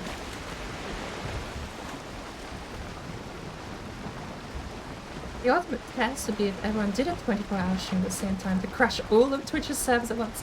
That would be an amazing thing to see, like a community 24-hour gauntlet, and just see what Twitch says, like, oh no, we can't support that. Or if they actually just like take it in stride and just wait for things to fall apart. Because it's not like Twitch is small. I still deal, like, my channel alone is probably responsible for well, again, 20 gigabytes for the 40-hour stream. Let's say I average 10-hour streams. So we're going 5 per day. 5 every second day. We'll keep averaging, shall we? 5 every second day for 30 days before it gets deleted. That's 15 days times 5. 75 gigabytes plus the 40-hour stream. We'll just throw that one on top, which is another 20. So that's 100 gigabytes. Purely, pardon me, 100 gigabytes purely dedicated to my channel alone. Yeah. In today's standard of storage, that is cheap. Terabytes cost near hundreds these days, if not less. I mean, you can get a 1 terabyte drive for $60, plug and play, right now at your local newsagent.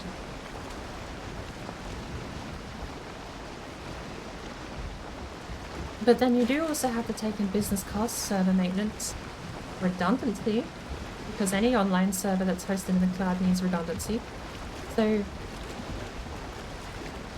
even if you take the most charitable interpretation possible of the business Twitch model, and you assume they have many servers all running striped raid, you could assume there's maybe, again, the most charitable interpretation I can think of possible. Let's say my videos are hosted on 3 data centers across the globe. Let's say I have one in Northern Europe, let's say I have one in Northern America, and let's say I have one down in Asia. Those are the 3 data centers. Each one of those running striped raid. If I'm taking up 100 gigabytes and you're doubling that for a striped raid, and you have to triple that for each data center, means that I'm now taking up 600 gigabytes, half a terabyte. Even at the most charitable. And then again, take my model of 600 gigabytes, multiply that by how many people stream every day on Twitch, and you immediately have a data problem that justifies probably clearing things out every few days.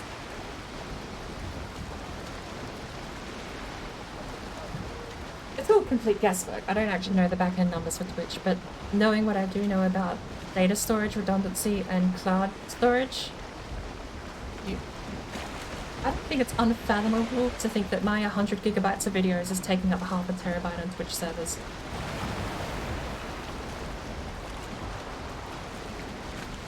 Redundancy is the reason why if Twitch has a bad day, the videos don't get lost. You have, what's the name of the server? It's a downstream server, or like sister sibling servers that basically give each other data back. That's getting into like super complex RAID configurations though. We used to, we had one at work.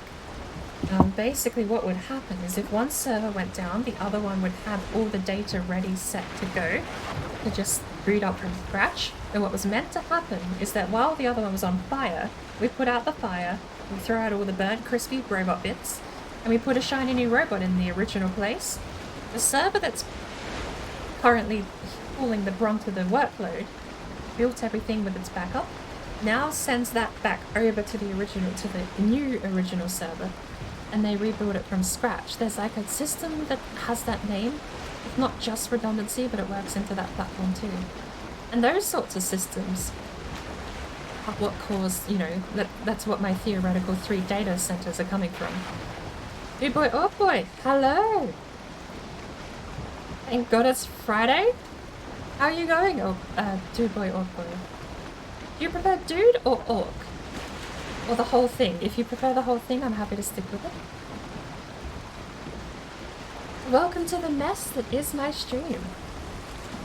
Apparently I've been rambling for about half hour straight, non-stop, about computer data redundancy, Twitch server likelihood of storage capacity, and why I think that Twitch compression is better than YouTube's compression, because Twitch get rid of videos after a while, along with a couple of other things. What a fascinating conversation for you to have dropped into. Sparkle's coming screaming, bored, yes. Orc is what I like, and happy Friday. Happy Friday to you as well. Where are we? At the merchant. There's a portal here at the merchant. We have a portal on us anyway, that's not important. Maybe we head down and make camp here. We got 2 red circles we can clear up. Let's go down and make one.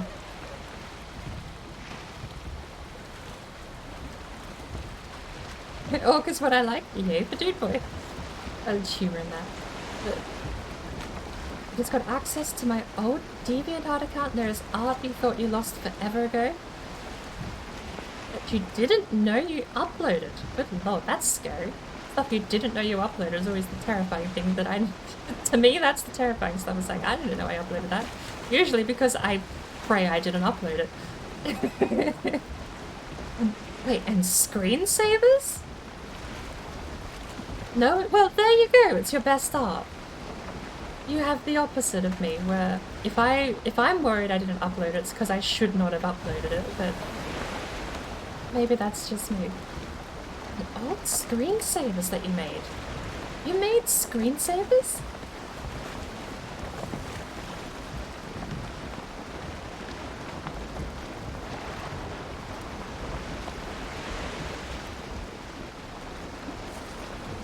You know what's gonna be fucking weird, right, if I'm already watching you on DeviantArt, isn't it? There's only 2 accounts on DeviantArt I ever downloaded screensavers from. You know what's gonna be weird if I go through my watch list and find you in there. Don't look for me, you won't know the name. That's TMI. I said nothing. Unless I changed the name. Maybe it is maybe I did update the display name in DeviantArt. Maybe I didn't, I don't know. I remember updating a lot of services. I'm pretty sure DeviantArt I've left alone. So much of my art on there is bad too. I have good art. It never went on DeviantArt except for what's the dragon from How to Train Your Dragon? The N. Is N? Noodle? It's not. No, his name's not Noodle. How to Train Your Dragon. What's his name?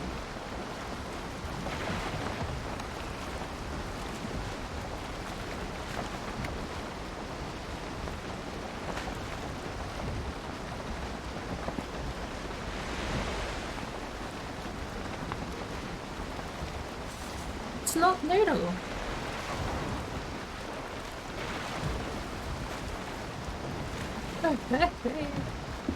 Redeem the YouTube compression mode that pixelates the shit out of my screen for the next 30 seconds. I could make that right now, although it won't be pixely. It wouldn't be exactly that. Let's jump off here.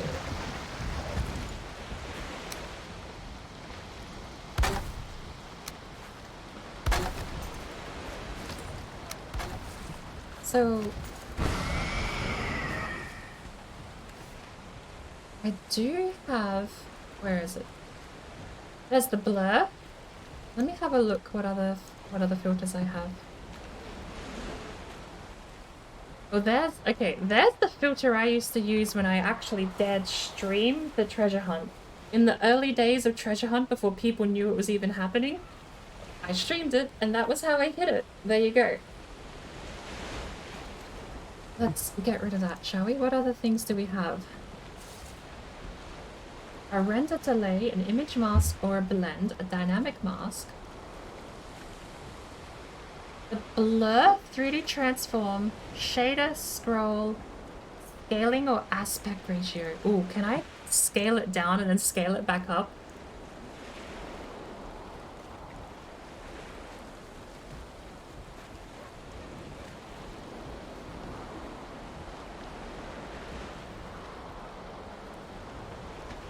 What does that do?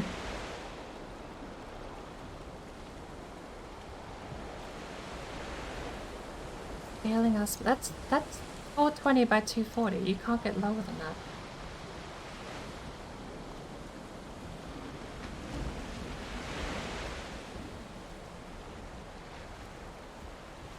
Is Lanxos the best? Let's try the different filters, shall we?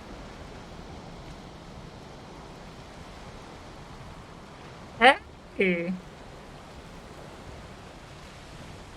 It's hilarious how ready and able you are to mock YouTube compression right now. I can do this now.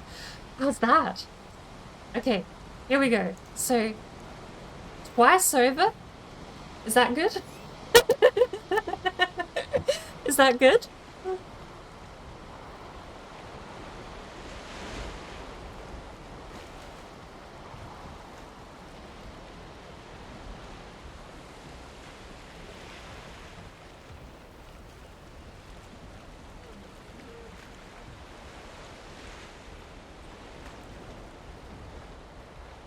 How's that? Right, now, okay, here's the thing. I need to filter a hotkey. I need the hotkey. I need to enable the hotkey. That killed the feed.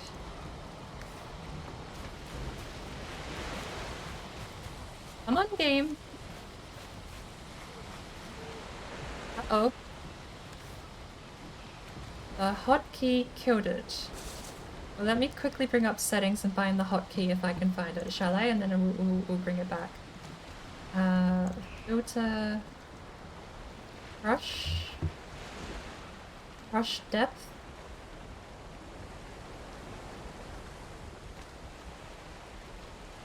I need crush. I need 2.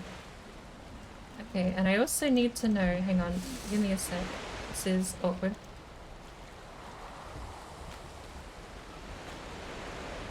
It's not picking up the game.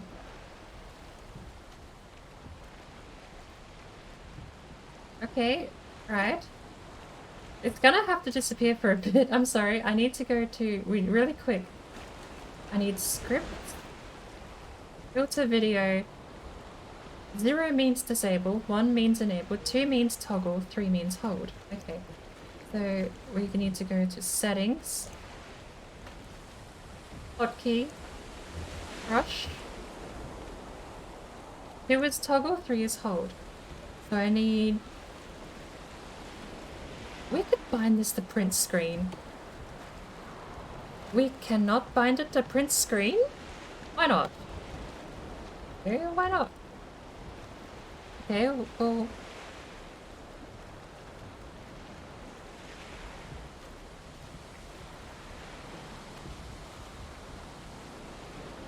Backspace? How many times am I ever going to press backspace? That's a dangerous thing to bind, isn't it?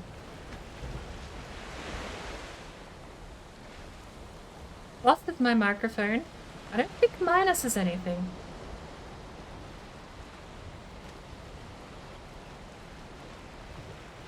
Shared by one or more other actions. Click to show conflicts.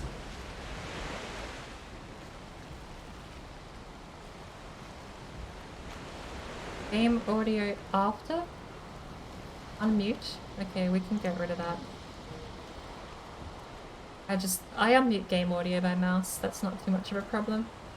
I'm not ever pressed for time. Okay, so brush depth filter has been applied.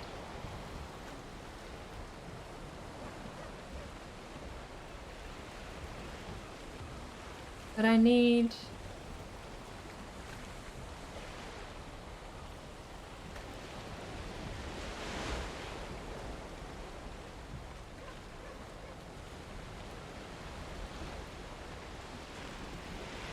Settings. I need that second hotkey and it's not working. It's not showing up. Brush depth. No, it's not showing up. Filters. Minus. Delete. Yes.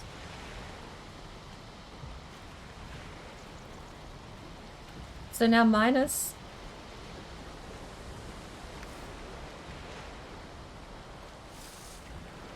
Minus only gets rid of 1. That's a problem.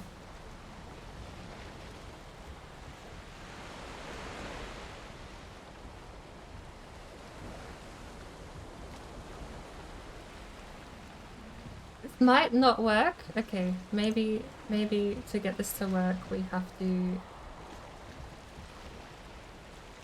Crushed fruit, crushed depth. There it is. Okay. Crushed depth. Oh, because I typed it. It's cursed fruit. Not crushed fruit. Okay, that's why. Filters. Mr. H.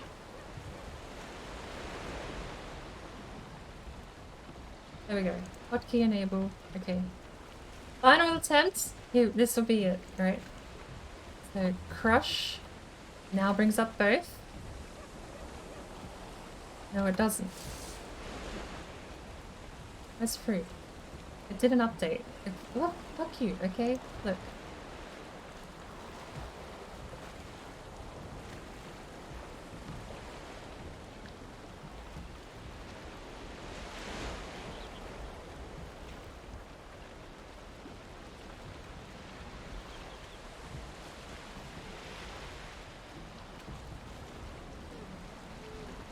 Crush depth.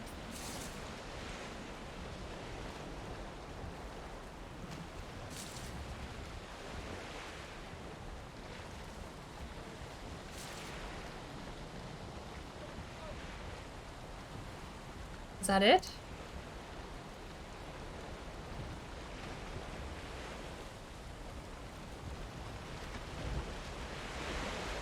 Hey! Do we have it?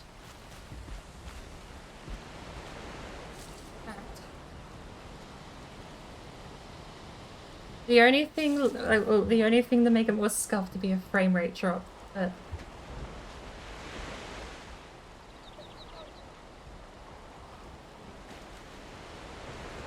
What does a render delay do? Just makes it super slow. Alright, what if we do a...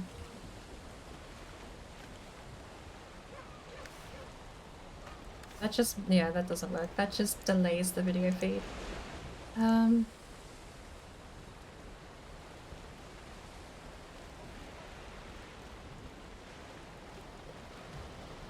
do for now. That'll do for now. Although I don't really know too well how much I can mess around with that sort of stuff, but I would love to get a frame drop, like a stuttery effect. This is more just scuffed video than it is YouTube compression, but I mean that's pretty okay, right? YouTube mode. I'm running it twice over at 240p.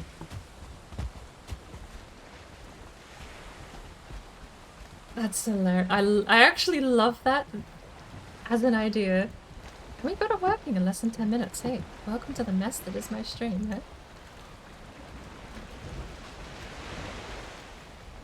Looks like we don't need two. If I get rid of that. Yeah, we don't need two. Let's need the one.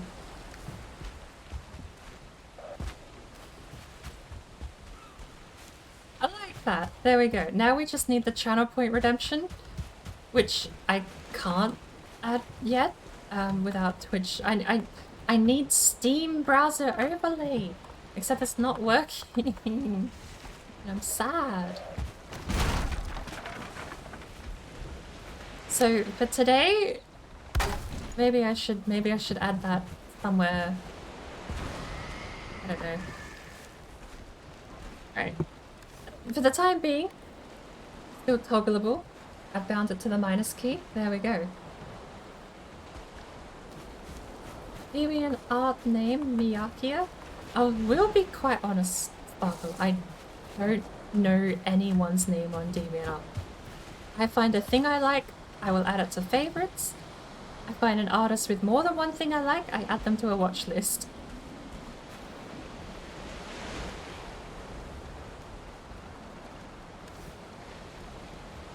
I kind of got distracted pretty quickly there. Congrats on reclaiming files. The story usually isn't so positive. Yeah. As a 4-time recovering file reclaiming person thingy, bad victim. There we go. That's the word. Victim. As a 4-time file recovery victim with failed results. Well, 3 of those times have failed. The 4th actually did kind of work out my favor. I was here. That's all my stuff. Wow. Free stuff. Stream suggestion. That was the cursed comment. A YouTube compression mode that pixelates the shit out of your stream for 30 seconds. There you go. There's the cursed comment, the thing that sparked all of this from happening.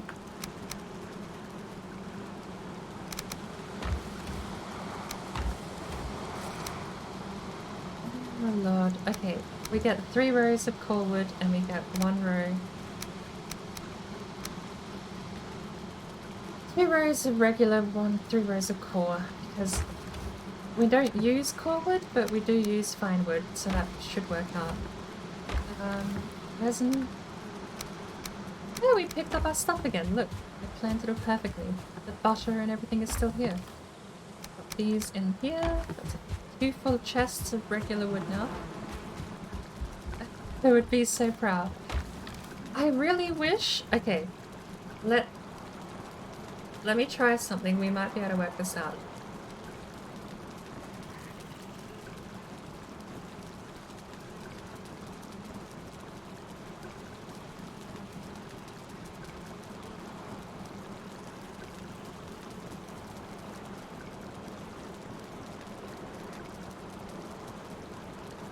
Also,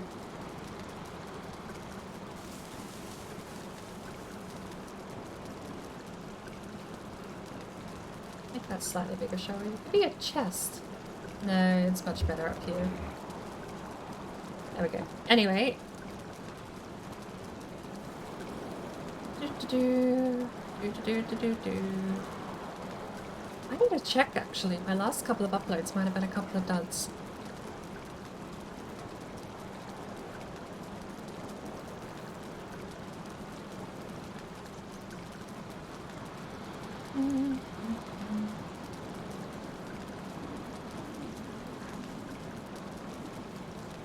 we call it?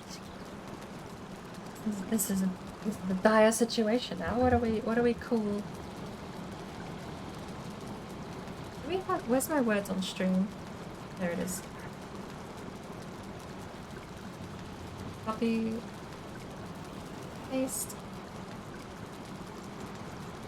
You know what? Let's just stretch it out, shall we? I want to see where this streamception thing is going, but I'm off to get coffee.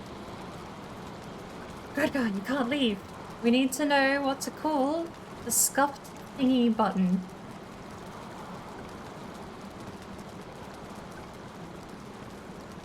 Scuffed thingy button. It just solved itself, didn't it? Scuffed thingy button. Do we have... I don't... Oh my lord, that actually works. That actually... I can click upload. That actually lets me upload something. Where am I going? Profile pictures, Twitch TV.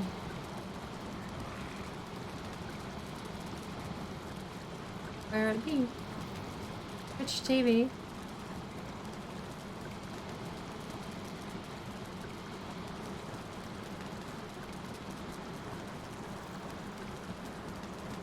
Hey, I don't know if I've used this before, but it'll work for now.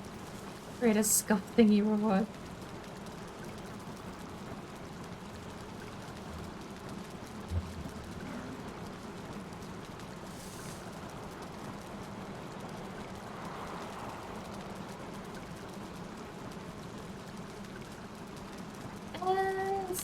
We don't want it to happen too often, so. 2,000 fair? 1,000 or 2,000? I know the vote's going to be for 1,000, but what actually seems fair?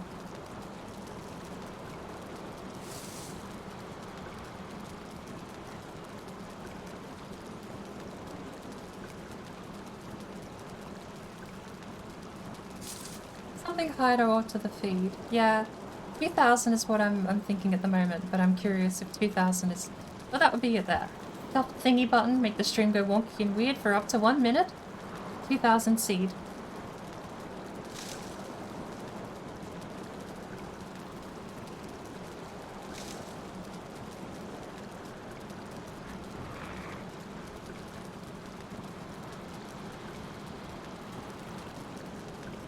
Altering the feed.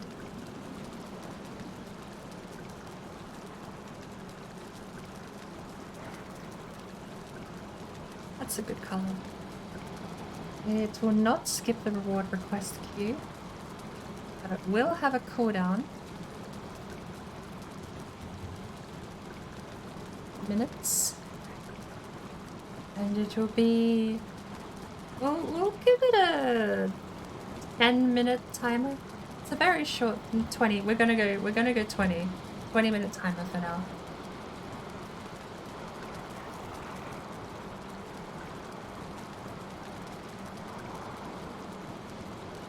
Scuffed thingy button is live. Oh yeah, we used the face for Fontainebleau Palace. Scuffed thingy button. Don't we have a third one? Buy a sub, Duke Perry, command attention, combat music, which is disabled.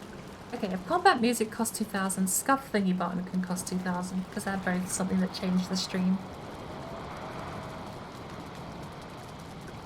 Yeah, there we go. Is it the collection? No. There we go. How's that? That's pretty neat.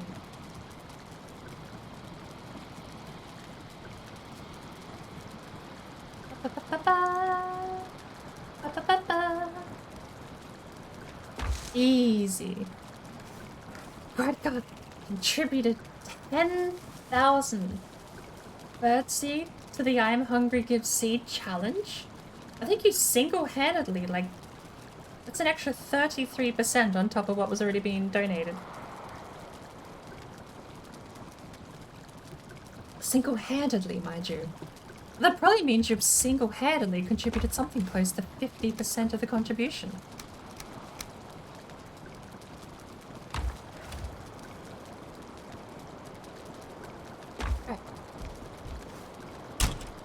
We gotta remember when we come back to actually repair things, but...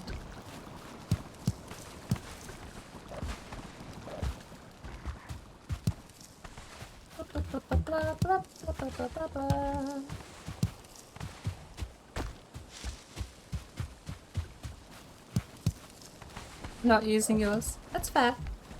There are multiple ways to use the birdseed. Wasting it on a test I'm doing is... Don't drink and say, oh, drink only water and milk. Else your bones will be weak. Many ways to use Like them. Skyrim. The I'm hungry Water's give health seed is fucked purely a bitch. test, You so... better drink. Water, drink. Water, drink. Water, drink. Water, bitch. Oh, drink. Water, bottle drink. down there, Water, drink. Water, bitch. Speaking Oh, of, drink. we are Water, actually drink. short on Water, food. drink. Water, bitch. Oh, drink. Water, drink. Water, drink. Water, bitch. Should we make some more Queen's Jam? No, we should not. We have plenty.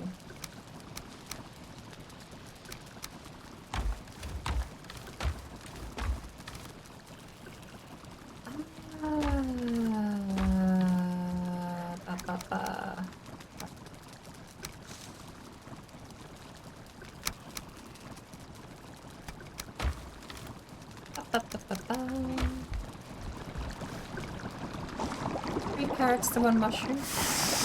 We'll make 2 stacks. Or we can make 3 stacks. And thank you for the hydrate, Sparkle.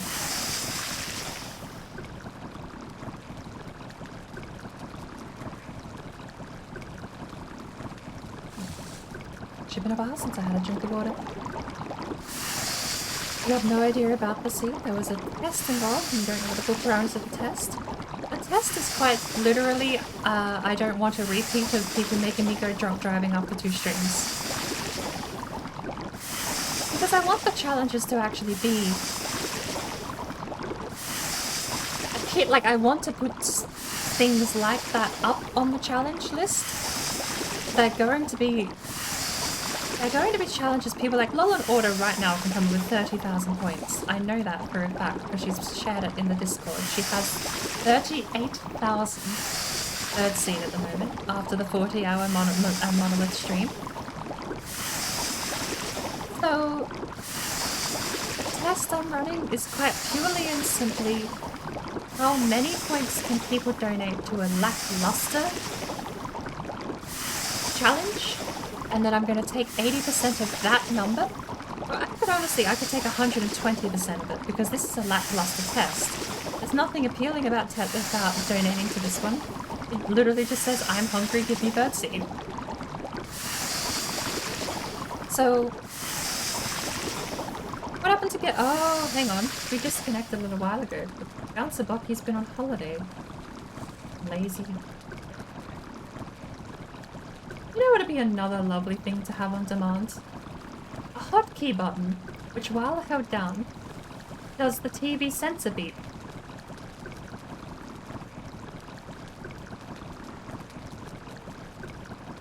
Welcome back, Bouncer Bucky.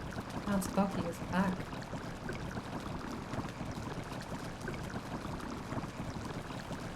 I've got to press the scuff thingy button.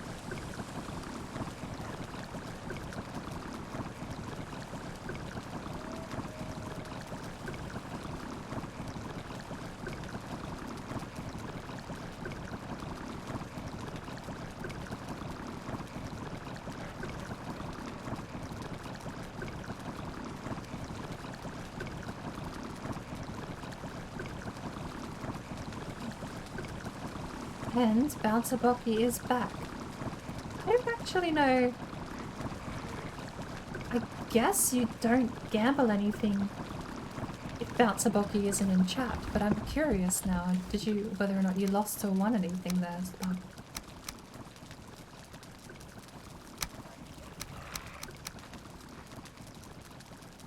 Oh, you won it back. You've either drawn even or gained 400 points.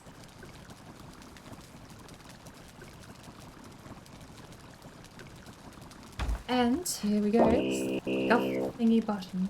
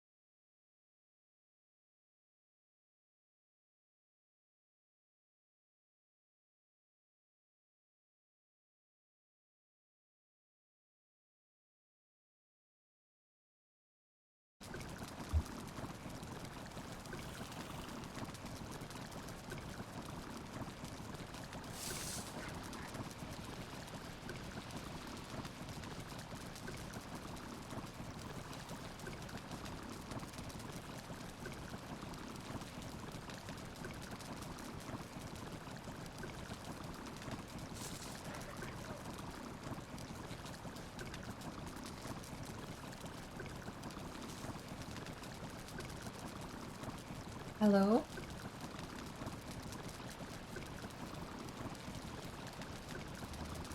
Oh, it's the VOD. It says it restart. Which TV moderator dashboard brain? How's the timer out?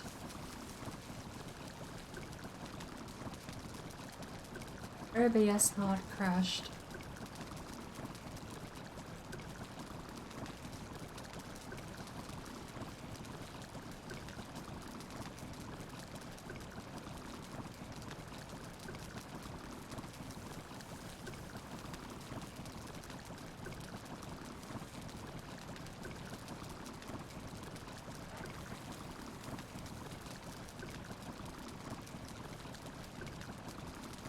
And it looks like it did hard crash. No, we're running at 360p.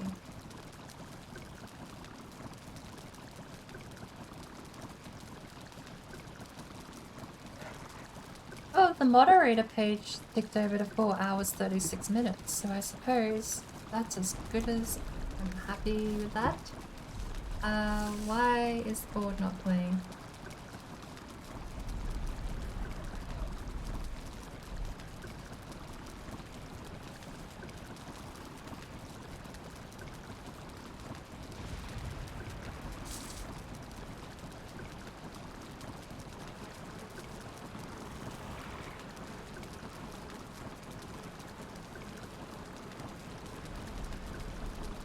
Do we have Answer Bucky? You still here? Reporting for duty? Oh.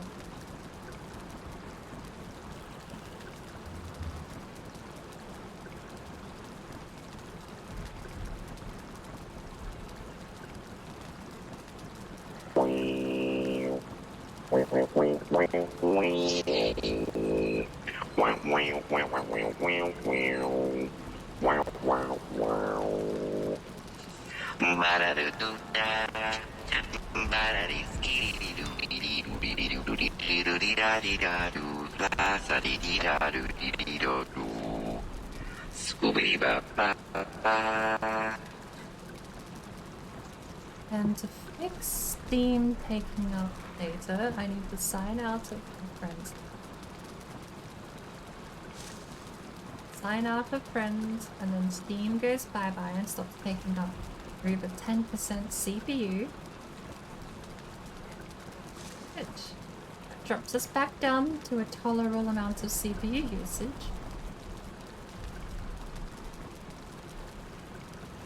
Okay. Hello. Welcome. I've returned. We'll start the scuff thingy from now since we've been sitting still.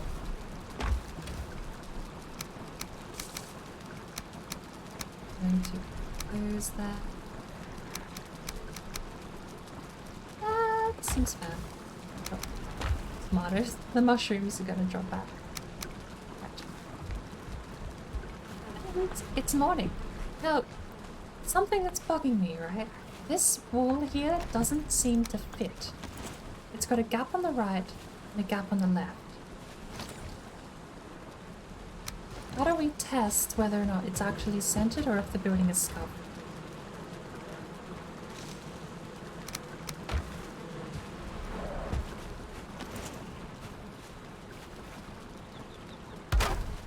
Because that's definitely a gap. This house is not aligned. I might have to do some remodeling. That half seems aligned. So if we align everything with the left,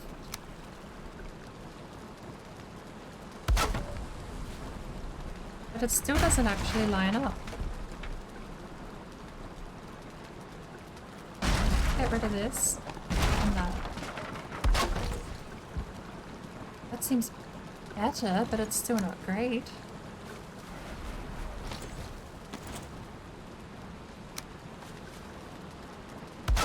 Do that.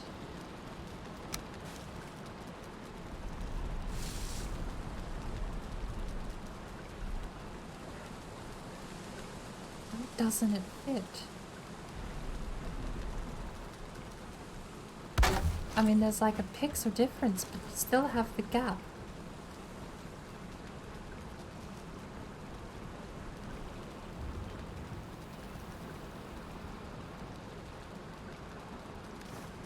Misspelled point at Poitisans.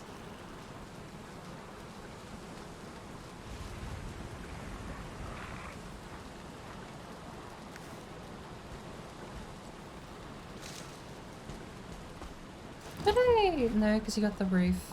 I was gonna say, should I make a pole down? But you have the roof there still. How do you fix this? I mean, these three fit.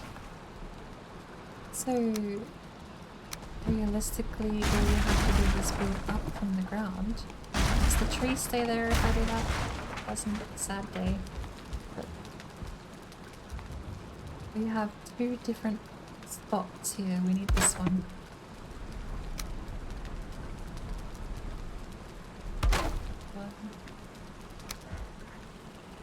That one. There's still a gap. In what world? Who designed this? Why is there a gap? Okay. Is this piece of wood just garbage? No, there's no gap. So why is there a gap? Can we place the same piece of wood?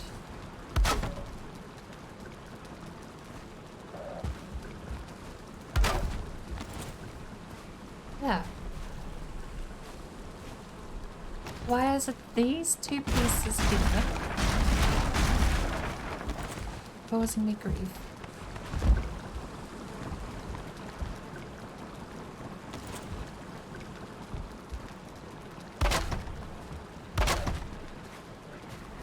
Right. Is it just me? Or is that going inwards and outwards? Is this a quirk of some alien game design I'm not familiar with? What happens if you put just regular wood piles here?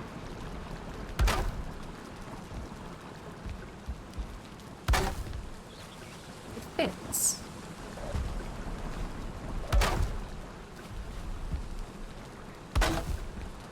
That fits, right?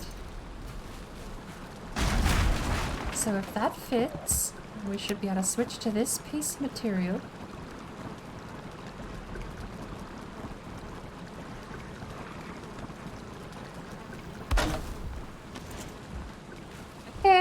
Okay, we're onto something.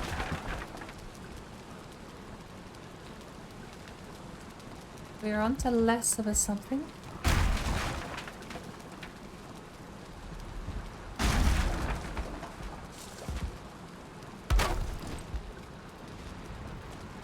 Guess it's still better. Knock out the doorway. There's still a gap. Less of a gap, but still a gap.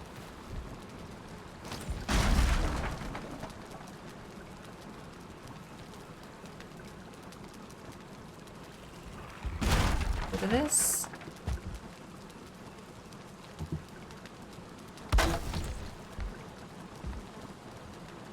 At this point, I give up. I'm rebuilding the house and trying to ignore that, but it's been bugging me for so long I couldn't not fix it.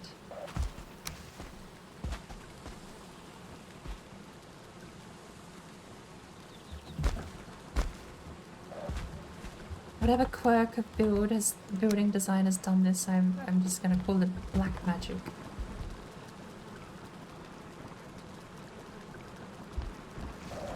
But look at that though. Like there's pixels wrong.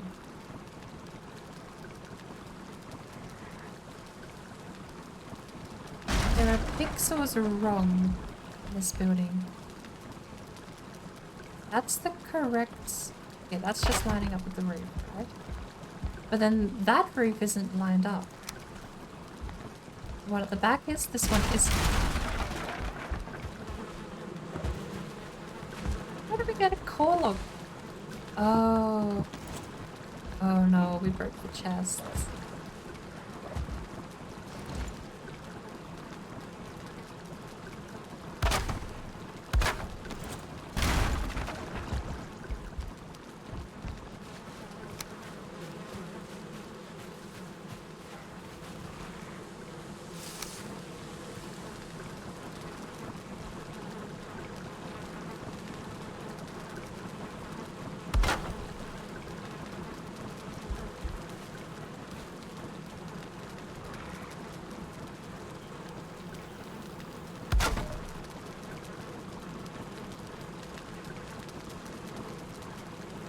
Missing 10 wood.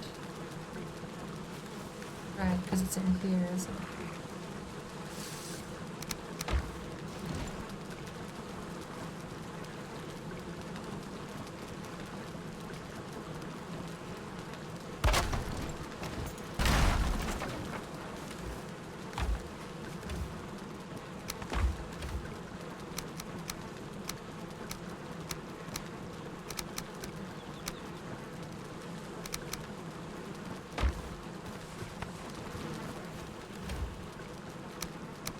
The 1100 build big clip.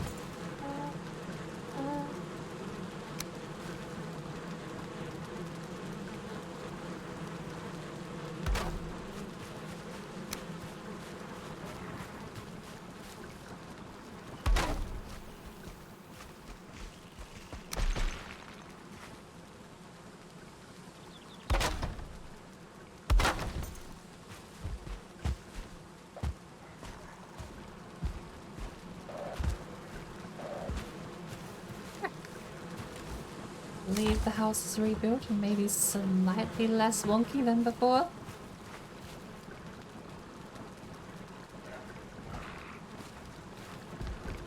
I would love if I could set a hotkey on a timer to make something happen for X amount of time.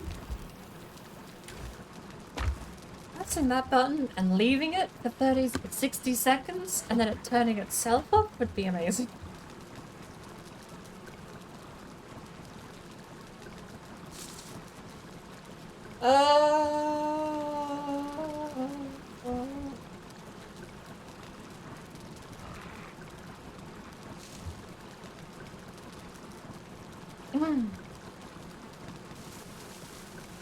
Stretching complete. Alright, where were we after all of that happened and we crashed and died and everything went to...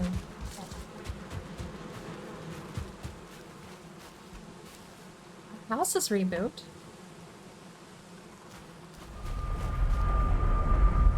Catching back up with what we missed out on. What did we miss out on?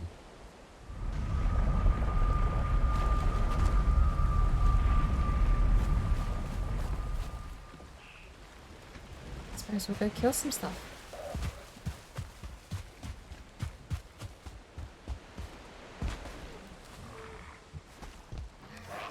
I need 3 stamina things.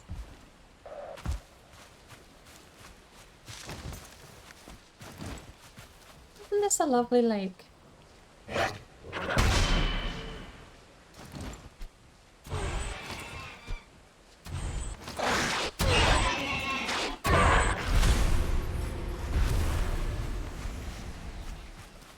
This is quite a beautiful lake.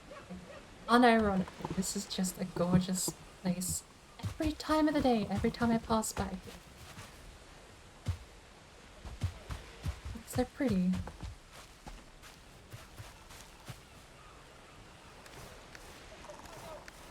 Can't even take Steam screenshots because the Steam overlay just isn't working at all.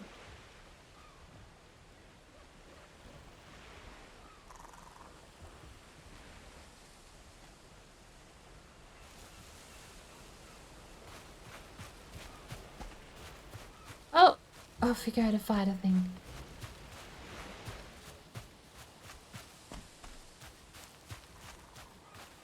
You're in that direction. Have you considered a knife?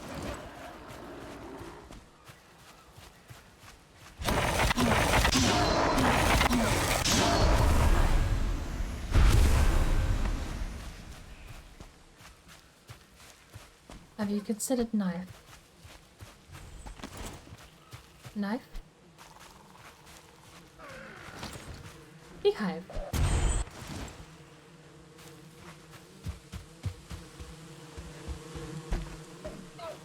Where is the door?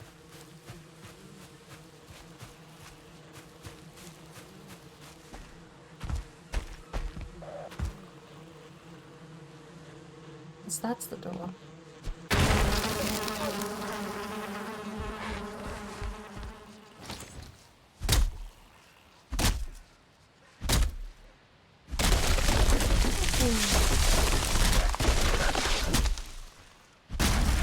There we go.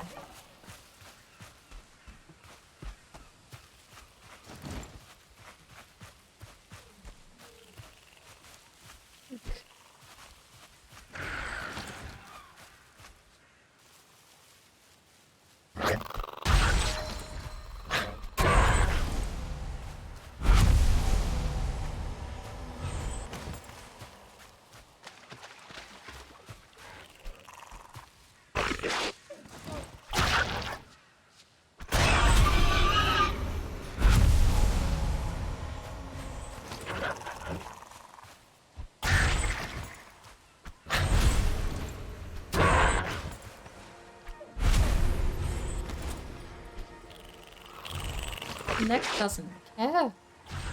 Okay, now he cares.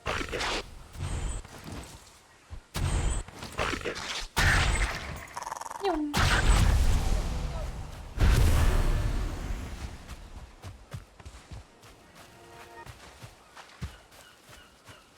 Well, Knife says hello. Anyone over there? No. Anyone over there?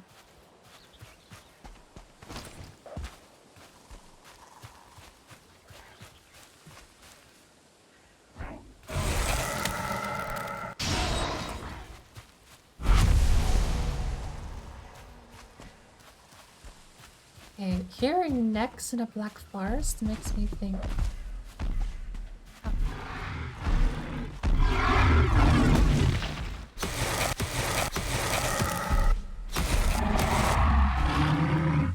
I need to be uphill from you, sir.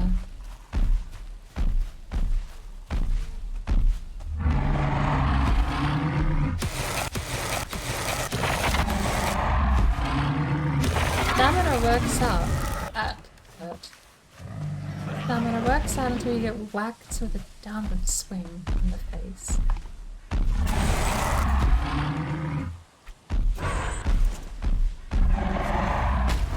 Oh, I jumped instead of dodge rolled. Sad days. Alrighty.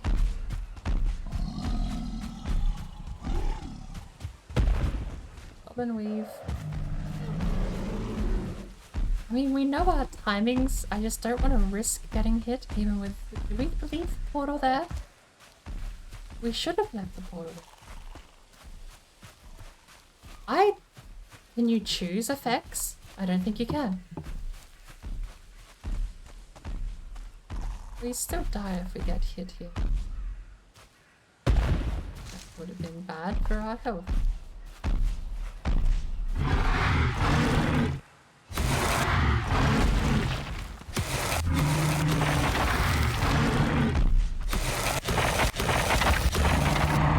You know, actually, it makes sense why Frost...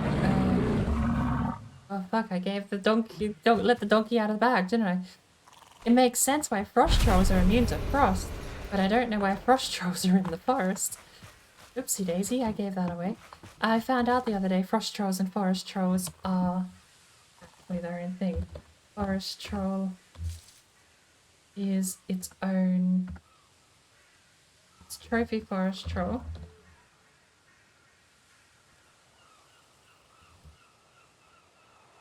And it'll spawn somewhere there. Coins. It's somewhere in this pile. Is something going to be called... Doesn't have a visual thing. This is why I think it might have been an artifact left over. It's sparkles though. Should have.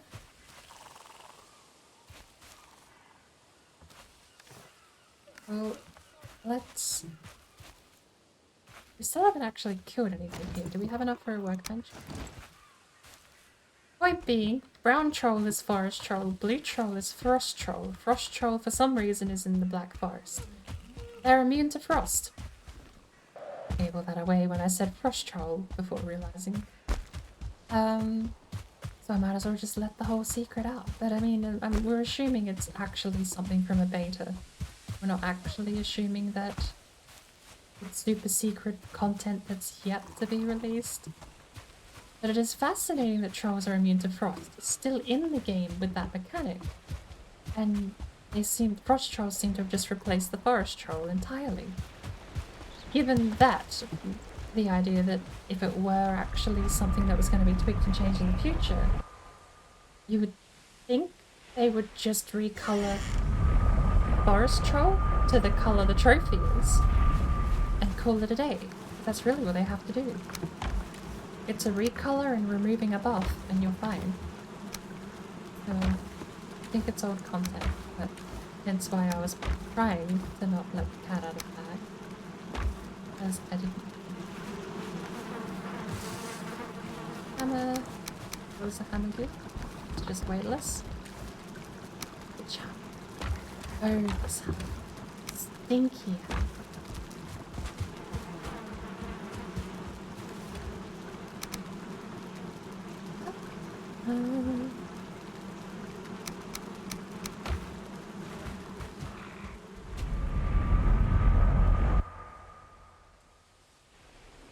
Justice for trolley dingles.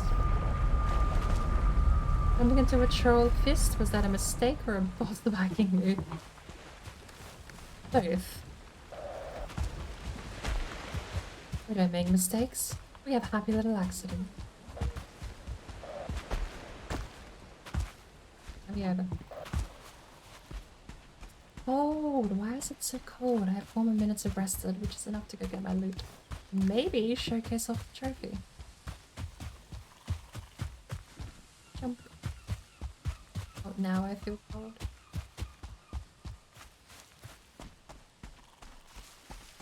Why did we leave it all?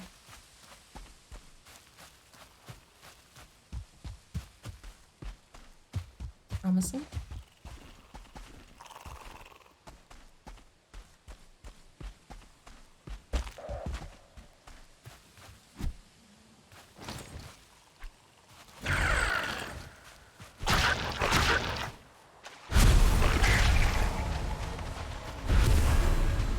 Maybe we should have grabbed the portal and moved it. We're already half full on gear now.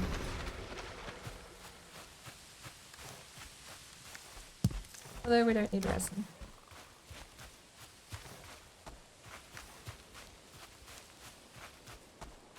So... Oh, I'm an idiot. I need dev commands on to spawn anything in, so nothing spawned, did it? Oh, that's fine. Blurring realities between creative mode and playing the game now. Like a dangerous game, you've spent too long in creative, you tried using a command in a normal run. Where are these people, creature things I'm meant to fight? What even am I meant to fight?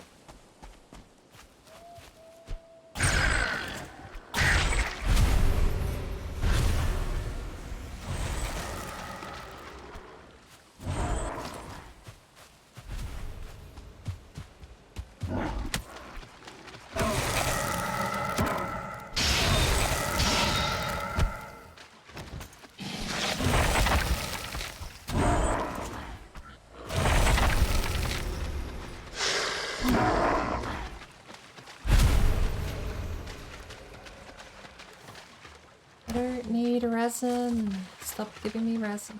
Technically we are double full on leather scraps, although now I can turn leather scraps into loot paste. That's not so bad. I will throw out the one though. I don't need buchberries. I don't need stone. Technically don't need wood.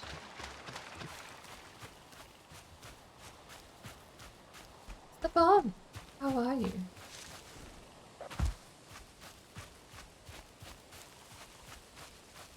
Thinking I might need another coffee. I said coffee again. I need a cup of tea. I am such a coffee drinker that apparently I've not been able to change that synapse. I don't know where these guys are.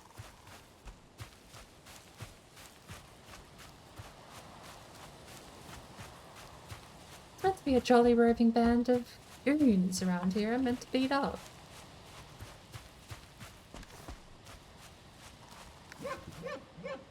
The queen bee herself.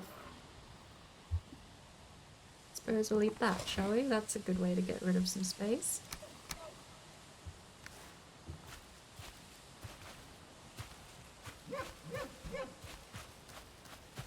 See, I haven't even seen a name tag.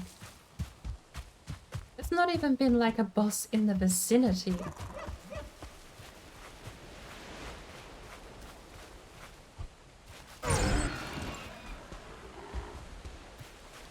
Lagoon? Where's your name tag?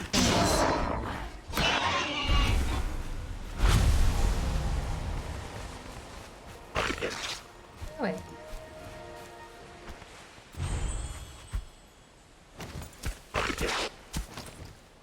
What? What? Oh! It's my knife.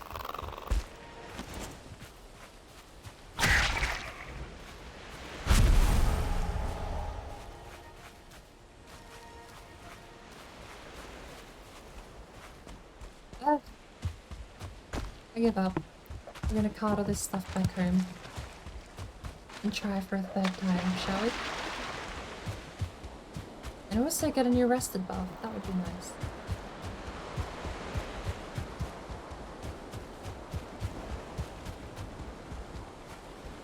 Throw our knife around to try and aggravate things. We ran around in a complete circle. We didn't even see the boss now.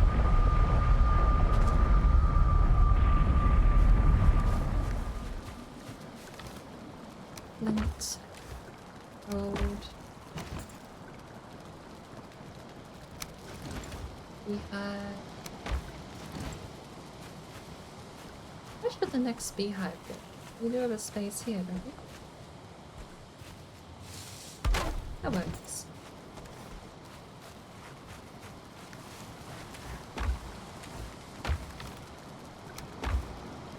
Speaking of haste,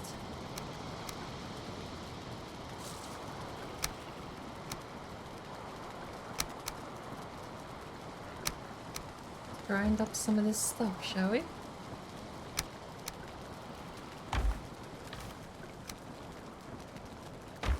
Troll hide?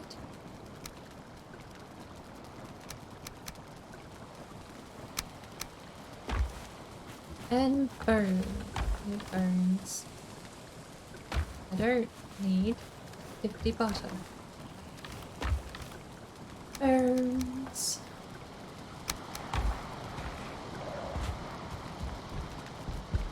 I do need another chest for butter. Annoyingly, keep picking up these ones. Why did we only pick up 47? Oh.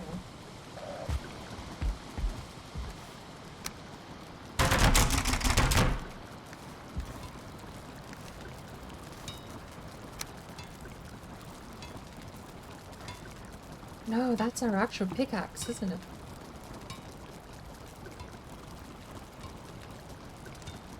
Why is it allowing we can't sacrifice that? Why is it allow? It's not.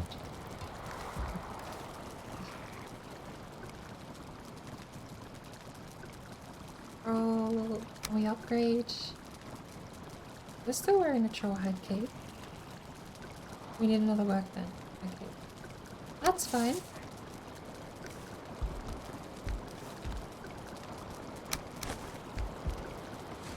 No. Throw it out on the ground.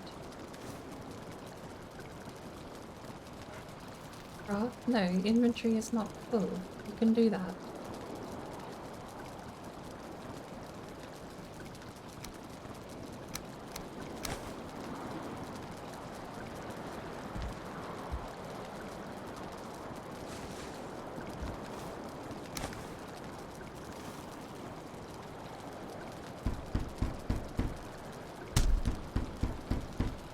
Doing okay, dealt with some drama this morning, and someone else on Discord. Doing alright, just trying to get through the day. How am I? What's going on?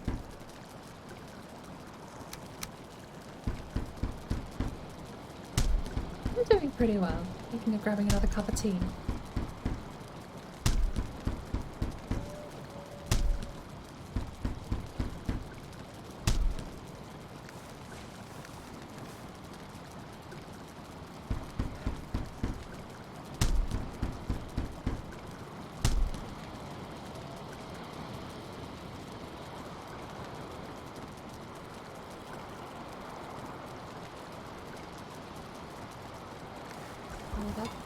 Fine.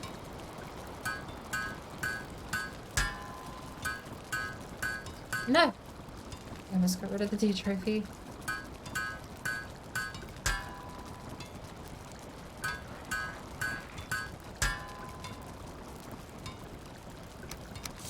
And that.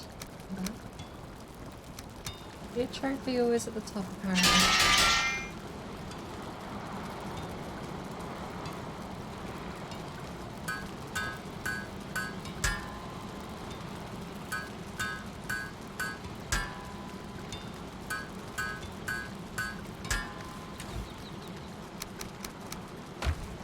Right, and that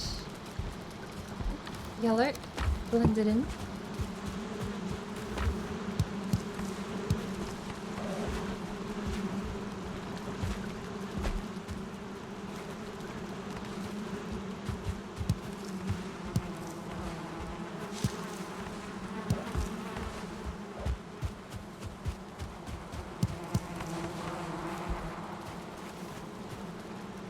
There's 2 stacks of 50. Now, way overdone butter.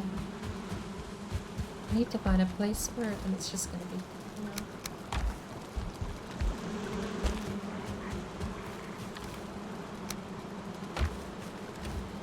We have enough to spawn 10 eggs. We should go do that. We should spawn 10 agathers. Once we've cleared out these 2 boss fights, we might as well, eh?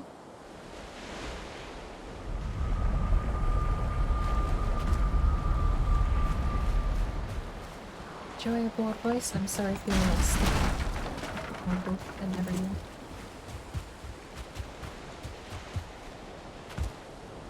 So many lovely lakes right here. Look at this place, these are all so gorgeous.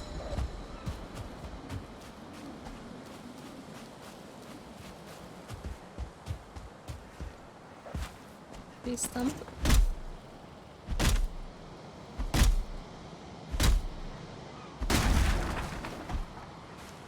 Where are the bad guys? Don't drink and Pepsi. Drink only water and milk. Else bones will be weak. Like in Skyrim, water is health is fuck bitch. Better drink water, drink water, drink water, drink water, bitch. Drink water, drink water, drink water, bitch. Drink water, drink water, drink water, bitch. Drink water, drink water, drink water, bitch.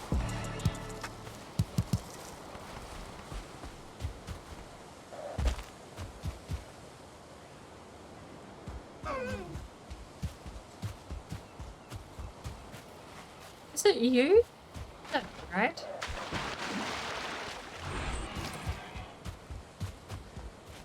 Sounded like a big pig. Nope. Just a regular pig. It's fine.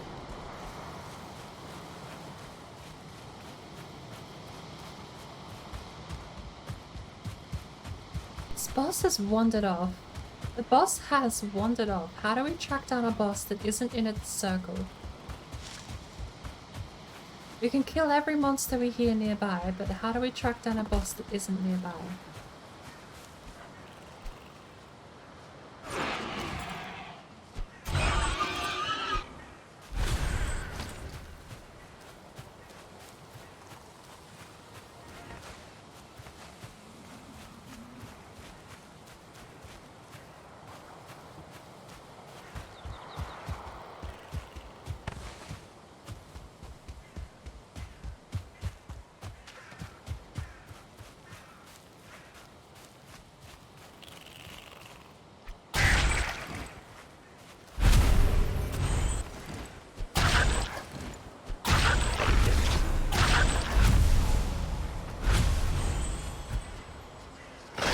No room in inventory, of course not.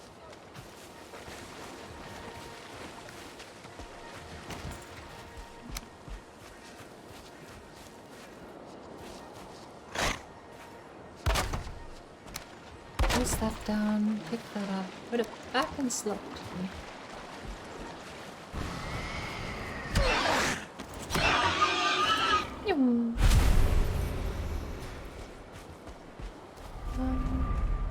Where's the bad guy? How far could a bad guy have gone? What's his name? Mask the Knife. Dorky name.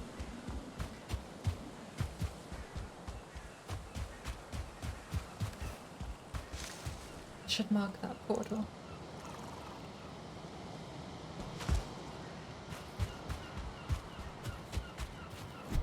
Alright, throw the knife.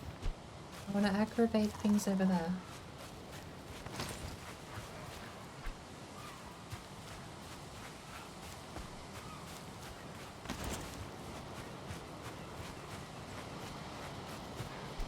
I can't even tell if they're being aggravated.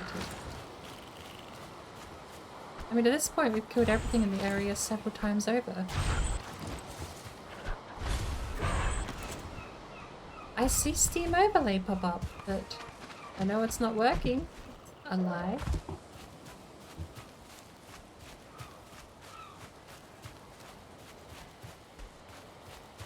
Steam Overlay told me that my game share library is available. But I know I don't work with Steam Overlay. Stinky.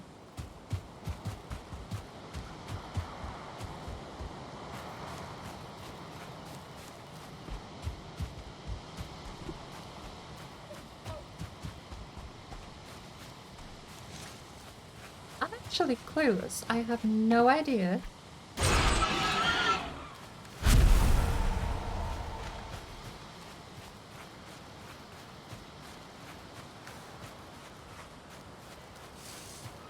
Zero idea where this boss fight is. No name pop up. Nothing.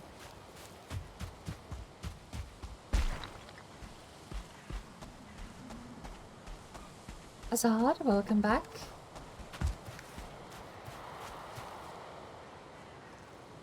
Trying to fight a boss, but I don't know where it is.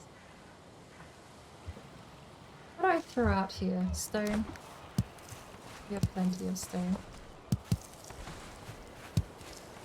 Your silver vanished? Like, despawned? I mean, it's safe to assume it wasn't just left in the ground, but... Where did you leave it?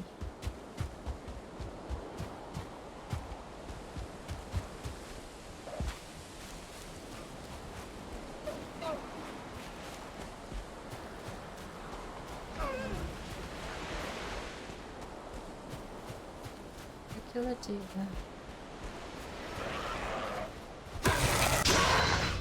Weird. Are you playing on a server?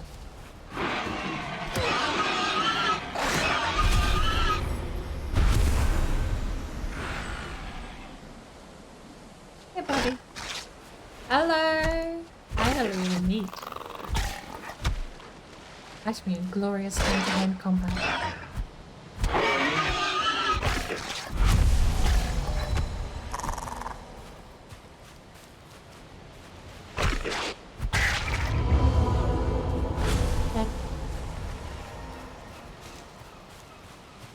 A purple knife! Okay. Bringing the portal back here, we're throwing everything down here.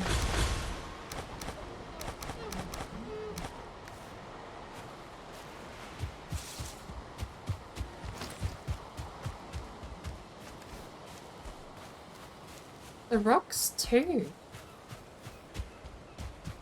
I mean, I know server desync, but if you're not playing... If you're playing locally, not on a server, there shouldn't be server desync, because you're hosting both the world and the character. And those are the two things that have to synchronize. Oh, found a little cabin. We didn't even need a workbench, we could have just put a portal... Is this where we started? Is this where we started the day? No, this is where we started yesterday, isn't it?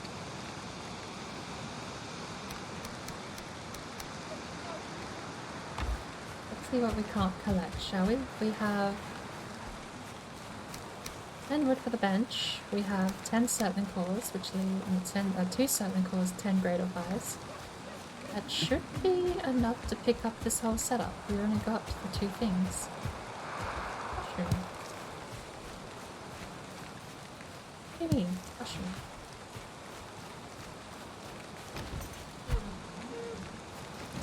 What we can't do is go hunting again.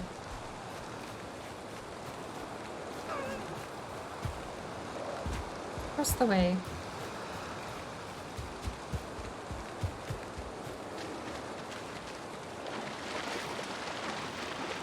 The farm? Being bored? Hopefully this time we don't die.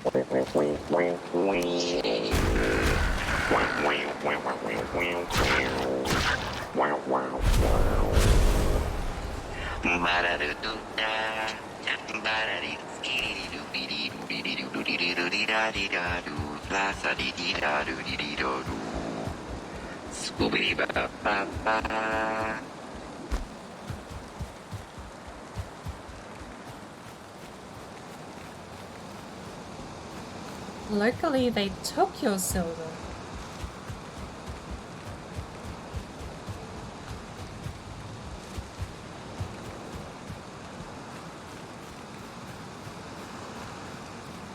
They, I assume, you just mean the game.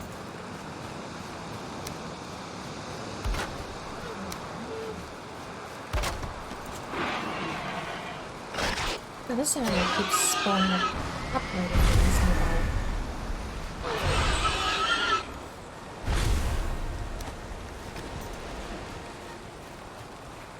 Off we go. Rocking the way annoyingly.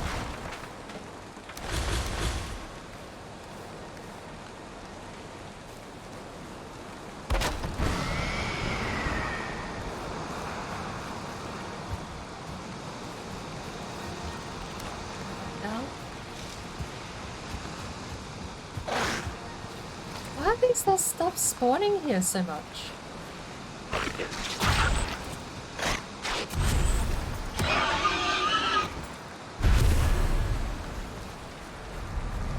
This is ridiculous. Such a high spawn rate of meadows creatures.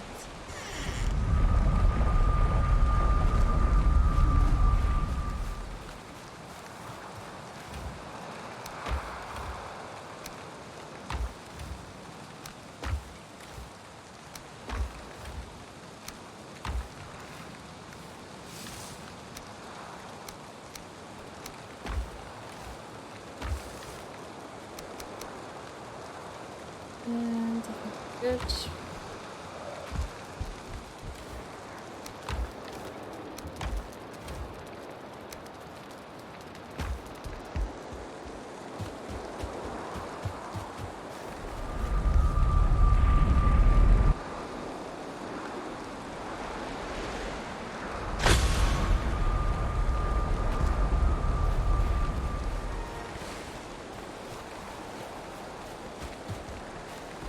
I really don't know why your silver would have disappeared though. Never heard of that happening locally on a machine.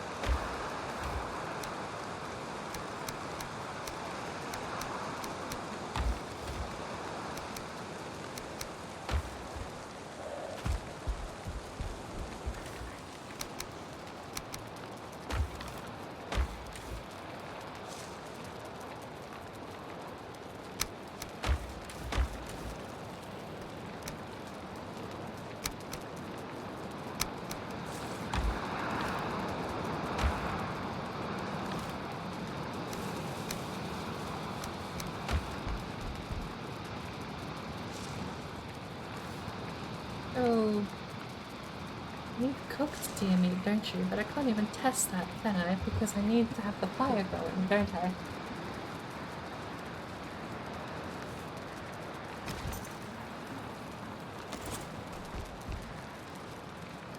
Bed needs a nearby fire.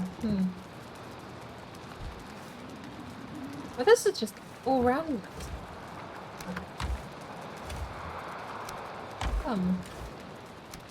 Bed needs a fire because fire is stinky. Wouldn't be stinky, but it is stinky. We would just deer meat in the door and leave it on the ground. Like a real Viking would.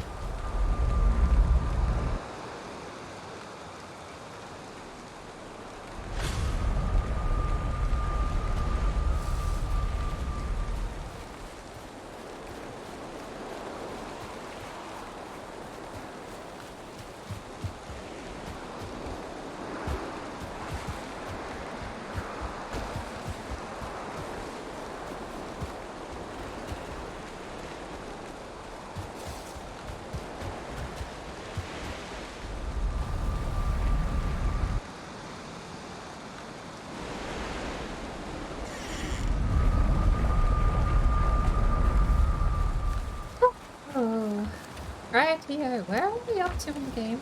Have we fought Elder yet? Are we going to? Me? Me? Oh, Elder.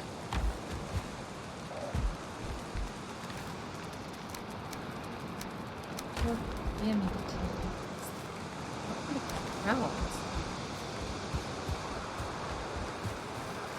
And off we go. I think that's it. We take the tin back to the boat. We take the tin in the boat back home. And then what? We have a spawner to Elder, don't we? This one. Somewhere right here. Which we haven't marked, but we can when we teleport there. That's not terrible. We could go there. We could teleport there and fight Elder, I think.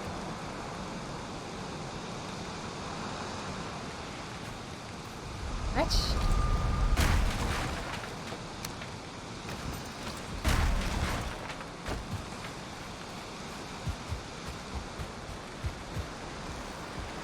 Put this tin back in the boat.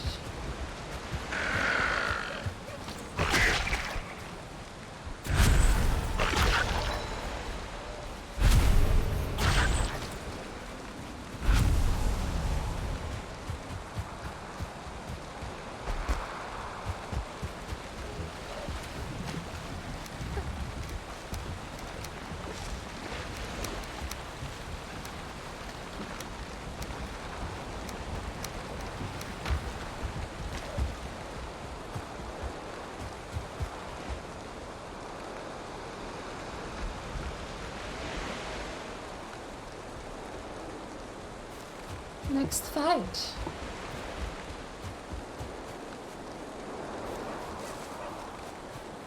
Who are we fighting this time? Flutey of Courage.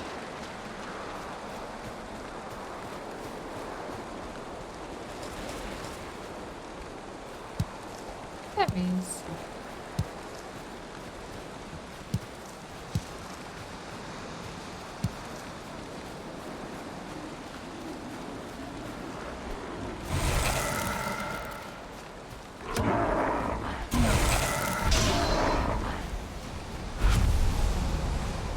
Two minions, that was very not a problem to fight the minions shouldn't go terribly further too far away from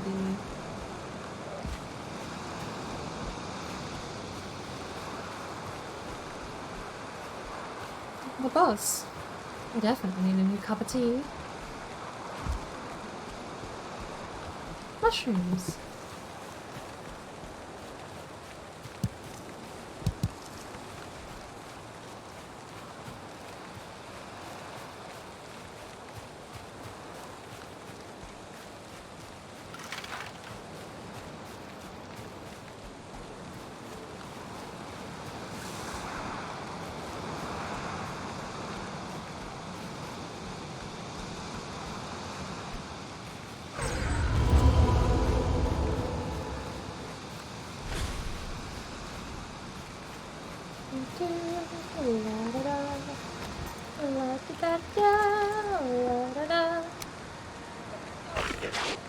Hey. Stop it. Did I just say stop it?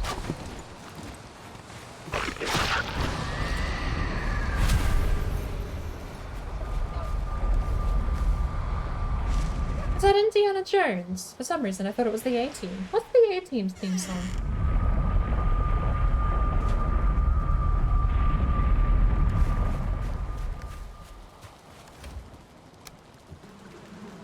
You are right, that is Indiana Jones. I just picked the wrong song in my head.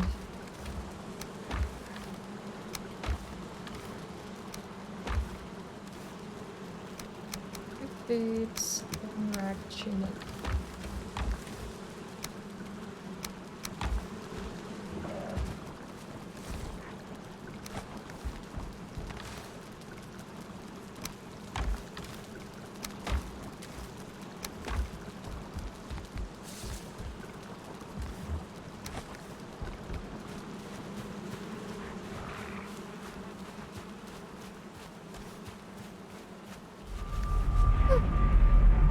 Bounty's cleared. Let's head back to the boat. What is the best way to get this boat full of metal home? Because I don't feel like there's a coastline awfully close to where we want to get oars to.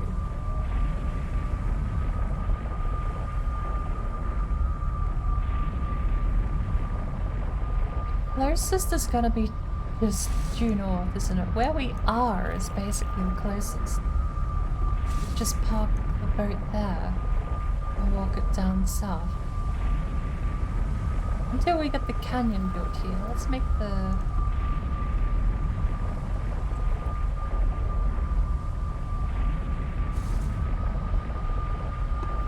plans for a lake.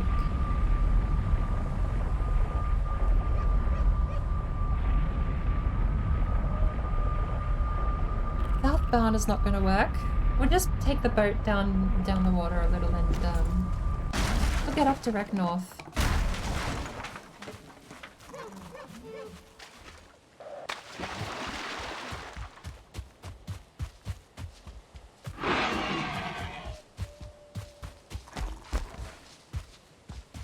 We should probably check in on the pig. We've not seen Peppa Pig for a while.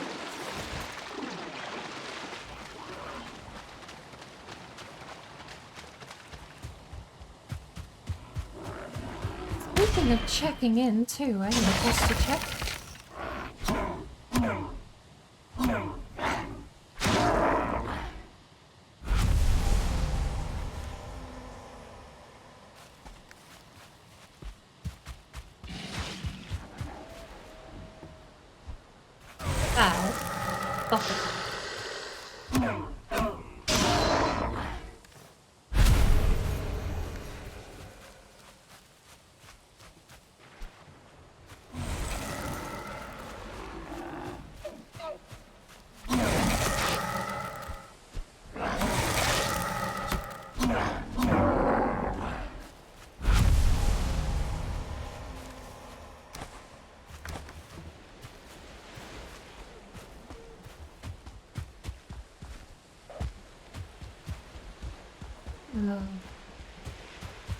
I'm yawning. It means it's time for a cup of tea.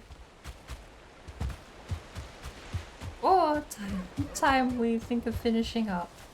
I'm not opposed to either. There I run a poll and ask what people would prefer. Go away. Missed. Go away. Missed. Go away.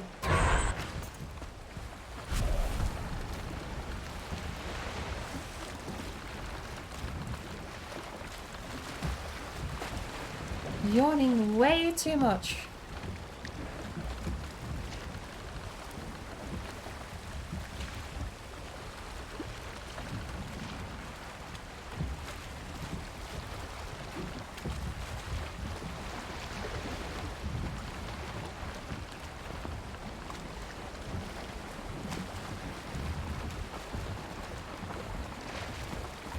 We have too much stuff to check. We do have the chests here that we can just dump the ore in and come back to later.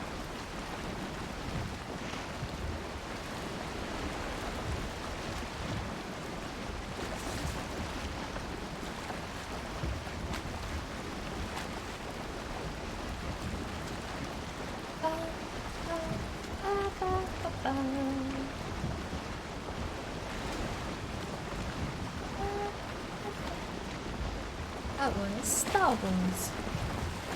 I wonder if the same composer worked on both movie series.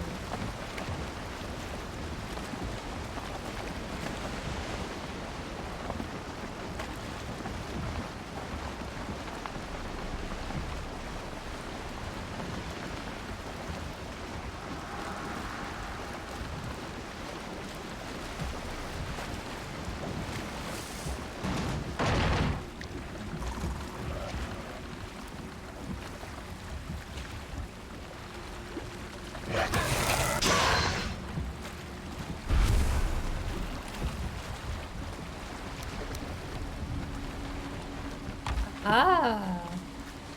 Where are these chests?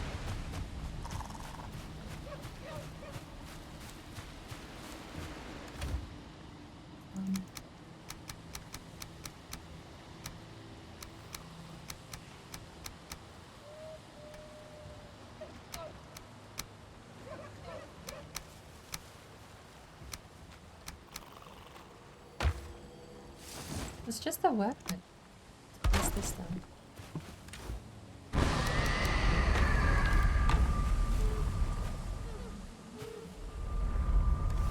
Is this plural?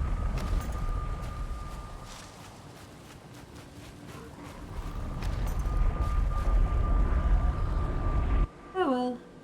In we go. I'm slouching. Just scoot. Feet on pedals. Posture upright. Easy.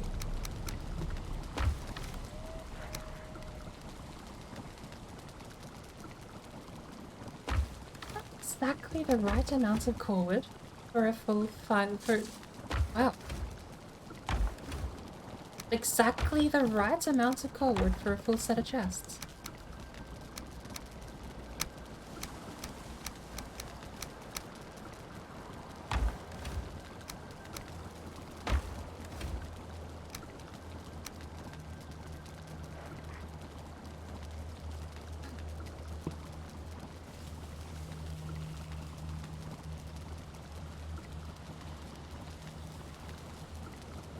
I'm thinking about adding another recipe in.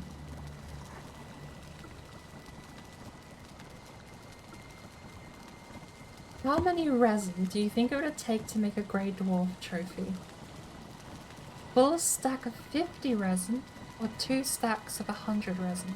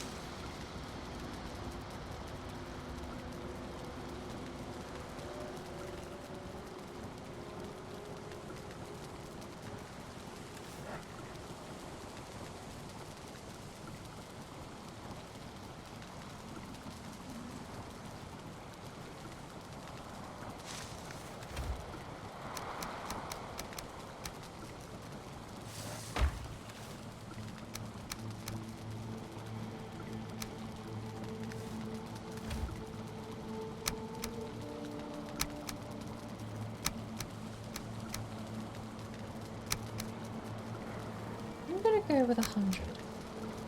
Polls only last for half an hour max. I'm not going to run a poll. It's something that's going to have to be...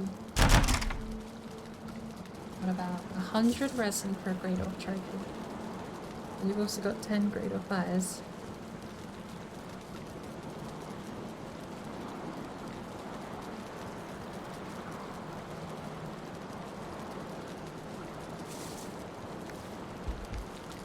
Question is 100 resin or 50.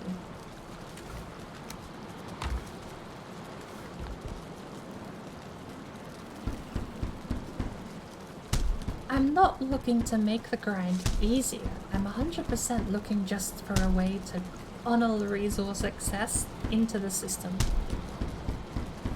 Ending up with a whole chest of resin doesn't do anything, you know?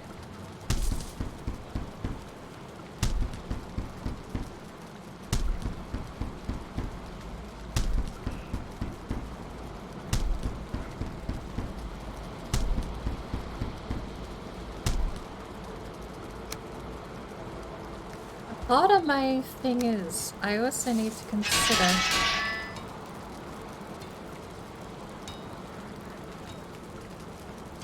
one magic shard per grade off trophy. 50 resin isn't overkill as far as getting stuff out of it. We'll make it 50.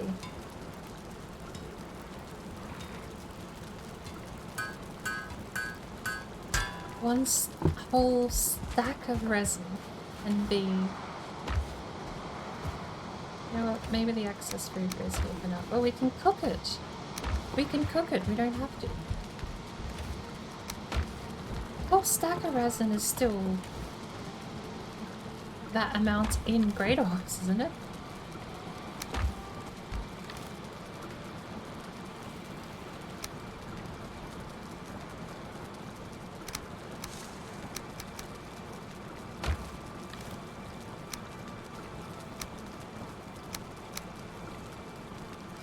You only get one resin per grey, or grey ling even, it's not even a grey dwarf. You only get one resin per grey ling.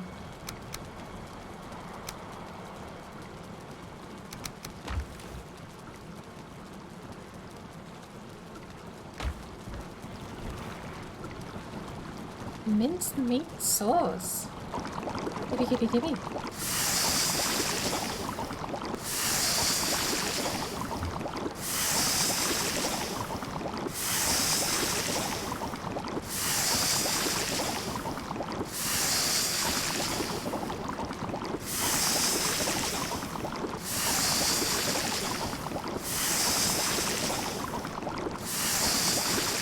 Make 10 more out of the boar meat, and I think that's a good use of boar meat.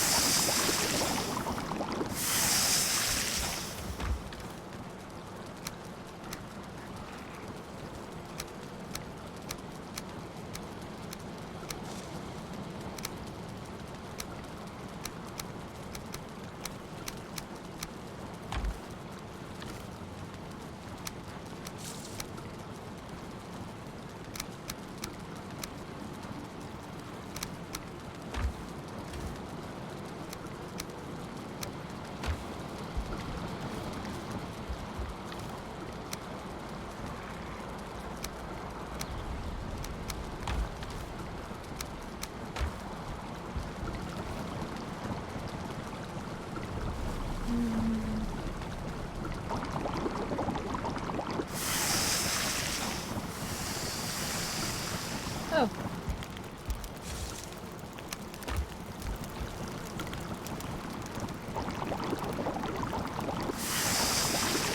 What's daisy?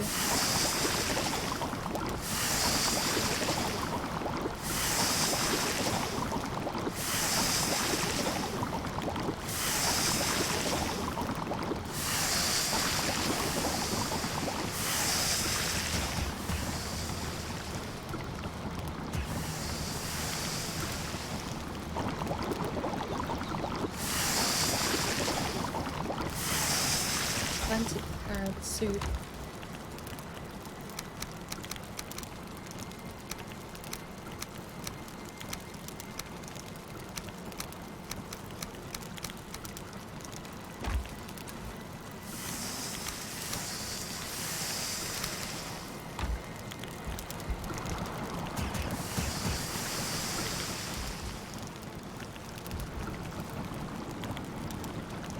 We don't need the mushrooms. We don't need the honey.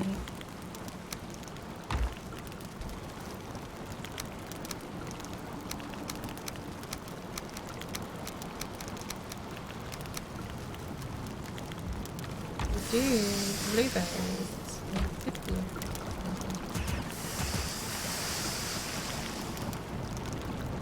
Do I need a cup of tea. Alright, before we head back out, I'm grabbing a cup of tea. And the cotton. Just a few minutes walk north to these chests here. We can bring everything back.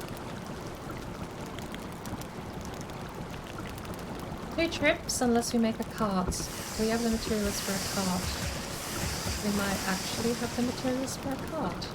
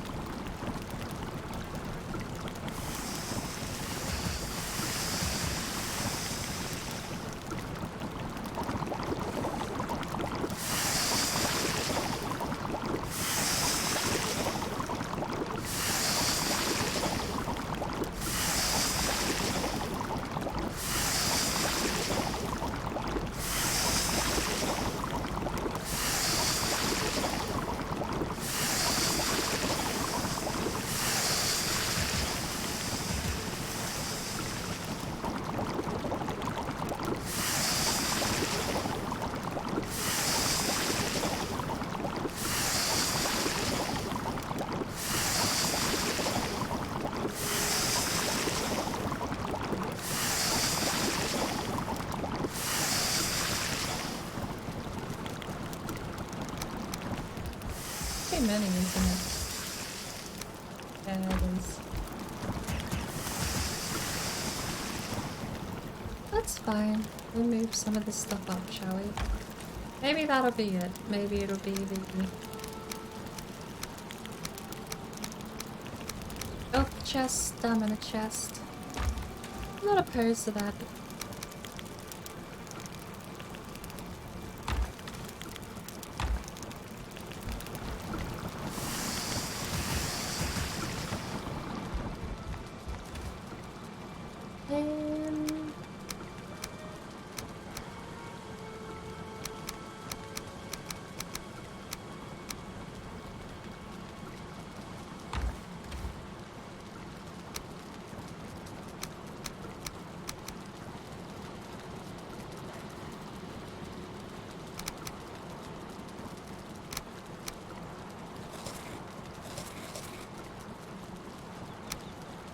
water we need for now.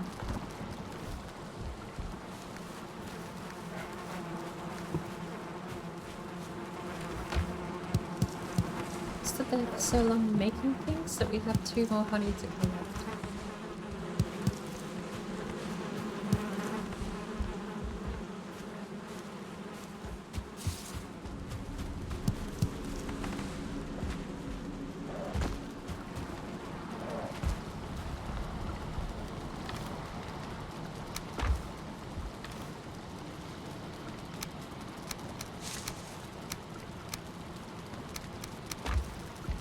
Oh, we gotta put the things back. Alright, well. Before we actually get sorted, I need to go grab a cup of tea. I won't be terribly long. No more than 5 minutes. 3 for the kettle to boil. 3 for me to actually put all the tea bags and stuff. Milk in. I'll be back in less than 5.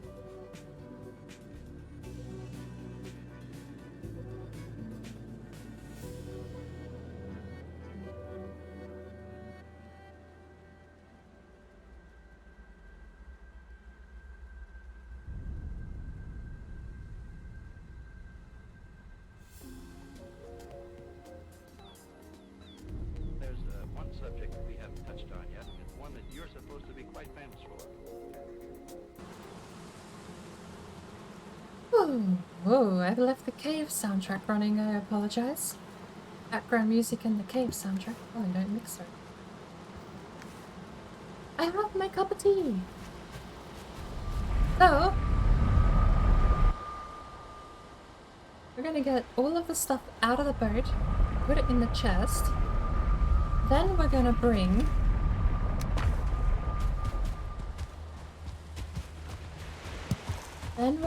the materials to make a cart here. I'm gonna cart the whole lot in a single trip because I'm not doing this twice.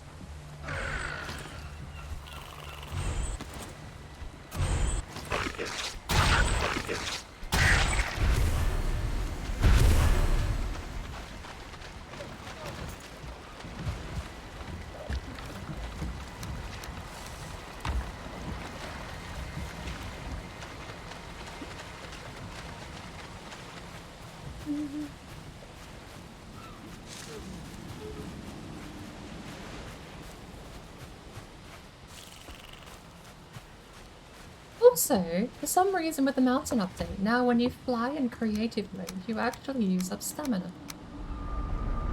I'd say I like that change. Flying in creative mode not using stamina. Well, just stamina use in creative mode at all seems a little backwards, honestly.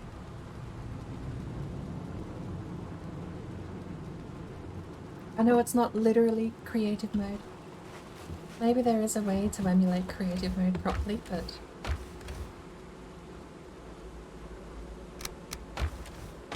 it would be nice if there was no stamina mechanic. I'm sure there might be a way to get it.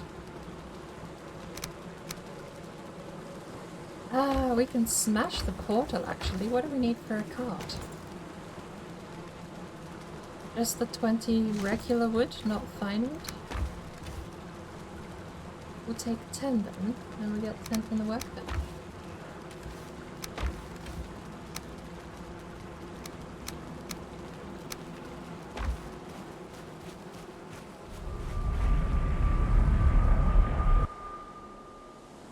Wait, do we? Hold on. We need a workbench. Ah, plant. Ahaha! Smart. Genius with brain tape. That was not.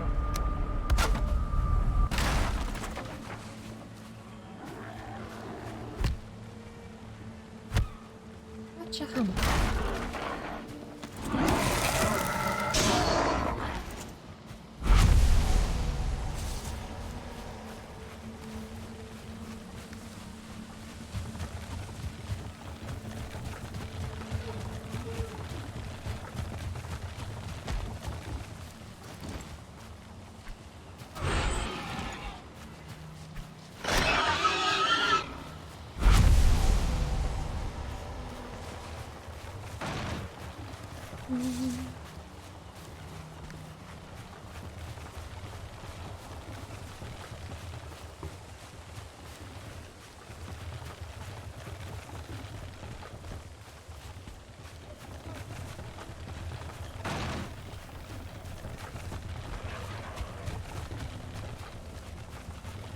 Nice.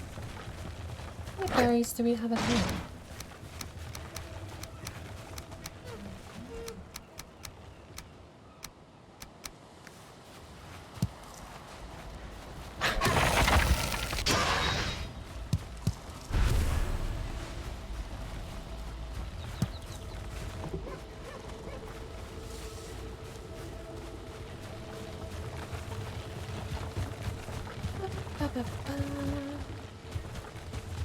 Off we go.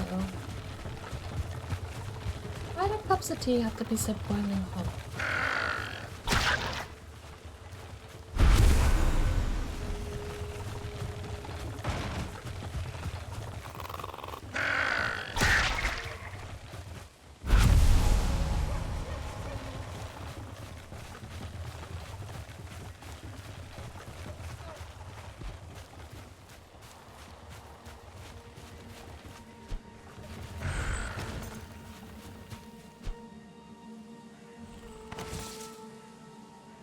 May not care.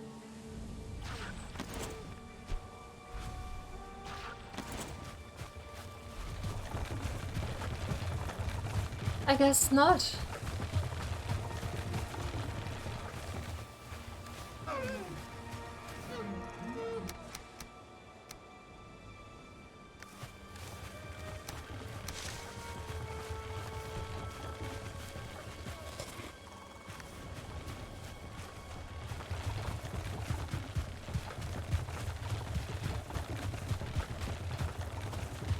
Why is there always a hill in the way? I was throwing a knife at a bunch of dogs, the necks, the green little lizards, and they just sat still. They genuinely didn't seem to care that I was throwing knives at them.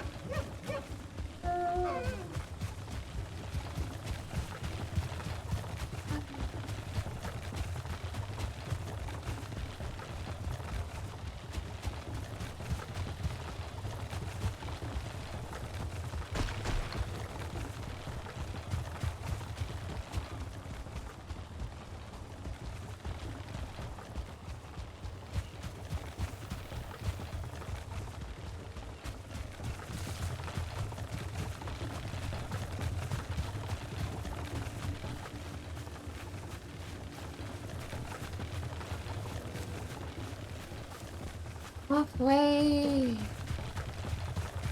You know what we should do? We're gonna keep this cart around and we're gonna take it with us when we go do the Agathia run, because we're just gonna throw a bunch of gear and loot in this, I think.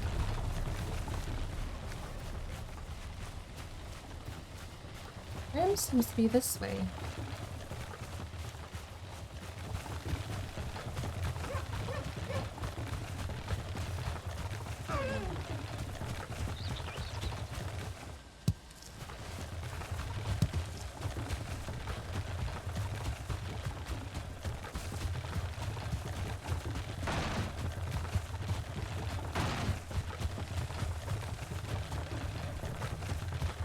I see a campfire raging in the distance.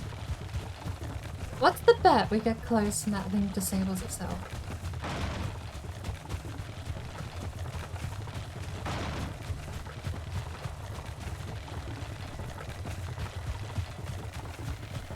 There it goes.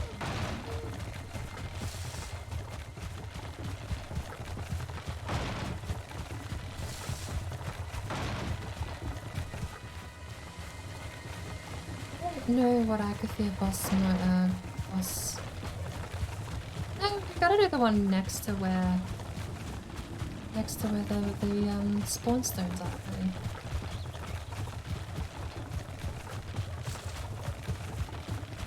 Do we have three? Three Agathia? Good lord. All in a row. How's work treating you, Sparkle?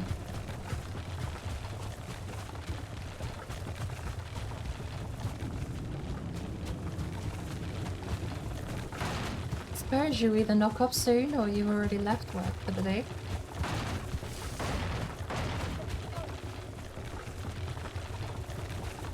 And on the bright side, the lack of complaints made me think it wasn't such a bad day at work. Normally it's angry truckers. You're painting a fox. Do you proper paint, like brush in hand paint?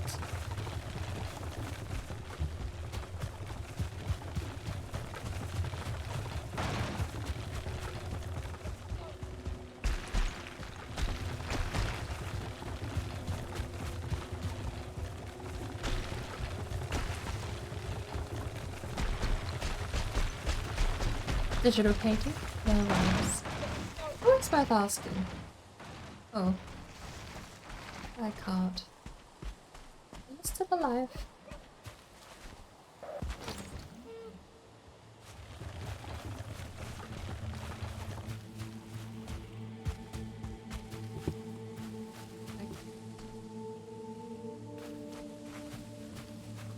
Come on. There we go.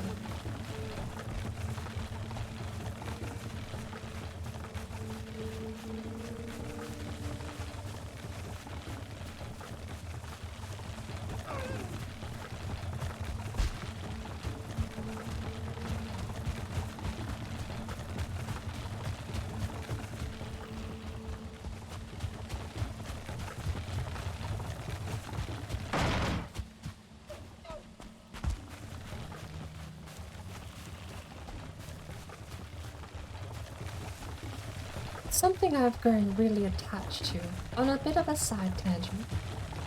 The ability to physically have something. In this case, art. There's been a lot of people who actually had the same idea. I know there's a guy I follow on some platform. I forget which, but he occasionally posts paintings he's done.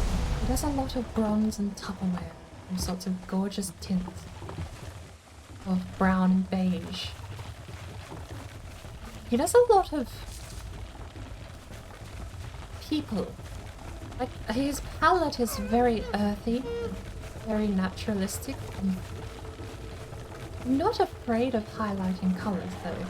It is simply that, with that aside, it's not the point of the topic. I love his style. I've been following him for a while. He was just a guy that had some okay comedy posts, and then he picked up a paintbrush and a canvas kit, and one day randomly started painting. I don't know what the motivation was. He just, unironically, he just straight up posted one day, felt like painting, so I got all my stuff, bought a kit, and got at it. And he's annoyingly really good at it. Can you bugger off? Yeah, I can throw too. Look.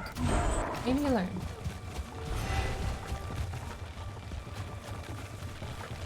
But I do vaguely remember him talking about the idea of having the painting, the idea that he physically had the artwork he had created in front of him. Physically, he bought the canvas. Physically, he bought the paint and the brush. Physically, he had the end result and he could frame it and hang it up. I am very, very biased towards things like that. I like physicality of owning a book. The convenience of having a digital book is one thing, but the physical book in your hands, the smell of it. In fact, it's not tied to an account, so no account system can take it away. If you lose it, you have to physically lose it.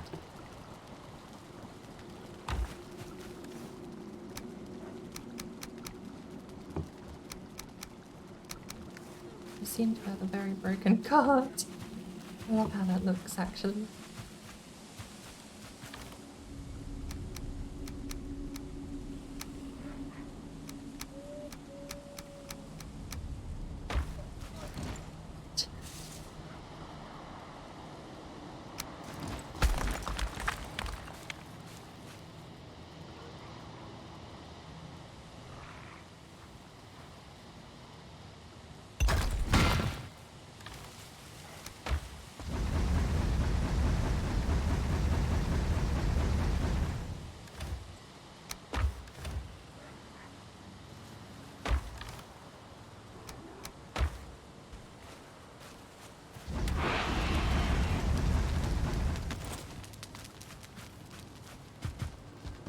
Almost all of my art for over 10 years has been digital.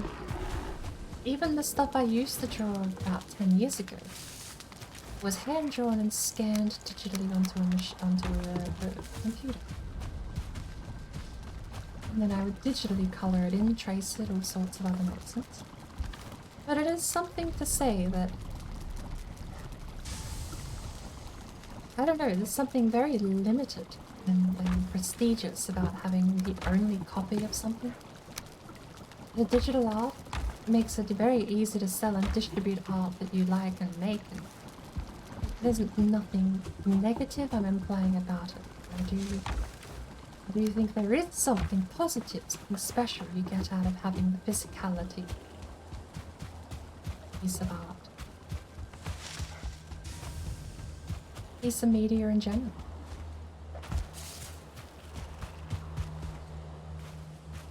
Less than 10 years ago, you'd buy a CD-ROM with a music album on it. Then, I suppose. 20 years ago, it was a cassette tape. But there's been a lot we've given up going onto the digital age. We've no longer got the ability to say, I own that. Spotify got... If Spotify died... No context. Spotify died. There's no coming back. It's gone. Then, well, I suppose you can't buy Spotify music. Maybe that's a bad example. Apple Music, or Apple in general, just disappears. For whatever reason. Then eventually the services will just expire. Everything will run out. When that does, you're gonna lose access. But there's a much better example. Solar flare creates a global EMP that kills every electronic device on the planet. No more electricity, no more batteries, no more electronic devices at all. Solar flare fried every circuit in the world.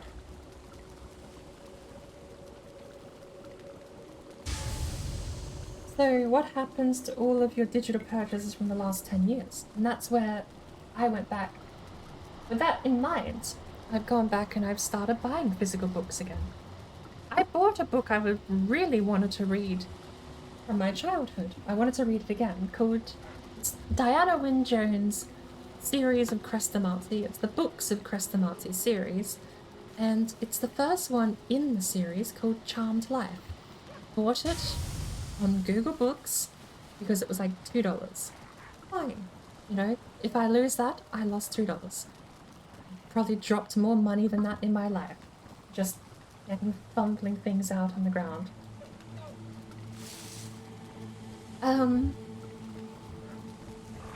But it was almost actually, within less than a year of buying that book, I never read the digital copy. Because within a year, I went to a physical bookstore and asked if I could get a physical copy. And I have a physical copy of Charmed Life, and I have started reading it. I still love it, but there's a prestige to having the thing physically. If my Google account gets nuked, again, for whatever reason, and the EMP kills the internet, there you go, still good reason. That one's universal. The UMP kills the internet. If I didn't have the physical book in storage behind me, then I wouldn't ever be able to read it. Well, at least until I went and bought a new copy, I suppose. But it is nice to physically own something. It's been a rather large tangent to reach that conclusion, but I digress.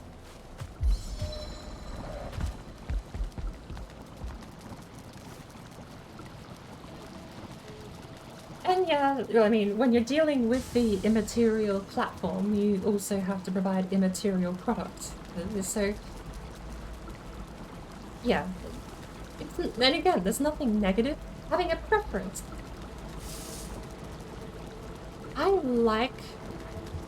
So to me it's weird, because I like the ability digital gives for you to have access to all of the tools, props, and equipment that would normally cost you thousands of dollars. If a solar flare came down and fried every electronic thing on the planet, I'm not gonna have the money to go sim racing. I'm not gonna have the thousands of dollars to buy a racing car and get a rolling cage fitted to it. Or heaven forbid actually buy one pre-made. That sort of money doesn't just happen. Which is why I like the fact I can spend $1,000 as a minimum entry point, maybe? Let's say the wheel cost me 200, the rig, the computer, let's just say, well, no, let's round it up. So like 700 for the computer, 300 for the wheel. That's not a bad metric, because then you're getting something decent, right? You can get wheels for less than that. But okay. But let's just say that, $1,000 buy-in. There are times in the past, I don't earn a lot of money, I've never worked massive jobs, I don't put stupid amounts of tax back. I don't overtax myself for the refund. Well, I do overtax myself, but not stupidly. My point being, paying like an extra couple of dollars every paycheck towards my tax is enough for me to get over $1,000 consistently on my bugger-all paycheck that I used to live on.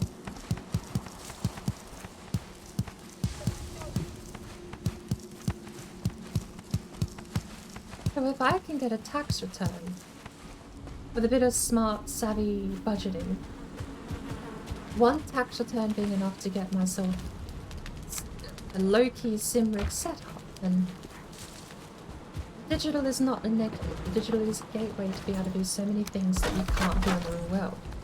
But I'm never going to be, if EMP kills every electronic thing on the planet, I'm never going to be able to afford a canvas and pencils and paints and all those sorts of things. Pencils alone are close, like an artist pencil, a 2B, and all those other sorts of fancy types of pencils that you used to play with around in school and never again after that. It costs like dollars each. At best, you might get a pack of 10 for $5.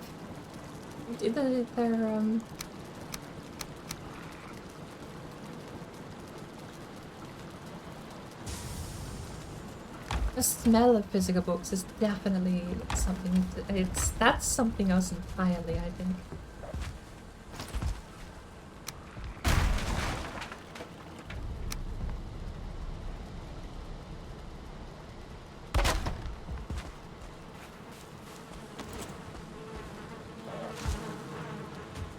The philosophy behind actually owning something and just the appeal.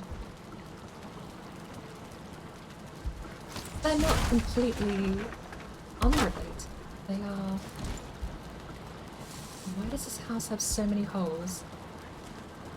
Why does this house have so many holes? Yeah. Stand.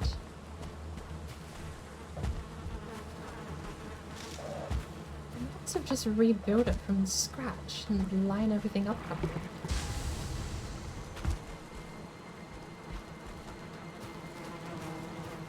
Oh, it is so wonky. It's almost dead. Need a look? Just itchy. Ow. Not itchy. I'm itchy. No. Look. Itchy, how dare you have a name like this? I can't even say I'm itchy anymore.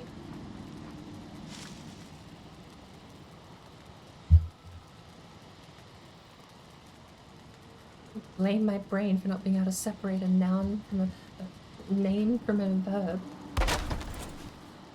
Why did I do that? We're breaking this down and taking it with us.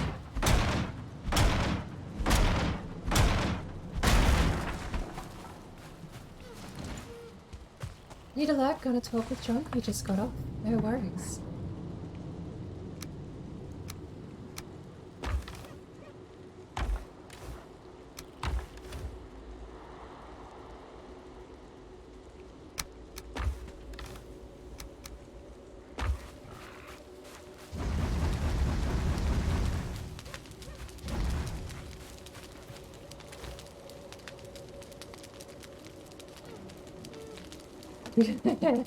Seeing them both by side, both side by side, I finally realized they have exactly the same combination of emotes.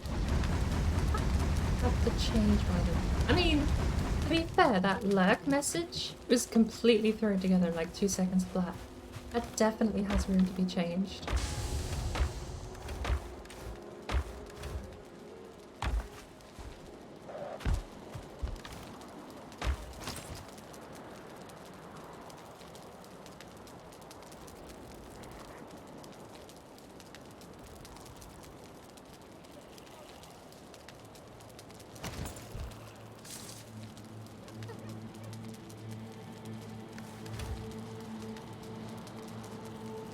I'm just gonna need a cheese chest.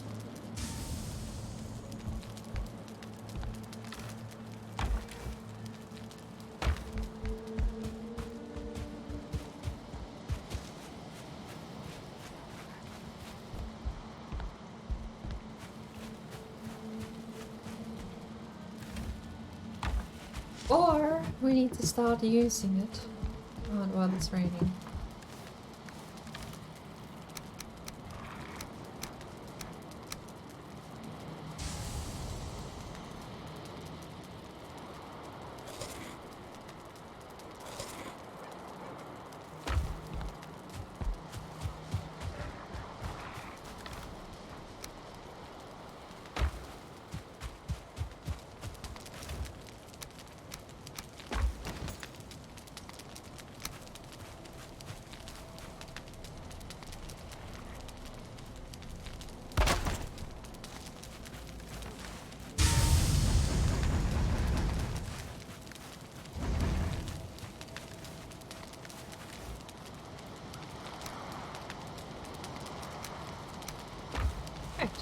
Oh, need 20.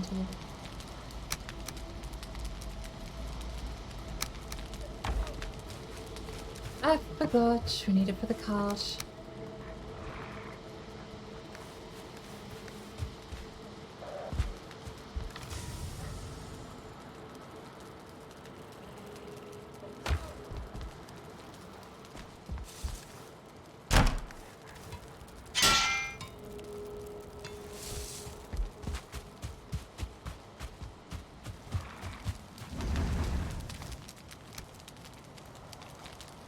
Portal, I suppose. There's a portal beats a card, doesn't it? Why take a card when you have a portal?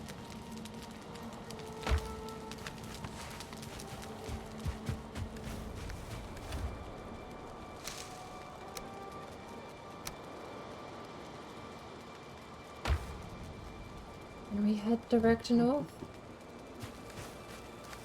Let's take the other deer card. Might as well. Likely to take another deer out on the way.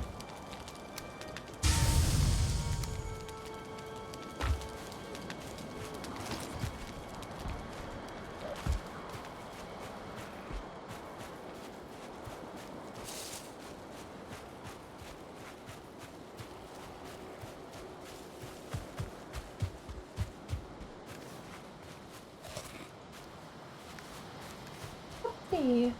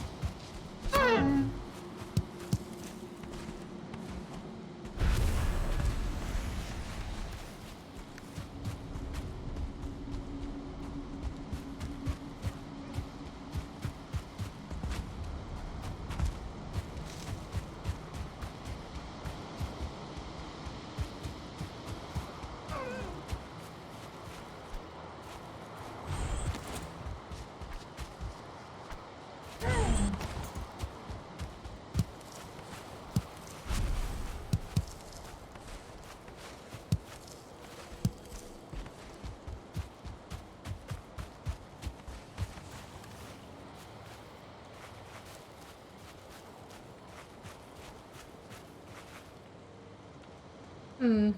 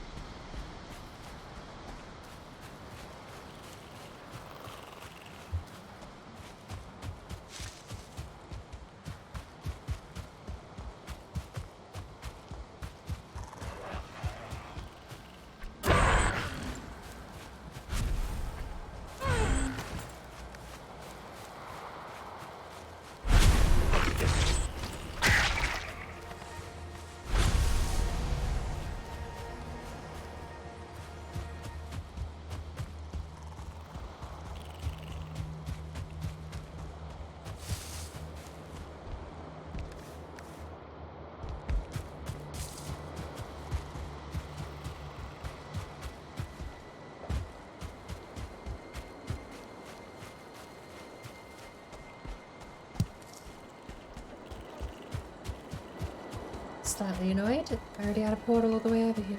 Suki! Hello! Well, if we already have a portal, I can take these materials back, throw them on the ground.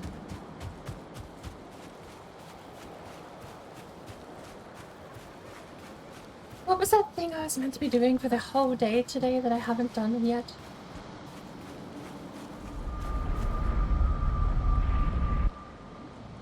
Oh Lord. I mean, at this point, it's actually unironically been a collective 20 hours where I've repeatedly said I'm gonna go fight Elder and then not fought Elder.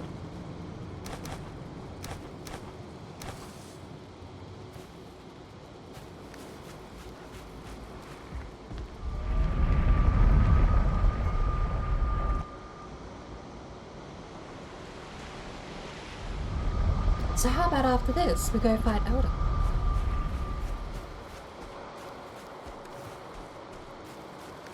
What do you think happens if I spawn in 22 Icathia?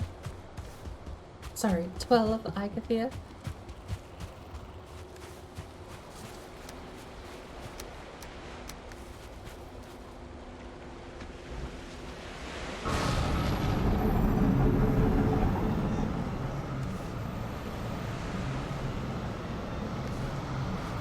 Unfinished sentence, unfinished thought. What happens if I spawn in 12 Icathia and then just simply run away?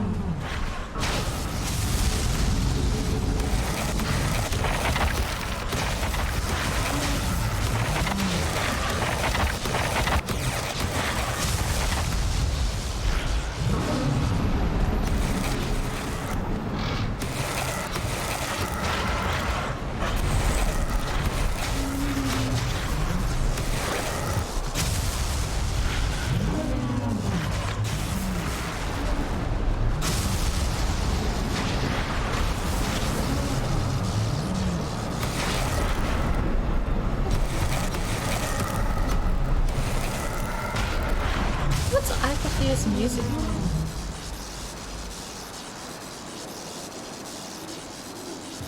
Oh, you don't have... You actually don't have a menu.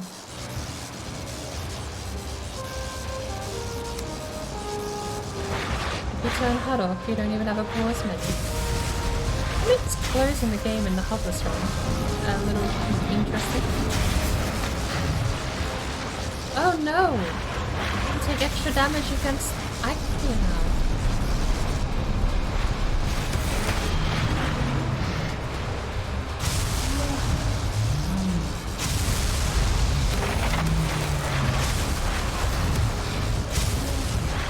Oh wow. I mean, I wasn't exactly blocking anything, was I? Oh well.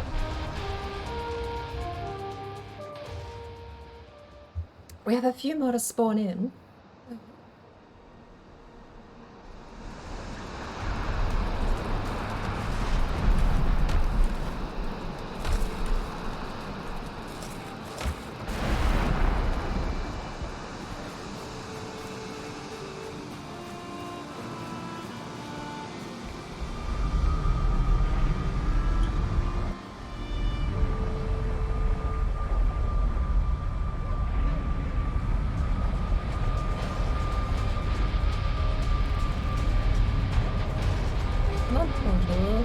Be standing here AFK. At least, am I immune? Come on. What's going on? Game?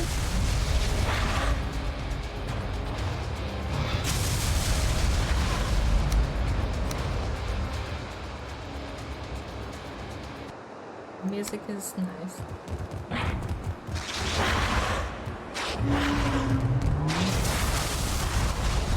I'm stuck portaling.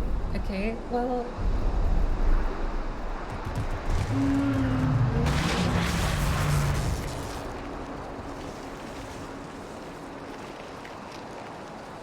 I don't care about that.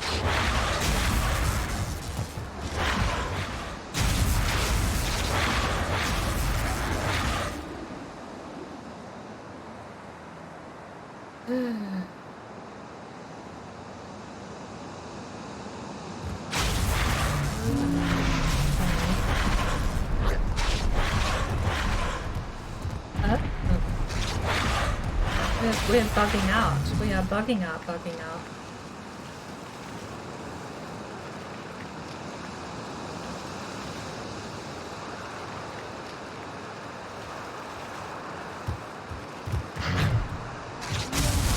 We are straight up bugged out, bugged out. Excellent.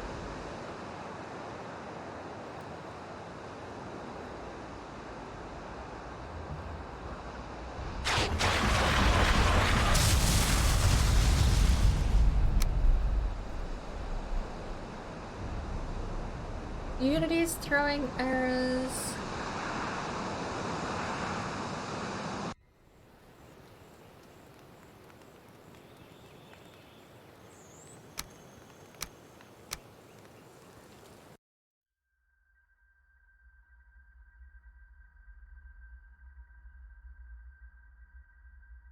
Looks like you came back in time to see the portal with elk screams redeem.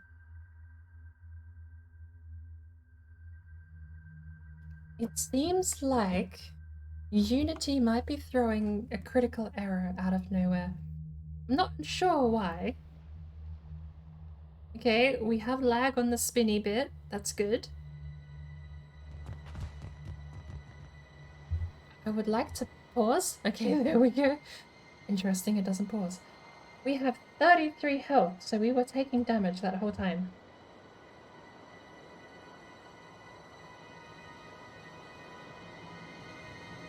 Either that or we forgot to heal before we left. Maybe the latter. Either way. Here we go. Didn't last very long, did it?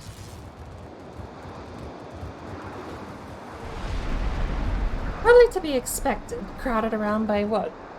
10 Icathia?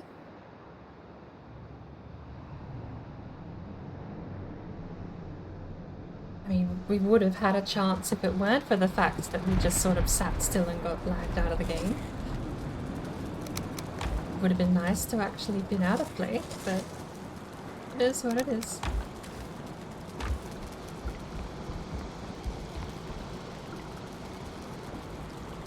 Let's find out if the Icathia portal is broke.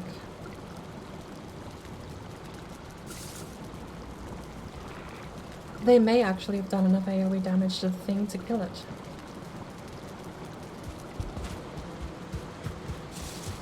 Icathia portal is broke.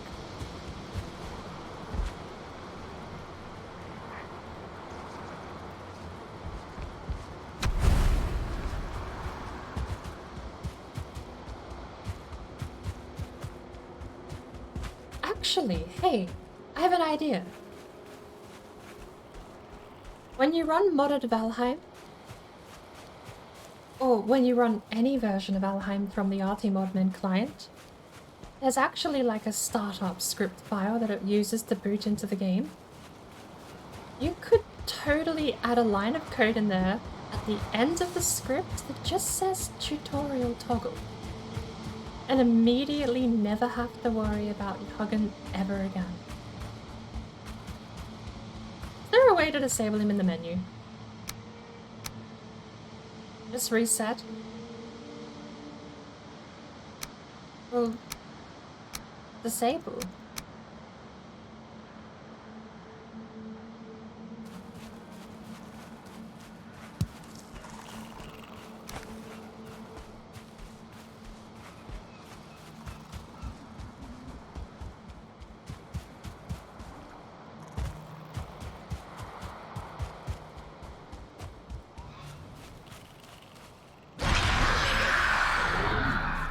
Here they come. I can't land in the water. If I land in the water, I take 50% extra damage.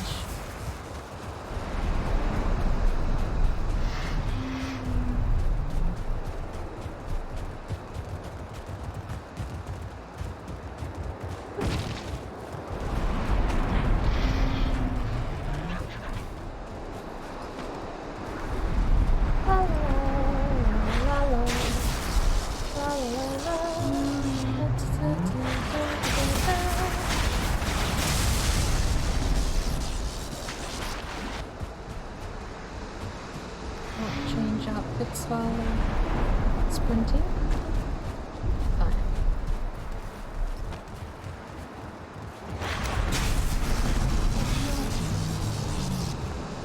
My portal! And everything in it. Pick it up, shall we, before it despawns, because we might be here for a while and have to do several runs back. Oh lord. You know what? No. I'm gonna use this because I need to just get prepped and I can't be wasting health at this point.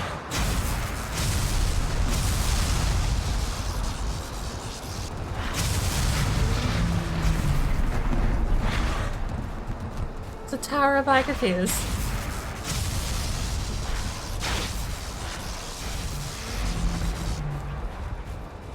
140 health. That should be more than enough.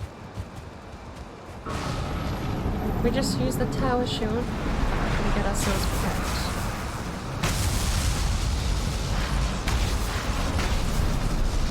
Well, now we're wet again. This is not what I was...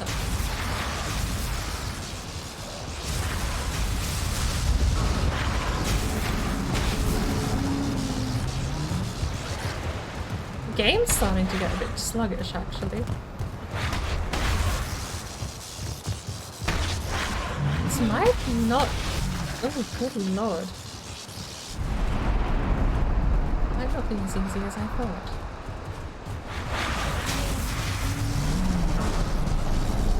One more Agathia left.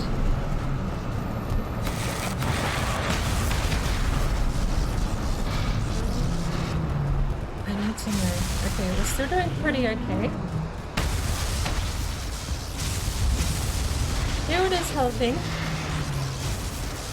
Final Agathia. Come on. Do you mind?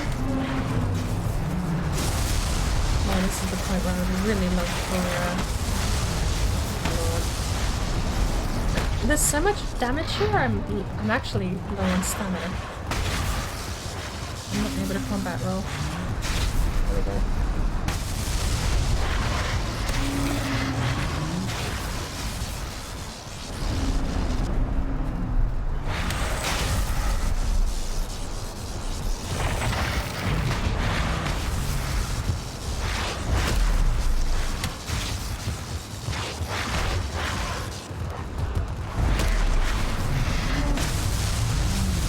Stamina, I just don't have any chance. I thought my shield was broken for a second there. Half health. We're definitely not switching over to. We can do the others. Just sort of keeping tabs because this is a bit excessive. Best way to level shields, or the perfect way to level shield.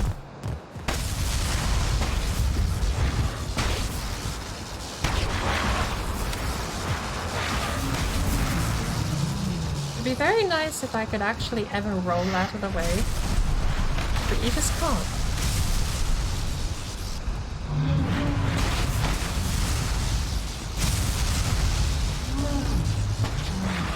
We still have the upper hand here with the shield out, and I don't know what the hell the shield is on. Just need to get rid of any of them at this point. I'm out of stamina the whole time. What is this?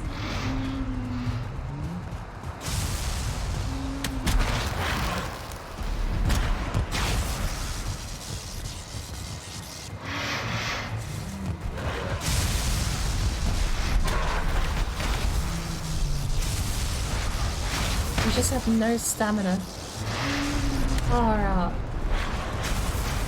That's the challenge. Akafir just has no stamina. That's insane.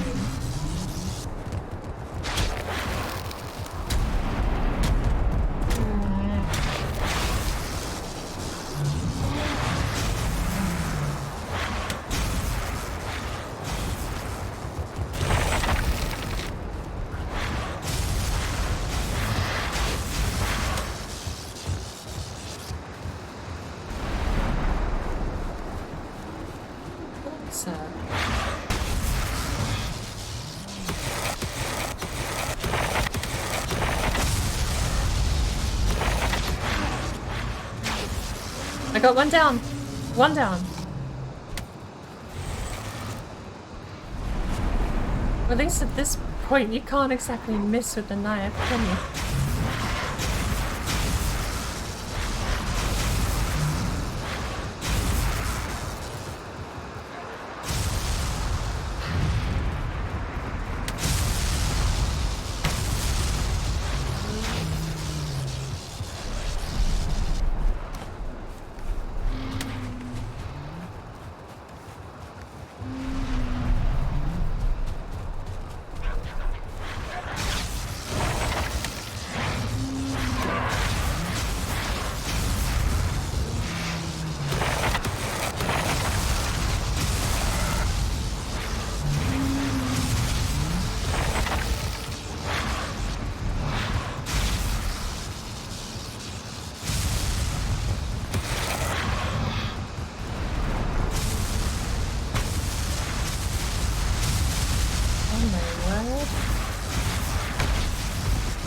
It's another Akafir tower. At this point we're actually gonna be felling trees with Akafir. That'll be a first. This is excessive. There's an Akafir stuck. Poor little guy. Come on, join the party. Why not be moping off in the distance? It's no fun.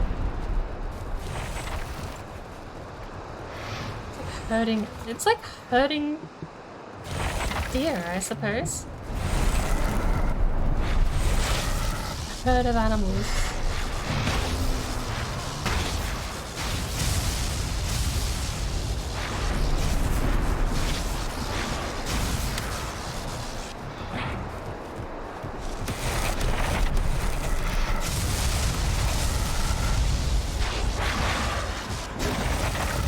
Stamina again.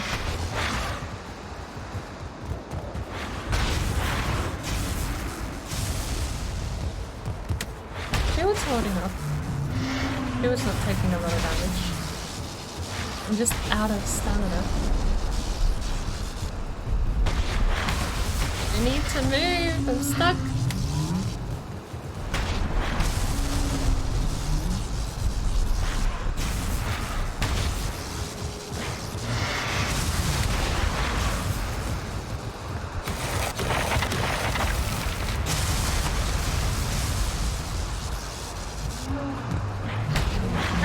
So apparently this is actually a bit of a challenge if you spawn in more than 10 Akafir. You just have no stamina.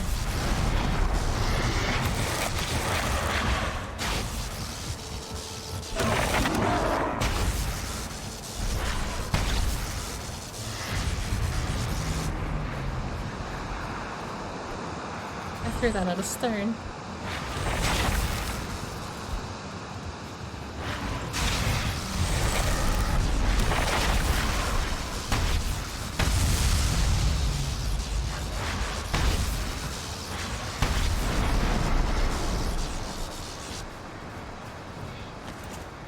Straight up missed.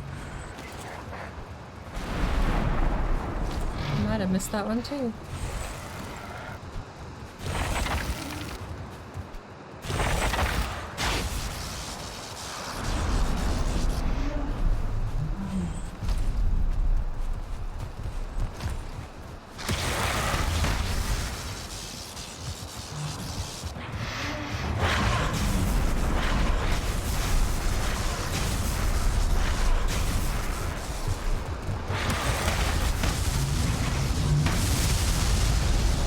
lord.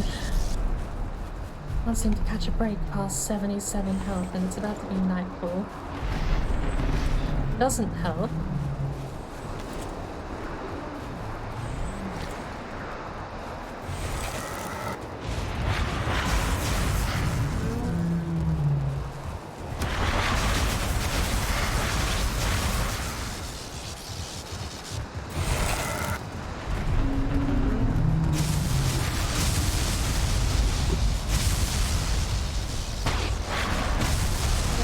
The spam is dangerous.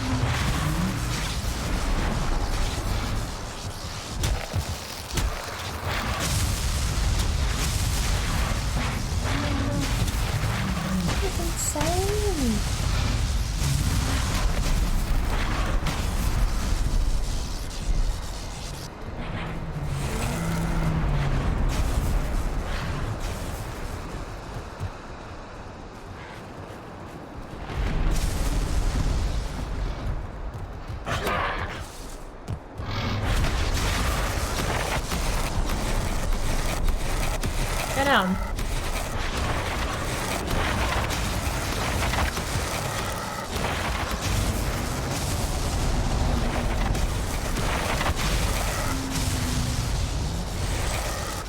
One down. We turtle. I'll take it.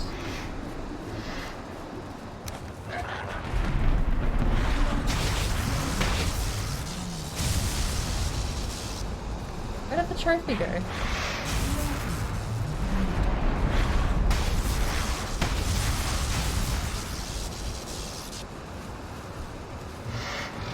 Where did the trophy go? Are you telling me Agatha didn't drop a trophy?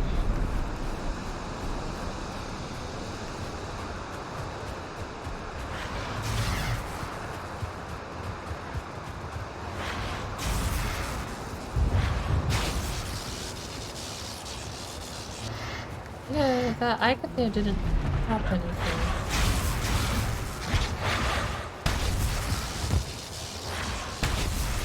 Let me get out of here, please.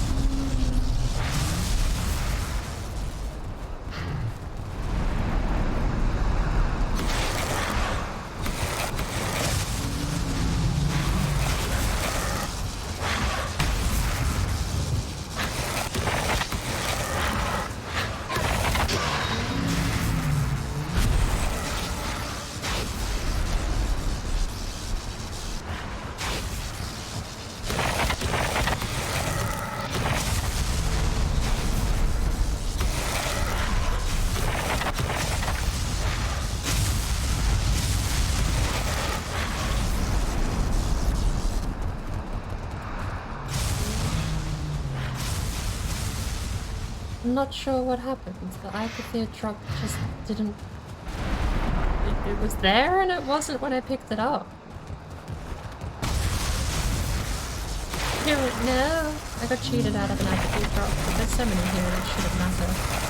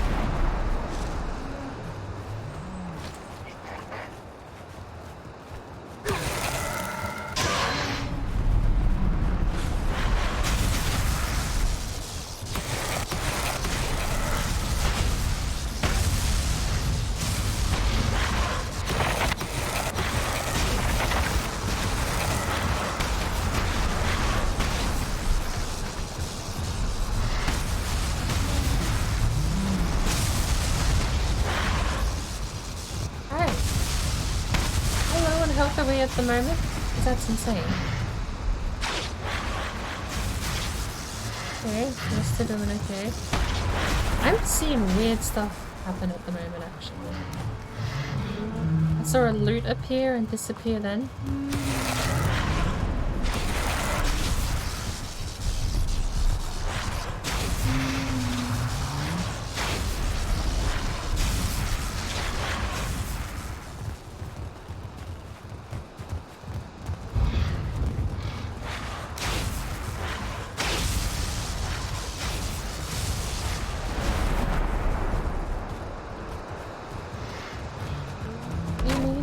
Placement, that's what I thought.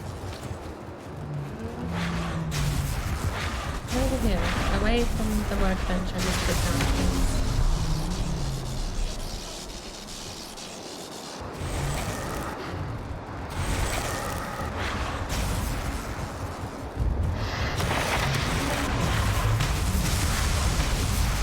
You're down 2, so I should have 10 left.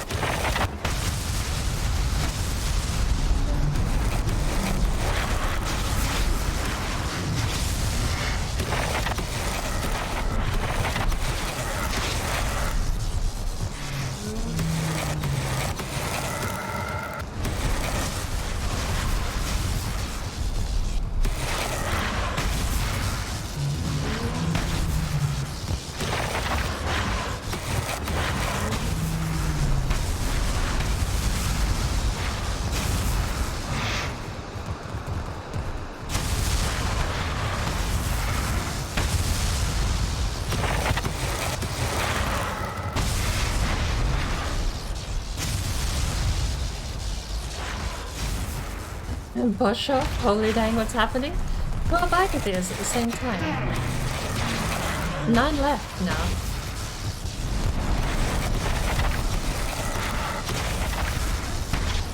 I'm gonna have 11 trophies because I'm having weird stuff happen with the okay, I'm gonna pick this up immediately because I had it respawn earlier. Give me, thank you.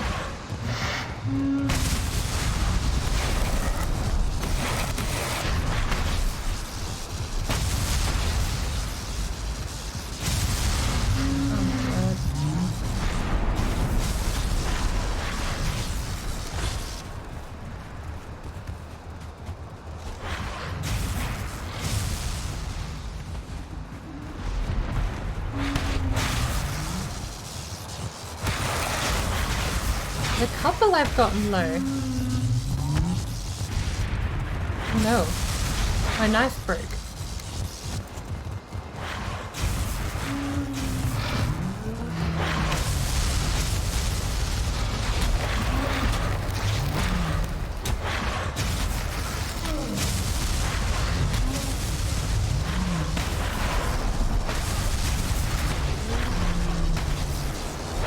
Lordy.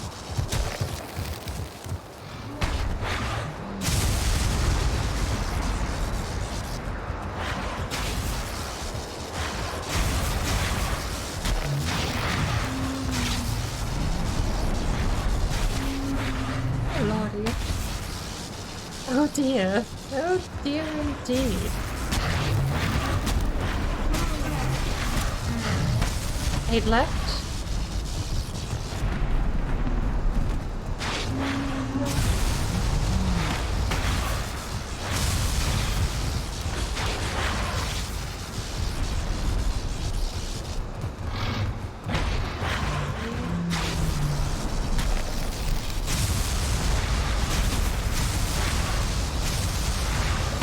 Lord.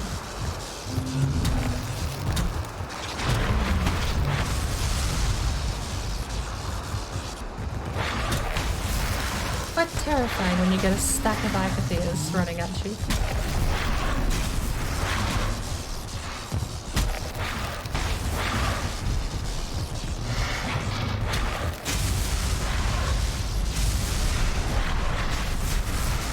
We have 3 trophies, but 4 kills.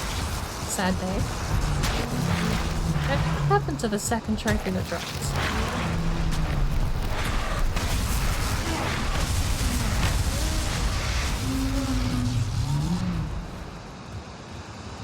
We're running away. a stag breaker and shield.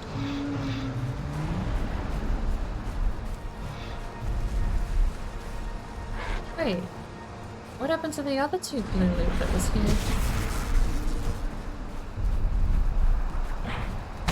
Items on the ground can't be destroyed, can they? Like, they don't have health. That's the only thing I can think of. Items disappearing on the ground. Maybe some of them have health and when they don't have health anymore they disappear. I need to test.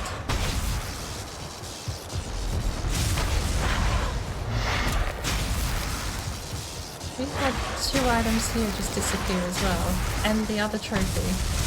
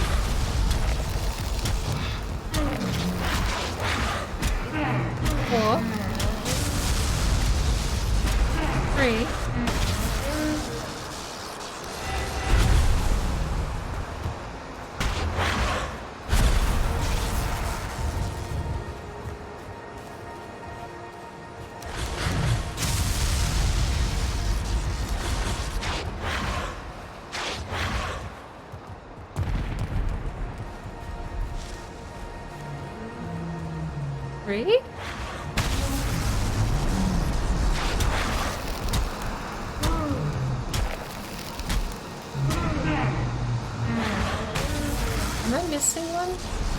Do we have another Icabia hiding in the forest?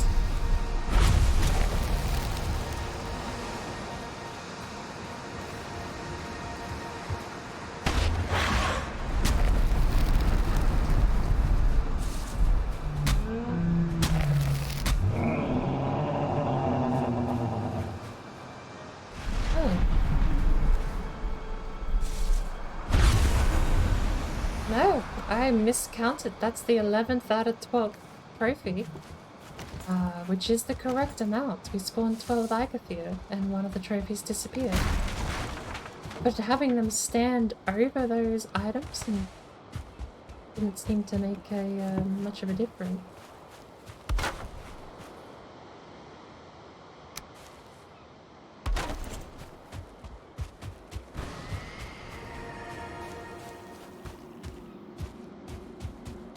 The second Ike that died was right here. Definitely not been 2 days, and I don't see anything sparkling nearby. It was a long fight, not 2 days. Fish! Apparently somehow Icafear caught a fish for me. Well.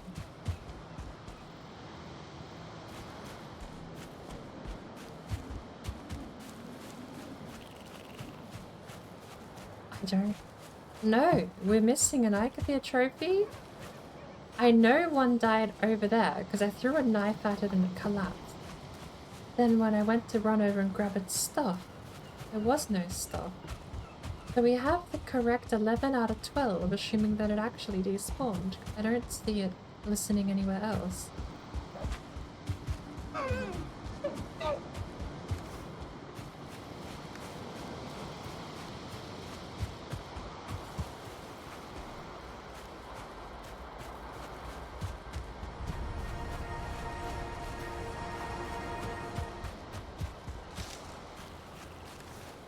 Well, teleport out and back again, I suppose.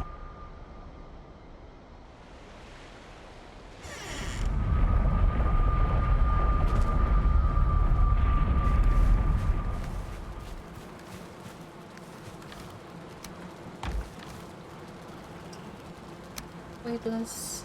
Sorry. Weapon skill. Wait.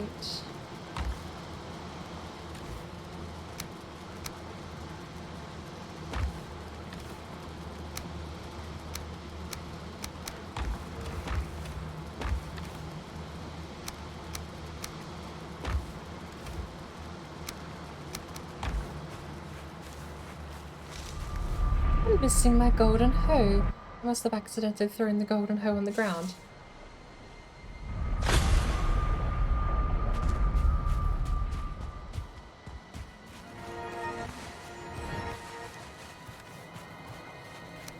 Tier 3 golden hoe. I'm really not sure where that extra Icathia trophy went.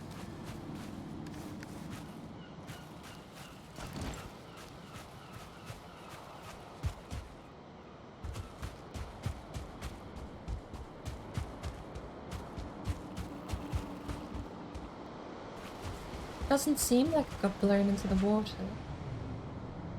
Nor do I think they can be moved. That's what I'm...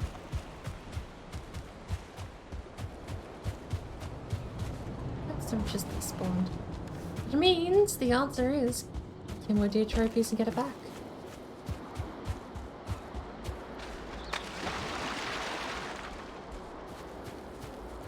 A one-on-one stag breaker Stag breaker versus Icathia.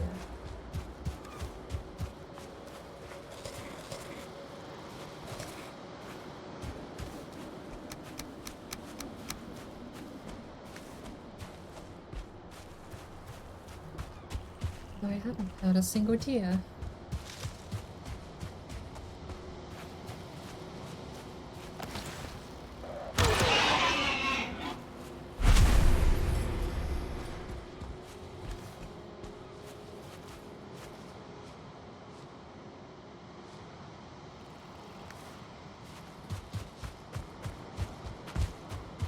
Let's go throw our stuff down at the road. Or we can pick it up when we jump through.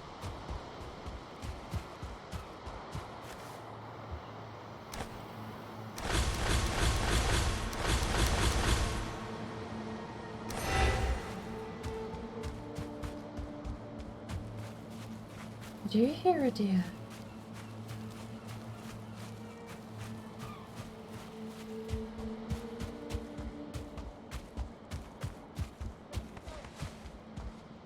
One further away, one a little closer.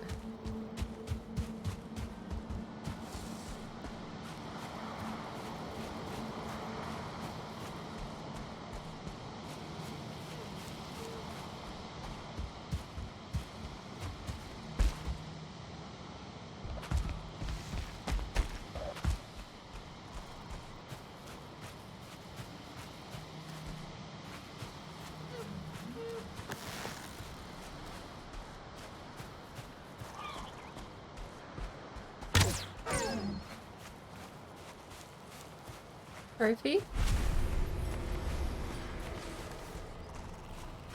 No trophy.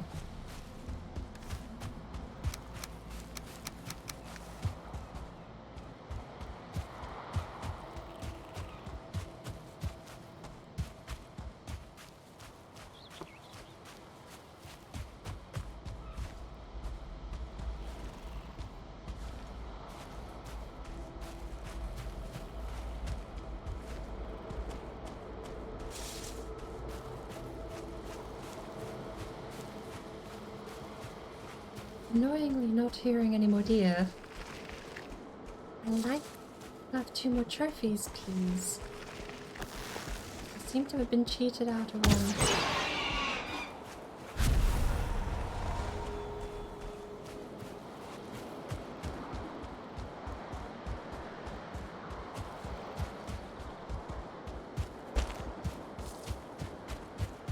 I'm getting to the point where I'm still considering postponing Elder till the next attempt. Why am I like this? At this point, Elder is just indefinitely on hiatus. We've even got a portal to the location and I'm still just sort of like, eh. Okay, now what is going on?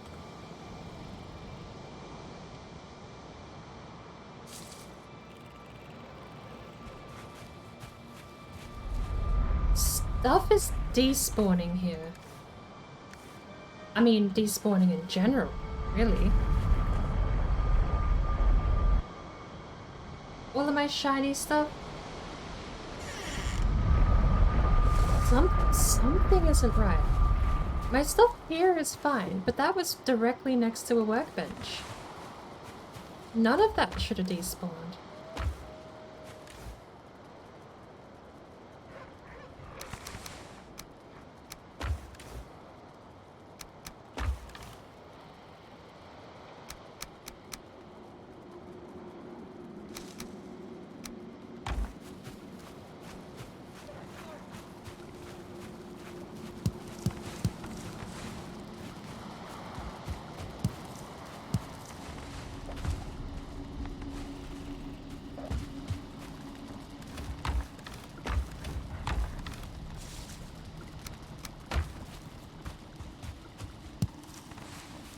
I don't know. Nothing I've tweaked in the game to make it despawn like that.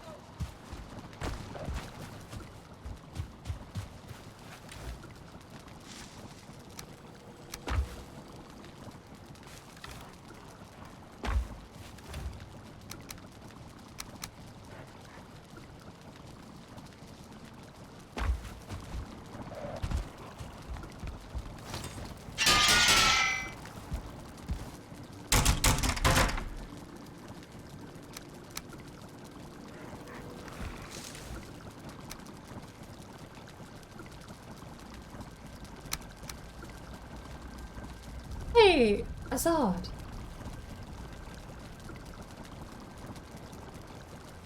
Are you still here by any chance?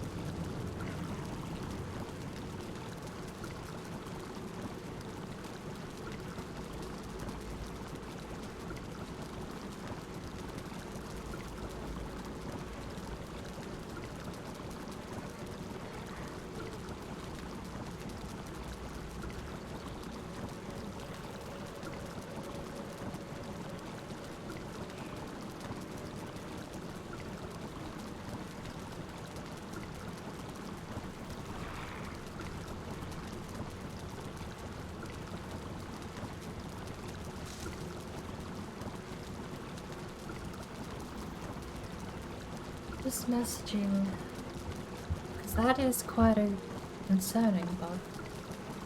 It wasn't something we ever noticed in testing, but to be fair, in testing, it didn't leave items behind. If we did, it was permanently, so I don't suppose we ever noticed, but that was way less than a 2-day despawn timer. And that does confirm, like we just had 11 enchanted items disappear at the foot of a portal next to a workbench. in the space of less than 5 minutes. I threw them there and then they disappeared. The one trophy disappearing also makes sense. Azard was in here earlier, mentioned the whole silver vein disappeared from his chest during a run. And the only thing I have to reference that happening is the null item reference null exception. It's a Unity engine error. It has to do with one of the mods. Currently we're hitting a Unity engine error that is null exception reference. Basically translates to I don't know what that is. That is the error that keeps popping up. Whenever I had the thing up, I had several of them pop up when they disappeared. There's a flood of Unity errors that came into the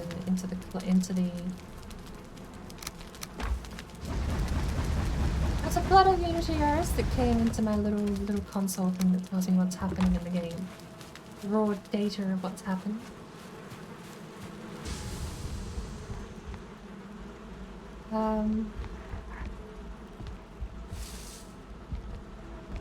We can't fix those. We would have to basically pull the request from GitHub and go into actual coding. I think it's a bit more than we're going to be doing for the NoCraft run. It would just be patiently waiting for the actual Unity files to be updated by the mod owner. But not sure.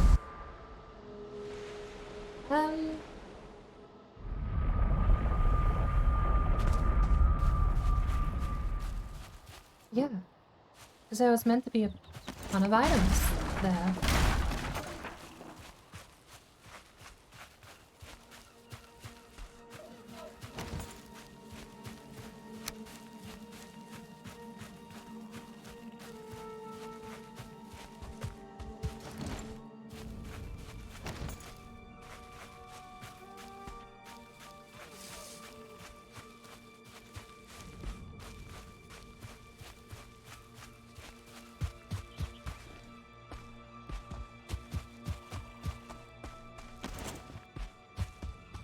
What if we put the portal in the house here?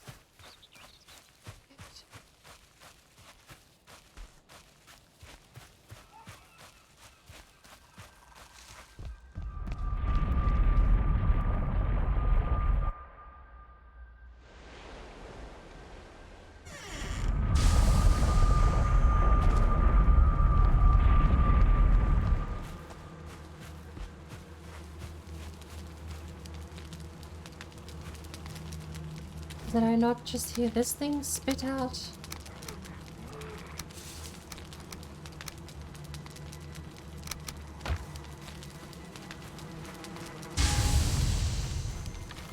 Something fucky is going on.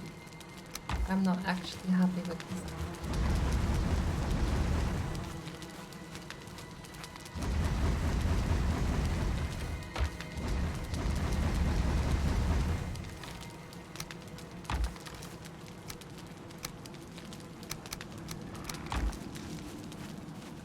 I don't like what's happening. I don't know how to fix it, but I don't like it.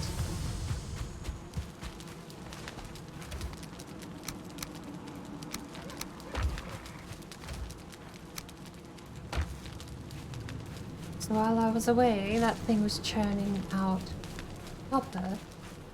We heard it go off as I got back, and it didn't actually have any in front of it.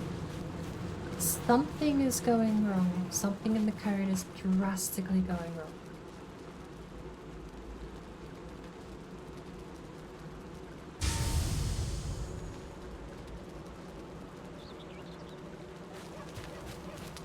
I'm gonna sit here and put all this away personally.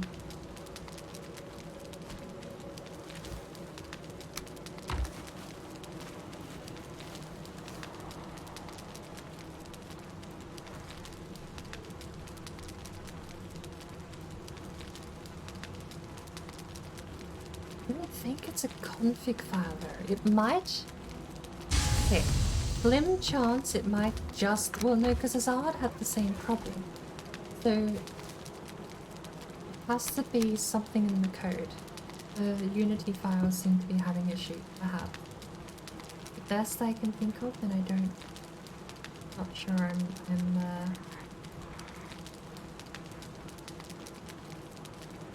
don't know.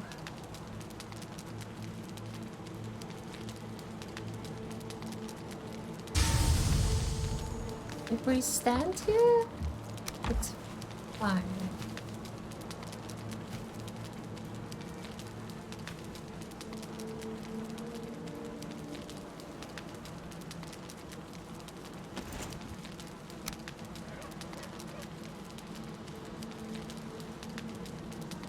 But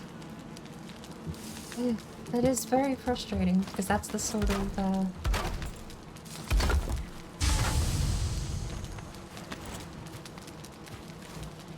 bug that can lose you a ton of progress.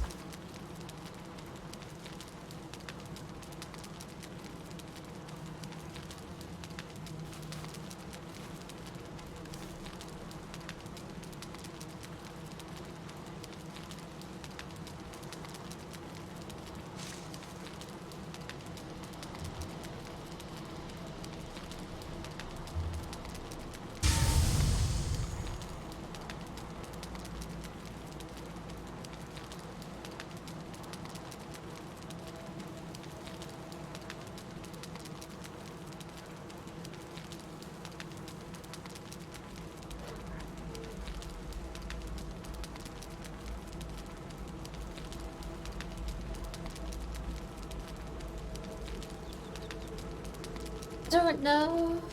It scares me, it worries me, and I think it's a good sign that maybe I should at least restart the game. But we've done a fair bit, and again, I'm bailing before we even get close to Elder. But at least we do have the Elder spawn somewhere there. We'll go there and mark it. No reason not to.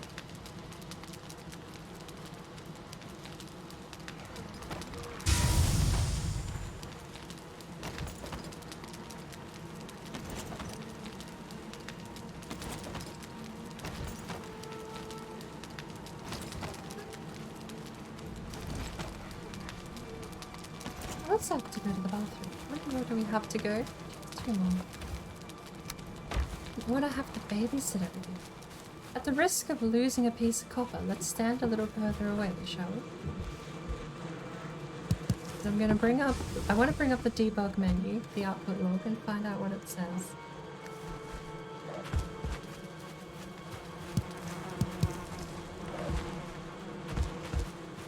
Didn't despawn.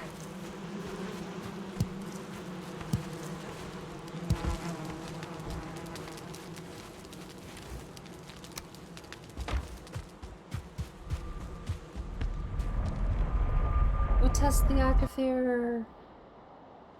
Test the Agatha portal out. We'll jump back and find out if the final copper has been smelted and is present. Okay.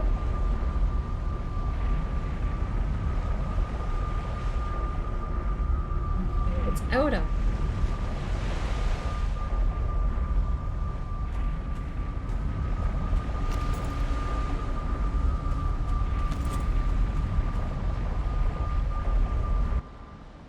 That's 2 people playing NoCraft today that have lost gear.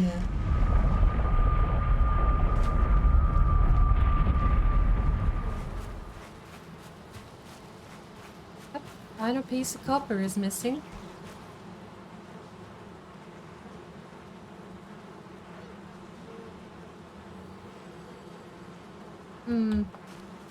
Things do not... There's no permanence in items outside of my immediate vicinity. The moment I leave this area, things despawn. I'm gonna test this a lot more. I'm gonna close out. What do I do? Save. We lost a bunch of copper and 1 for science. Save, and I'm gonna log out.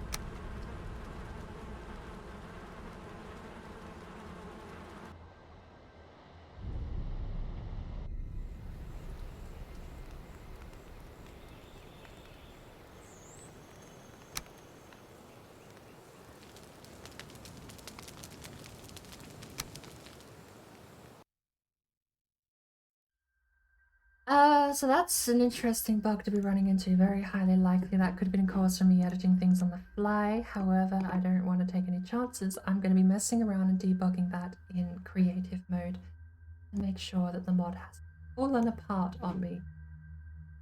I don't have an answer at the moment. I'm just kind of gonna have to hurry myself.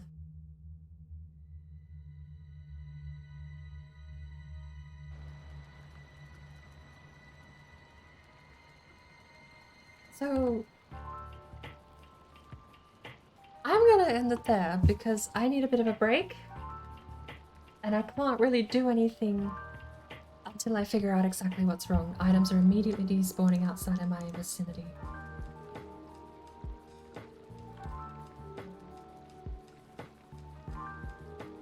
Hopefully I can find an answer and at least try and get back with something solid that we can fix if it is out of my control. I mean, there is a good chance maybe it's coincidental. Azad might have just had a bug. I might have been messing with the files while live. Maybe things are getting crossed. We won't know until I actually properly get in there and figure out what's going on. I'll have to do that in my own time. But yeah, it kind of puts me in a position where I can't really do much unless I switch to something else, so we're gonna have to raid out. Is there anyone out there at the moment who is live that we could raid to?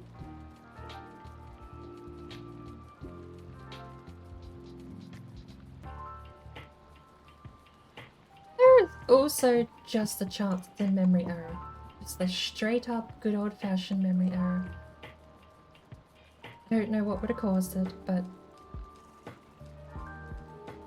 can't rule it out entirely that it wasn't just the freak accident of something unrelated to anything we were doing. Let's have a look. Who's online?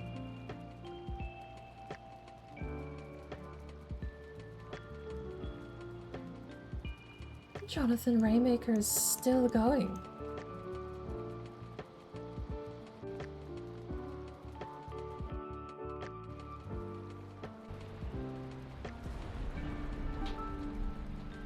What do we have on?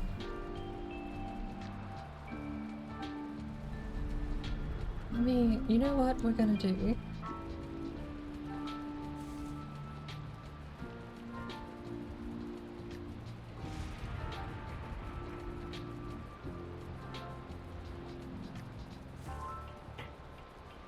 Theme crashed? Steam crashed. Why did Steam crash? That's a fascinating. Maybe it was just a freak accident, after all.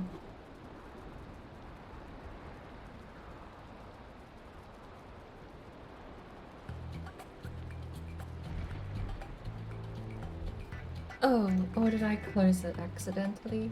No chance I may have closed it. Was it my fault? Oh, come on, Steam. You can do it.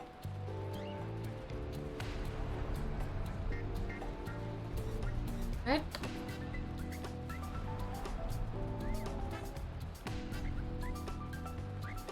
The raid message if you don't have a subscription, and the raid message if you do.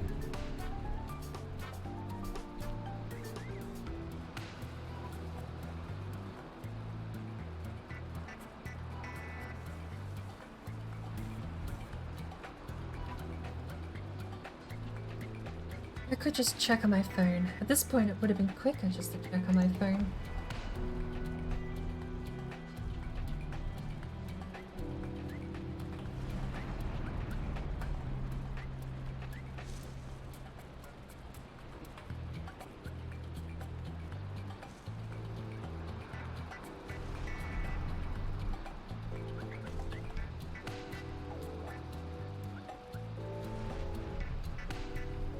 Samurai Knight! Welcome to the mess that is my stream. We're looking for someone to raid out to at the moment. I've had a bit of an in-game break. We had things that were deteriorating.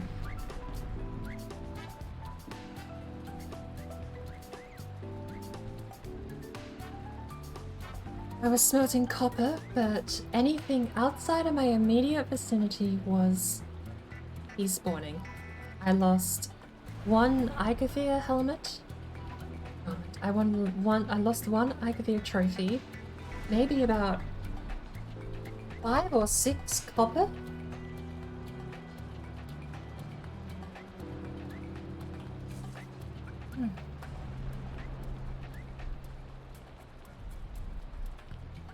You know, we're gonna go see Thor. Finally got streamer, so let's go say hi to Thor.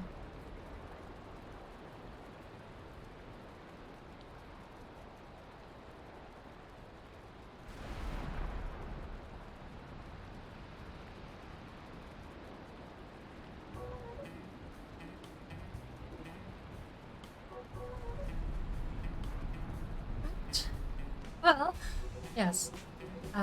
Sorry for it to be so abrupt, and we're gonna have to do Elder Respite. If the mod is breaking and falling apart, I don't really know what the fix is going to be for that. But I'll give my best attempt at finding out what the cause is, and with any luck, hopefully it's not something we've done on our own. Samurai, hello! Welcome to the stream. I do apologize, short notice. We're going to be heading out to Thor. She's a lovely lady. She's also playing Valheim at the moment. She's playing with the Unicorn Jenny as well.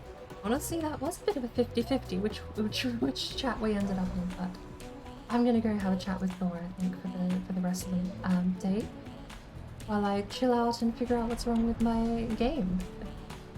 Not great to be having everything despawn the moment it's outside of your immediate vicinity. If you didn't catch them, the raid link messages, the subscriber again, and for freebies, there you go. So I'll see you in there. Thanks for watching.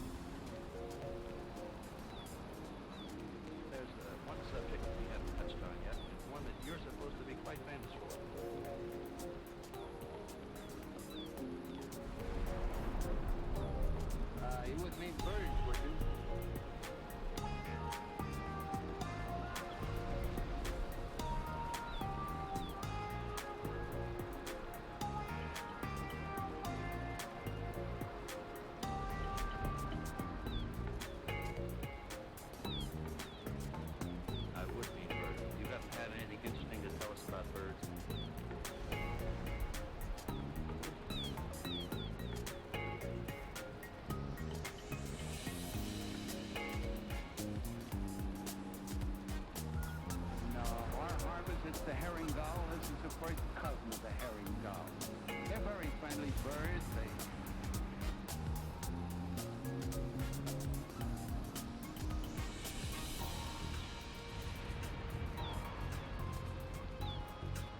scavengers, they help to keep our waters clean.